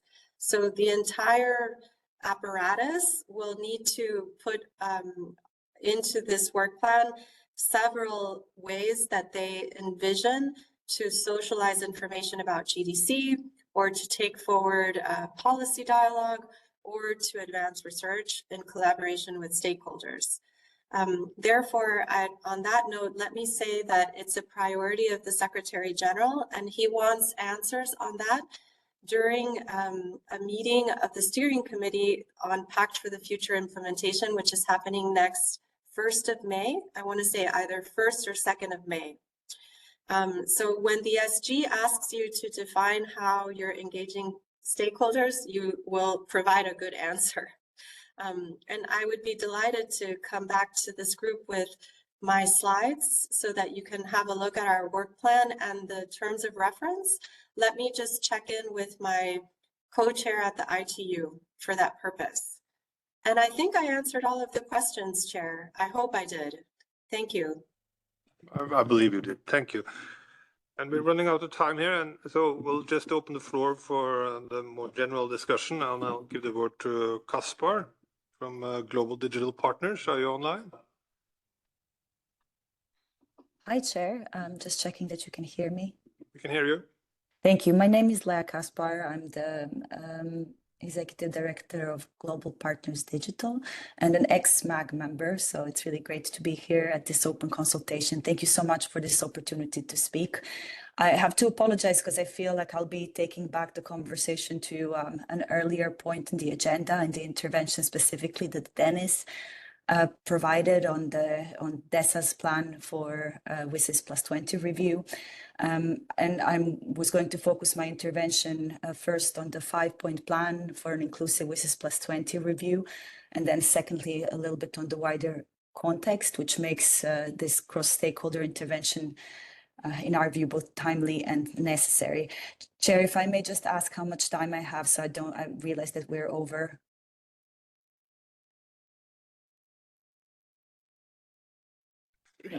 Mine is 5 minutes. I'll do my best But we to go can back in time. Okay. All right. I'll try to keep it brief, and thank you very much for allowing me to speak. Going back to as I've said, like the point that why I've been invited to speak here is to present some of the top level messages from the 5-Year Plan for an Inclusive WSIS Plus 20 review, which so far, I'm happy to say, have been endorsed by over 100 organizations and 57 individual experts from civil society, tech community, industry, and academia. Now, as some of you may know, and a lot of people in this room were involved in either endorsing or drafting this plan, it does draw on decades of international digital policy making from across our communities, and it does build on this rich learnings of how we integrate multi-stakeholder approaches in multilateral processes, which is what the WSIS Plus 20 review is really about. The plan outlines a set of practical recommendations to help guide UN bodies and agencies to operationalize the modalities for the WSIS Plus 20 review and to ensure that they are transparent, inclusive, and we have meaningful stakeholder engagement. So it was great to hear Dennis's intervention about the fact that DESA and other key UN bodies and agencies are considering this plan. And I'll just summarize it briefly for those who haven't seen it. It includes 5 points, and the first one is around publishing and maintaining a clear timeline for the process. So it's great that we heard about the roadmap with lessons learned being prepared. We look forward to seeing that. The second piece is about ensuring transparency and accountability, including through maintaining a public record of inputs, live streaming negotiations, and publishing written summaries of how stakeholder input have been accounted for. Now, this latter point is particularly important to ensure accountability and meaningful participation. I think some of the participants mentioned this in the chat as well. That's the second one. But that brings me to the third recommendation or point in the plan, and that is about facilitating meaningful stakeholder consultations. Specifically, the plan refers to doing this at every stage of the process. And I do want to stop there for a moment because I heard, I think it was Wolfgang who had a really good question about 2 elements to it in the WSIS review. One is around the PGA facilitated interactive consultations, and secondly, it's the co-facilitators who are tasked with running the intergovernmental part of the negotiations and the process, which is the negotiations at the very end. And what this recommendation in the plan is talking about is ensuring that meaningful stakeholder participation is facilitated throughout. So the fact that we have the preparatory process and the intergovernmental negotiations doesn't mean that we can't make sure that stakeholders are involved in across the board throughout. And brings me to the fourth recommendations, which is around broadening and diversifying participation, specifically through and thinking about inclusive criteria for accreditation. I understand that the starting point for this may be WSIS Plus 10, and here we kind of wanted to encourage the leads here to consider how we could expand the accreditation process, for instance, by thinking about accrediting IGF participants to reflect the growing and diversifying ecosystem of WSIS stakeholders. And last but not least, it's about how we maximize the stakeholder participation in negotiations themselves. Again, we're very much cognizant of the fact that we are in talking about multilateral negotiations. However, that does not mean, and we have good precedent to look at, how we involve stakeholders in that part of the process as well.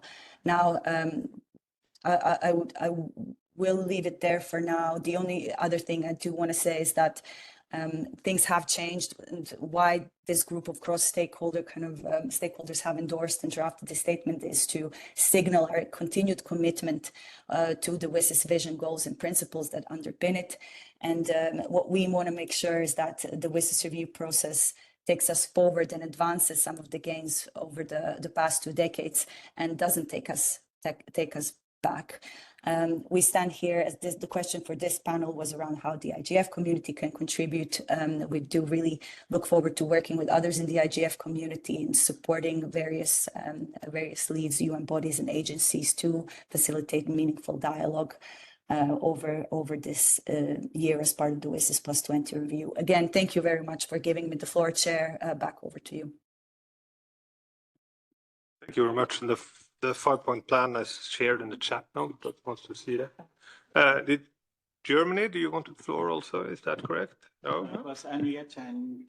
Okay, then we have the 2 questions from chat, Henriette, then Gita Njale. Oh, then John? Angela.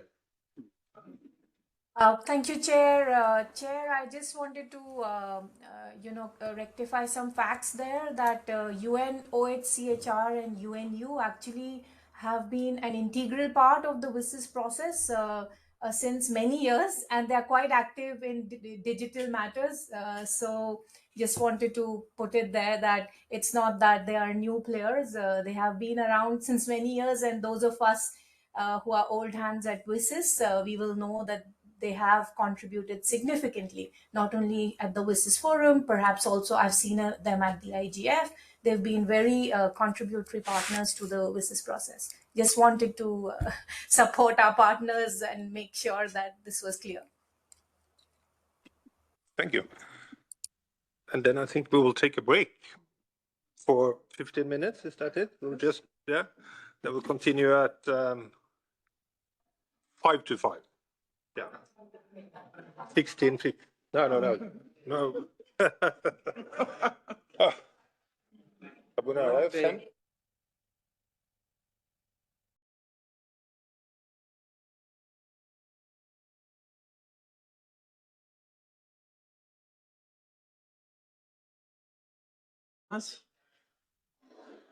Thank you very much.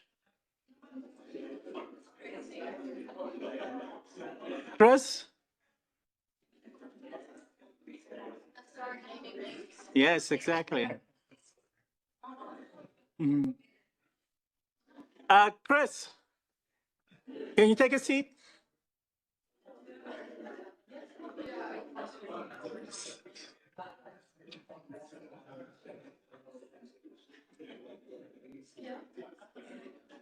Mr. Kumar?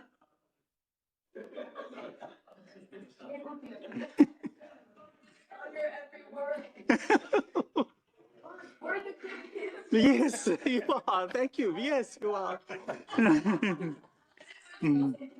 Yeah, we'll talk.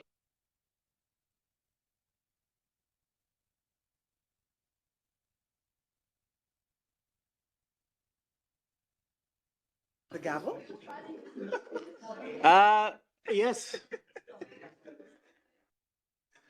Excuse me, ladies and gentlemen, let's start. Let's be fair on the people online and also to the... Yes. Okay, let's start the second session.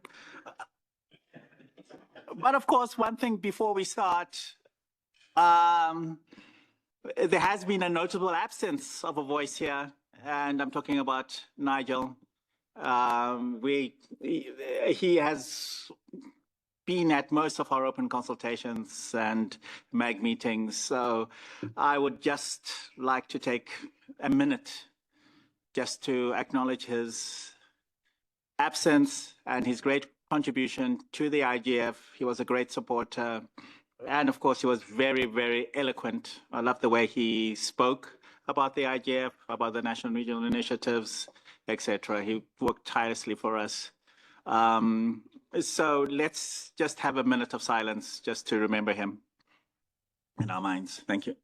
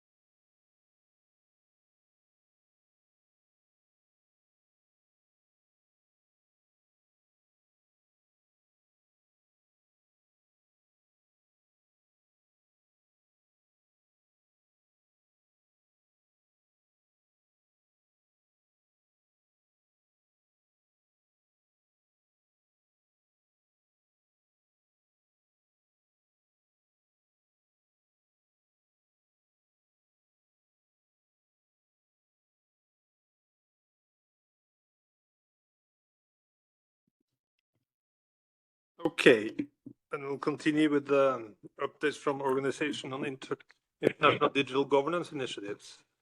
And Isabel Rosas, are you online? Yes, I'm here.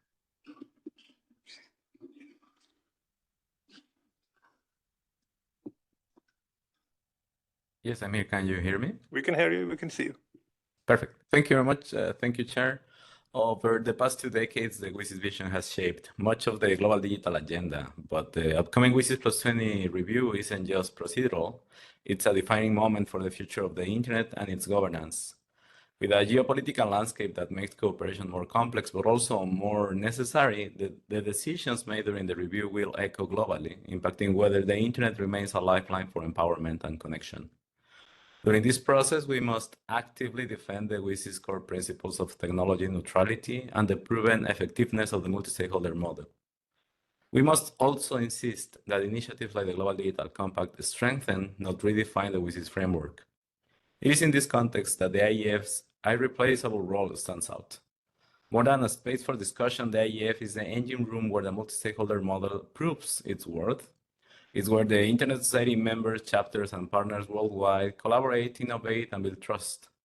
It's where we all forge practical solutions that keep the Internet working and deliver long-lasting impact, demonstrating the power of cooperation over top-down control.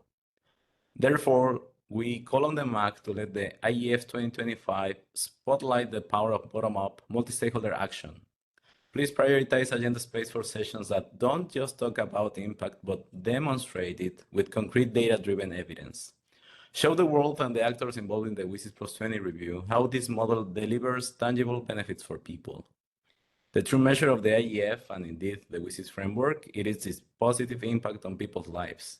Let's ensure that the IGF 2025 powerfully reaffirms that the only way to build an internet for everyone is with everyone. Thank you. Thank you. Then we move on to the World Economic Forum with Augusta. Are you here? My name is Agustina Calegari with the World Economic Forum, and on behalf of the forum, I want to thank you for the opportunity to provide an update to the MAG. It's really a pleasure to join this open consultation and to share some of the work we are doing to advance a more inclusive, innovative, and responsible digital future. At the Forum Center for AI Excellence, we are committed to driving innovation through the power of AI, data, and intelligence. And as a global platform for multi-stakeholder dialogue and collaboration, we convene a community of over 500 members, including forum partners, governments, and experts across civil society and academia. And our focus is on real-world impact, ensure that the conversion of AI, data, and digital ecosystems create long-term value. We foster collaboration around 4 key goals: to drive innovation, to accelerate industry transformation, to support nations in preparing for the intelligent age, and to harness technology to benefit people. And with this goal in mind, I'd like to share 3 highlights from our key initiatives. First, the Artificial Intelligence Governance Alliance is working to integrate AI across industries, shape resilient governance approaches, and advance technical standards for the safe development and deployment of AI advanced systems. The Alliance focuses on regulatory innovation, competitiveness, and accelerating responsible adoption. And as part of this effort, we are convening a community meeting on June 3rd in San Francisco to bring together leaders, governments, and academia, and it will be held alongside the Forum Global Technology Retreat. Secondly, the Global Coalition for Digital Safety is accelerating public and private cooperation to tackle harmful content online. It fosters the exchange of best practices for online safety regulation, supports coordinated action to reduce the risk of digital harms, and advanced programs in digital media literacy. Just recently, the coalition launched a report mapping the journey for creating digital safety interventions, highlighting the complexity of this space. And the report offers a framework across technical, policy, behavioral, and educational interventions supported by case studies across industries. And third, we are excited to launch the Connected Future Initiative this year, a new community exploring how frontier technologies like AI, XR and quantum can be integrated into digital public infrastructure. And we are really looking forward to participating in the Internet Governance Forum this year and to engage with many of you to shape our digital future. So if you would like to learn more about any other work on how to collaborate to make the most of the IGF this year, feel free to reach out or to connect with me afterward. Thank you very much again for the opportunity. Thank you. And then we'll move on to OECD. Ariana, you're remote. Hello, I hope you can hear me. Good afternoon. My name is Ariana Carballido from the OECD Directorate for Science, Technology and Innovation.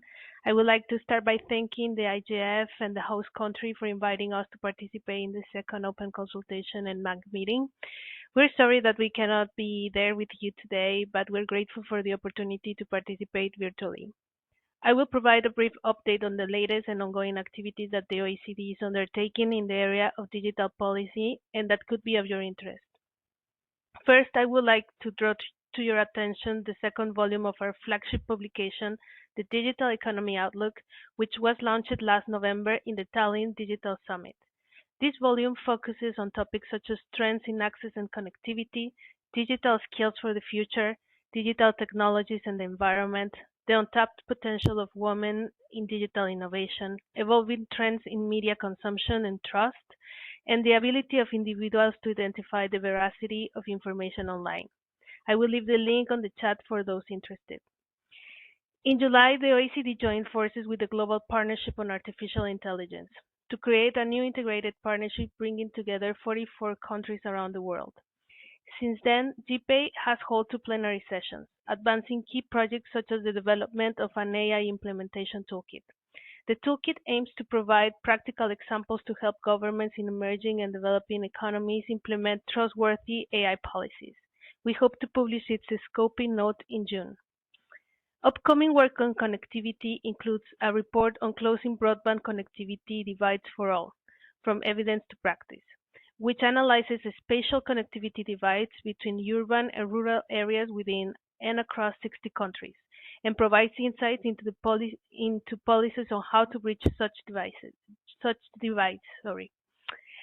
We expect that this report will be published in May, and we'll be happy to share it with you once available. Finally, in the area of emerging technologies, the OECD has recently published 3 policy primers focusing on quantum technologies, immersive technologies, and synthetic biology, all of which are also available online. Thank you very much for your attention and happy to respond to any questions, and I wish you a very productive meeting. Thank you. Thank you. And then we move on to the Diplo Foundation, Geneva Internet Platform. Sorina? Thank you, Chair. Hello, everyone. Glad to be joining you today. I won't provide an update about Diplo, but more of a bit of information about something we're planning for IGF 2025. Some of you may know that at Diplo, we have been experimenting with technology for quite a while. And of course, as AI is kind of the talk of the town these days, we have also done that with artificial intelligence. And we have put in place this AI system to help us do reporting from various events like the IGF and various other UN meetings. So for this year's IGF, we're working together with the host country and the IGF Secretariat on actually making sure that AI is not only a topic of discussion at the IGF, but also a tool that would enhance participants' experience of an IGF meeting itself. Basically trying to create a way through which you as MAG members and also everyone as an IGF participant can access the vast amount of knowledge that is being created throughout an IGF annual meeting through various sessions and discussions happening, as we know, quite a lot in parallel.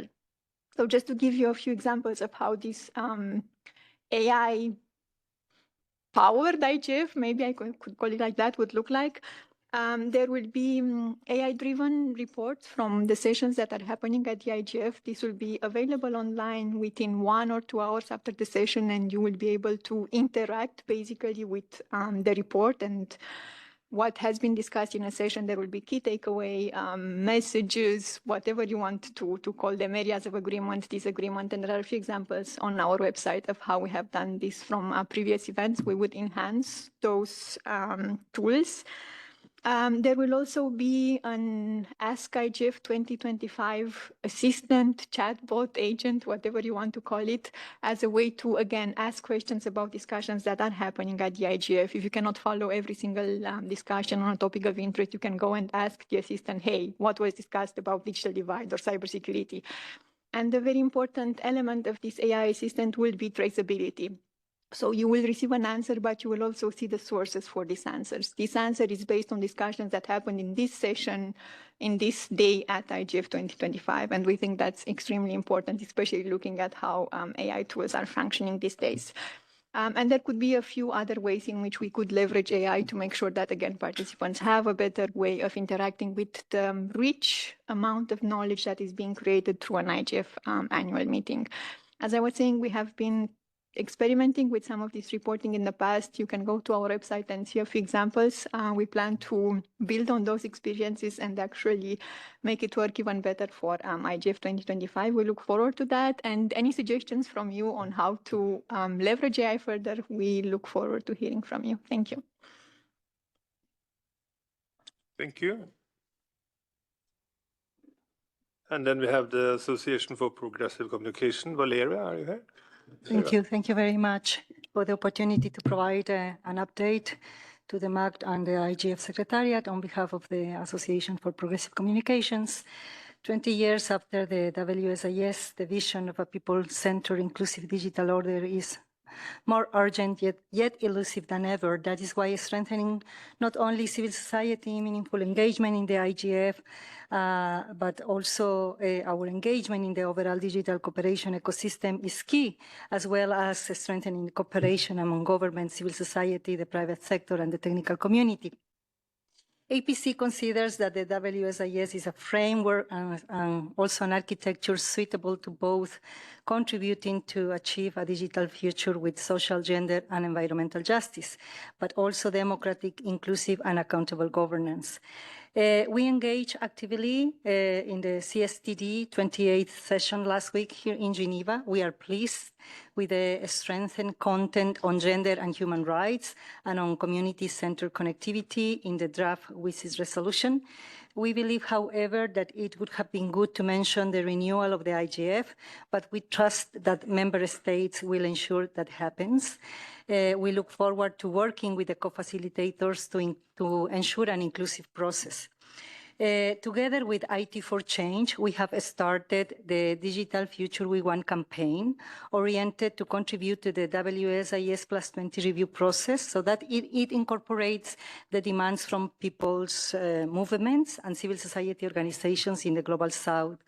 It is an initiative oriented to give concrete meaning to and historically contextualize a people-centered, development-oriented, and inclusive information society. That is the core vision of the WSIS, and we expect to launch the campaign at the IGF in Norway, so please watch out for it. I would also like to highlight two initiatives. A statement from civil society, the private sector, and the technical community on WSIS, the IGF, and the GDC, calling all governments, institutions, and organizations to affirm the WSIS vision. This statement also expresses that the WSIS needs to continue, that the implementation of the GDC must be integrated into the next phase of the WSIS process, and that the IGF mandate must be renewed. That is an important cross-community effort that emerged from the IGF last year, and it is publicly available. We're happy to share again. And also, APC took active part in developing the 5-point plan that Lea Gaspar from Global Partners Digital presented earlier in the previous session. We are also about to to host our 13th annual African School on Internet Governance, AfriSIG, that will take place from 23 to 28 May in Dar es Salaam, hosted by the Ministry of Information Communication and Information Technology of Tanzania, just before the African IGF, which is from 29 to 31 May. As many of you might know, the AfriSIG is a partnership between the APC, the African Union Commission, and Research ICT Africa, and is again collaborating with the UN IGF Parliamentarian Track and the Youth IGF Initiative to enable the participation of those stakeholders. Happy to also provide more information. You can contact me or Henriette Esterhuisen or Celine from the Secretariat if any additional detail in relation to AfriSIG is needed. In relation to the G20 process, APC is supporting Research ICT Africa in collaborating with the South African Department of Communications and Digital Technologies in developing background papers for the digital economy component of the G20. APC is also part of the T20 process, the Think Tank 20, as well and we were selected to write a paper on community center connectivity and local economic development. So we'll be happy also to circulate it as soon as it is ready. In relation to NRIs, EPC continues to support the regional IGFs in Latin America, Africa, and Asia, being part of the program committee, the multi-stakeholder committees, and we believe that the regional spaces are instrumental this year to contribute to the WSIS Plus 20 review and strengthening the global IGF. To close, let me just finalize reiterating that APC believes strongly on the WSIS and GDC integration, and that we will continue to advocate for that. We also firmly believe that the IGF should continue and its mandate be permanent, and we are willing to collaborate around efforts oriented to that aim. So thank you. Thank you. And then we have Asia, Jennifer.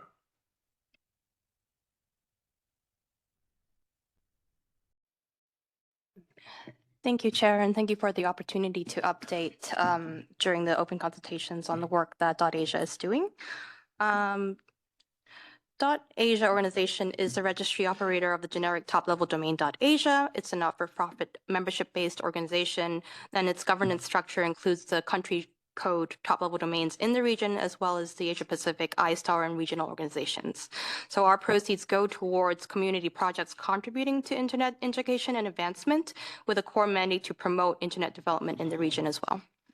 We share the community calls to strengthening the IGF as an institution with a permanent mandate, and especially the 176th and counting national, regional, sub-regional, and youth initiatives, especially to help deliver and implement GDC commitments and for multi-stakeholder input into the WSIS Plus 20 review. I want to focus on some key projects in internet governance and also our anticipated work for IGF 2025, intersessional work, and also the WSIS Plus 20 review. The two highlights I'd like to point to is the Eco-Internet project that we have. It is a carbon footprint of the internet. It's a project that we started back in 2021, and the index is built around three axes: the energy, the efficiency, and the digital economy axes. In 2025, we're looking to refining the indicators and the index, as well as expand to over 20 jurisdictions across Asia Pacific. The second highlight project that I'd like to mention is the Net Mission program, and it's possibly one of the longest running youth capacity building and leadership programs in internet governance. Has been there since 2009, actually before I joined .Asia. The alumni have been nominated to the IGF MAG, have started their own national and sub-regional youth IGFs, and are actively engaged in contributing to the Global Youth Network, including the Asia Pacific Internet Governance Academy. There are four projects that I'd like to highlight for the anticipated work this year, as well as the WSIS Plus 20 review. The first, as the Secretariat for the Asia Pacific Regional IGF, we will have a parliamentary track during our annual meeting, which will be held 11th to 14th of October in Kathmandu, Nepal. The youth IGF there will also be in line with the global youth track, as Celine and also Anya have updated earlier. The topic will be around age verification and social media regulation. And we're also contributing to a WSIS Plus 20 working track for the community in APR IGF. The second project is the Net Mission Plus. In this project, we're looking to activate the APAC Youth Alumni Networks in conjunction with the regional governments for opportunities for substantive youth input in their respective national consultations and other channels to the review. The third one is AP Star. We are currently the secretariat for AP Star, which is a community of Asia-Pacific internet organizations. They're looking to contribute substantively also to the WSIS Plus 20 review and plan to have an intersessional right after the zero draft of the elements paper is out. Finally, it's the TCCM, so it's a technical coalition, technical community coalition on multi-stakeholderism, and this is a coalition a group of critical internet infrastructure operators dedicated to strengthening the multi-stakeholder approach. You'll be hearing more from my colleague Alicia on the details and the work that TCCM is doing. Thank you. Thank you. And then we have the IGF essay, Amrita. Thank you so much, Chair. On behalf of the IGF Support Association, I thank you for this opportunity to speak about what we are doing. The IGF Support Association has been supporting the IGF Secretariat and the national and regional IGFs and the youth initiatives, especially of the Global South for the last 11 years. Strengthening the multi-stakeholder model and sustainability of NRIs is our key focus. In this regard, we work very closely with the IGF Secretariat. We aim to support the NRIs from the Global South, of course, for their events like always this year. I would encourage the community to become our members or encourage organizations to join as members. You can know more about us at igfsa.org. We do have Jennifer from the Secretariat, Flavio, who is one of our EC members. We have Marcus, our past EC chair, if you want to know more about what IGF does. We support the renewal and strengthening of the IGF's mandate. So we urge you to work with us to help strengthen the IGF, as it is a unique platform to exchange perspectives and concerns on key issues that may affect the future of the internet. And if you are one of the NRIs who has got some support from IGFSA, please do send us your pictures or what you've done. We will try to flash it in our social media as well as websites. Thank you so much. Thank you. And then we have the Technical Community Coalition for Multi-Stakeholderism. Alicia, are you online? Yeah, hi, I'm online. Thank you very much, Chair. My name is Alicia, and I'm from Nominet.uk Internet Registry, and along with Jennifer, a member of a technical community coalition for multi-stakeholderism.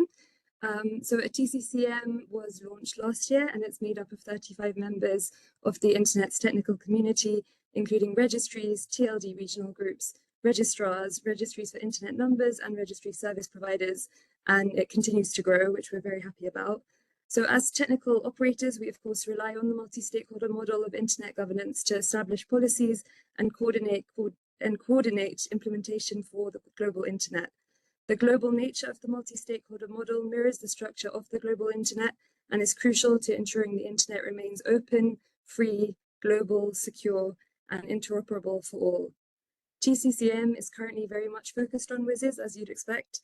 And we see this as an opportunity to assess progress towards achieving the goals set during the first WSIS and to decide on the future of the IGF. The review also provides a key opportunity to reaffirm and reiterate the principles of and support for the multi-stakeholder model of internet governance and an extended or ideally permanent mandate for the IGF. Today, our engagement on WSIS Plus 20 has included submitting responses to 2 consultations. Firstly, the Council Working Group on WSIS and STG's call for inputs on the WSIS Plus 20 review. And then secondly, the WSIS Plus 20 high-level event open consultation process. And many of our TCCM members signed on to those responses. In our responses, we've continued to make the case for the multi-stakeholder approach to internet governance and the level of diversity, expertise, accountability, and transparency that this inspires, which we believe is really important going forward. We also have a WSIS task force within the TCCN, which is looking to develop policy positions on key issues with a view to consulting the wider membership in May and early June and finalizing these positions by the time of global IGF in Norway.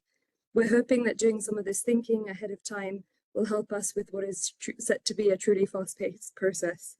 As part of this work, we're considering things like our position on the action lines, how to communicate the value of IGF, as well as recommendations for how to strengthen it, particularly in terms of sustainability, effectiveness, and inclusivity. We're also developing thinking on how different parts of the UN system can best come together, for example, through linking the SDGs, WSIS, and GDC implementation, and strengthening implementation of the WSIS action lines. We're very grateful for the expertise of colleagues from many different organizations across many regions in bringing this thinking together, and we're also interested in seeing thinking that others are developing in this space, such as the Swiss non-paper. We're developing materials to support TCCM members in having discussions on WSIS Plus 20 with domestic stakeholders and with their governments. We look forward to working with all parts of the system in the coming months as we develop our policy positions and keep pace with these processes. We look forward to ICANN Prague and IGF in Norway, which will provide further opportunities to come together and share insights and ideas on how to build digital governance together and ensure the internet works for everyone. Thank you. Thank you. Then the UN Interregional Crime and Justice Research Institute. Ottavia, are you online? Yes, thank you, Chair. Thanks to the Chair and IGF organizers and all stakeholders present today. We're very grateful for this opportunity to contribute to today's discussion. We highly commend IGF's work, and we strongly believe in the importance of this year's theme of building digital governance together. Within our mandate, we strive to do so and contribute to the entire internet community through two main work streams. Our Center for AI and Robotics is taking a leading role in the global discussions on the use of AI in law enforcement and in promoting responsible AI development. Building on the AI toolkit, in collaboration with Interpol, we launched AI Poll, which is a project aimed to support the global law enforcement community in their journey towards responsible AI innovation.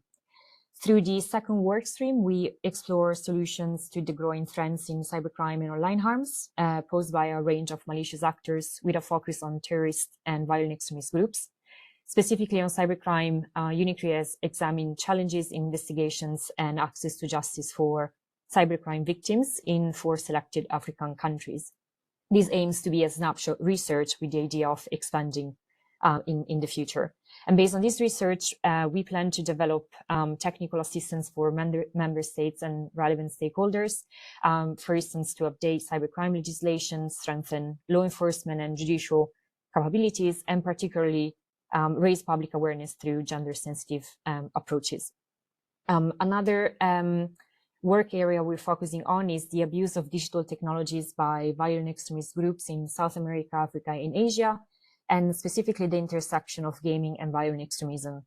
What we have seen is that the growth of harmful content online poses risks to the digital security of marginalized groups, and it has become quite complicated to discern the diverse nature of online harms, as there is a growing evidence of the overlapping manifestations of terrorist content with disinformation, CSAM, and cybercrime.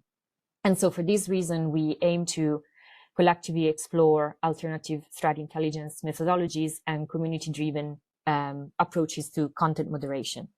So we very look forward to collaborating with IGF stakeholders on some of these topics, particularly community-driven content moderation and support to cybercrime victims. We really want to follow up bottom-up approach, and we are eager to get any insights on this topic from different experts.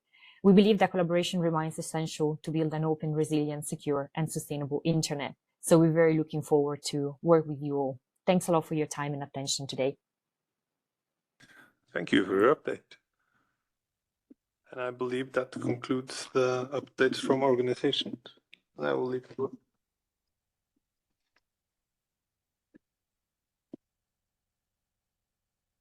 it. It's in a whole session. Thank you, everybody. So I'm going to give a recap. I know most of you want to know about the session we missed after, just before lunch. So we'll start with that tomorrow. And that's the session on open discussion. What do we do in 2025? So as a recap, I just jotted down a few things that grabbed my attention. Not that everything didn't grab my attention, but for that type of recap.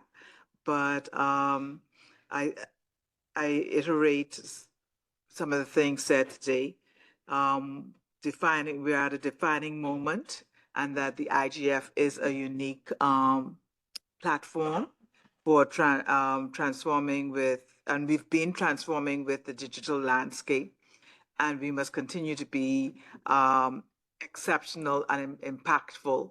So I know most of you have completed your selection of proposals, and I'm sure you kept that in mind, that we need to be very exceptional and impactful, and that's very critical this year and beyond. Of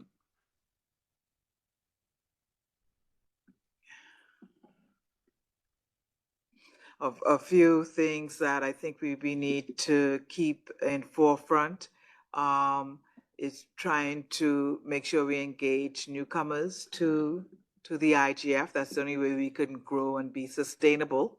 So we look forward to the analysis on newcomers. It's important that we have a strategy on government and business engagement. I know that the working group on strategy has that in mind.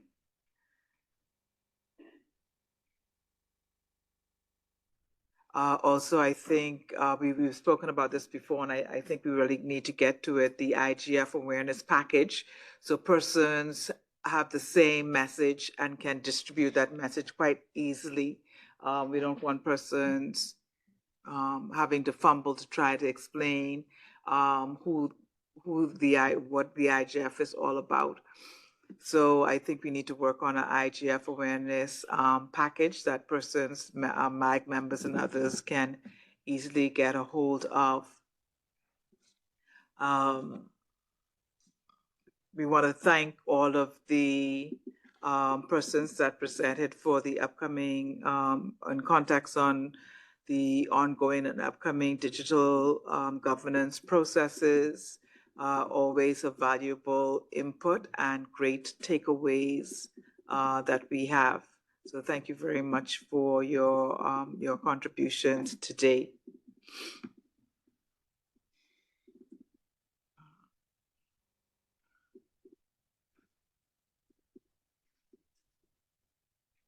There was one more thing I thought was very impactful.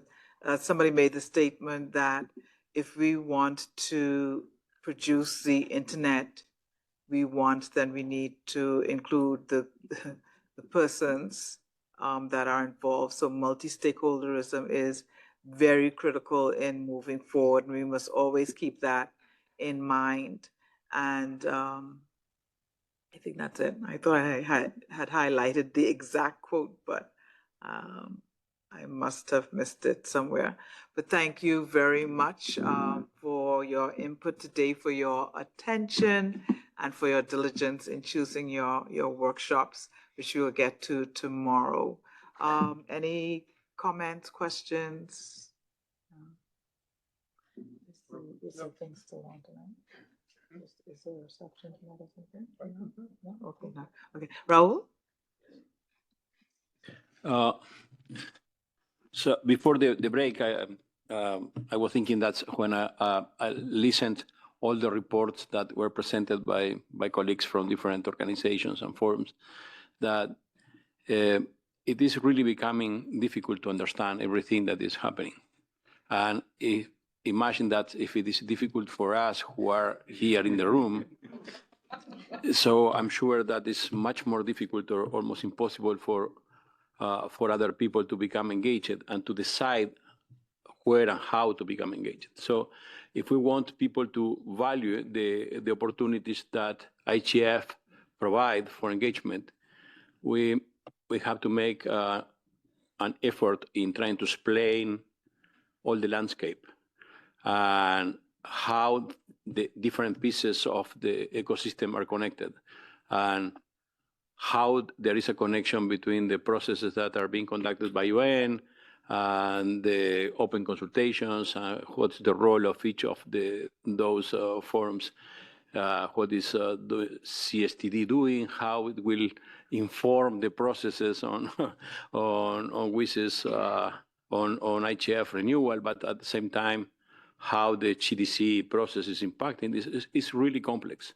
So I don't know how, but maybe there is already something that I have not seen yet, but we need to elaborate a two-pager, something that is playing very easily. So I think it's a way to reinforce the relevance of IGF as a place for going, especially for developing countries that have less resources, to go and to meet almost everybody there. I don't want to use the expression one-stop shopping because it's not to shop anything, but it's going to somewhere where I can optimize my resources and have a look of everything that is happening and come back to my country or my community with a more clear understanding of what is being discussed in the world. Thank you.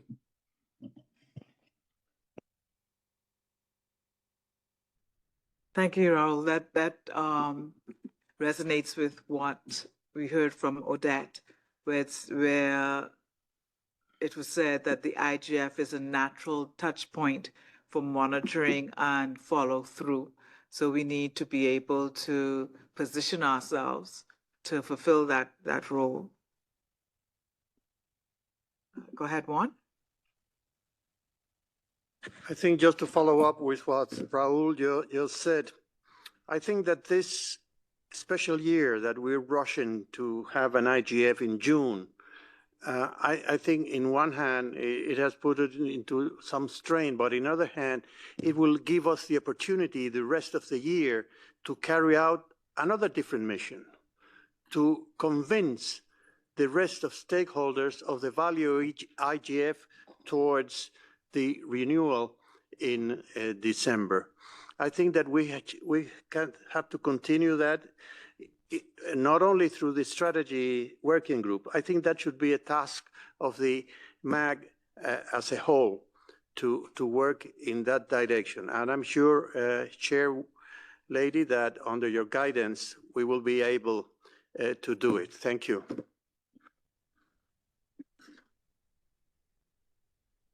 Thank you very much, Juan. I agree with you. I found the what was said. It says the only way to build an internet for everyone is with everyone. So we always have to keep that in mind. So with that, any hands online? I forgot to look. Anna. Oh, Anna, go ahead. Thank you very much. I just would like to echo what has been said. And I think that from this meeting, well, I think that this MAG is different from the other MAGs. And from this meeting, we should have a strategy for the renewal of IGF and not, well, only to decide on the workshops. So I think that we can use all the intelligence that we have here in the room to strategize IGF and to reflect on that. Otherwise, why we were appointed for this special year. Thank you. Thank you, Anna. We'll have a chance to discuss that some more because that would have come out in the session that we missed today. So we will start with that, and you'll hear from persons on the way forward. And don't forget, we have the paper from the working group as well as a paper from the leadership panel that reflects on that. Okay, so round of applause for everybody.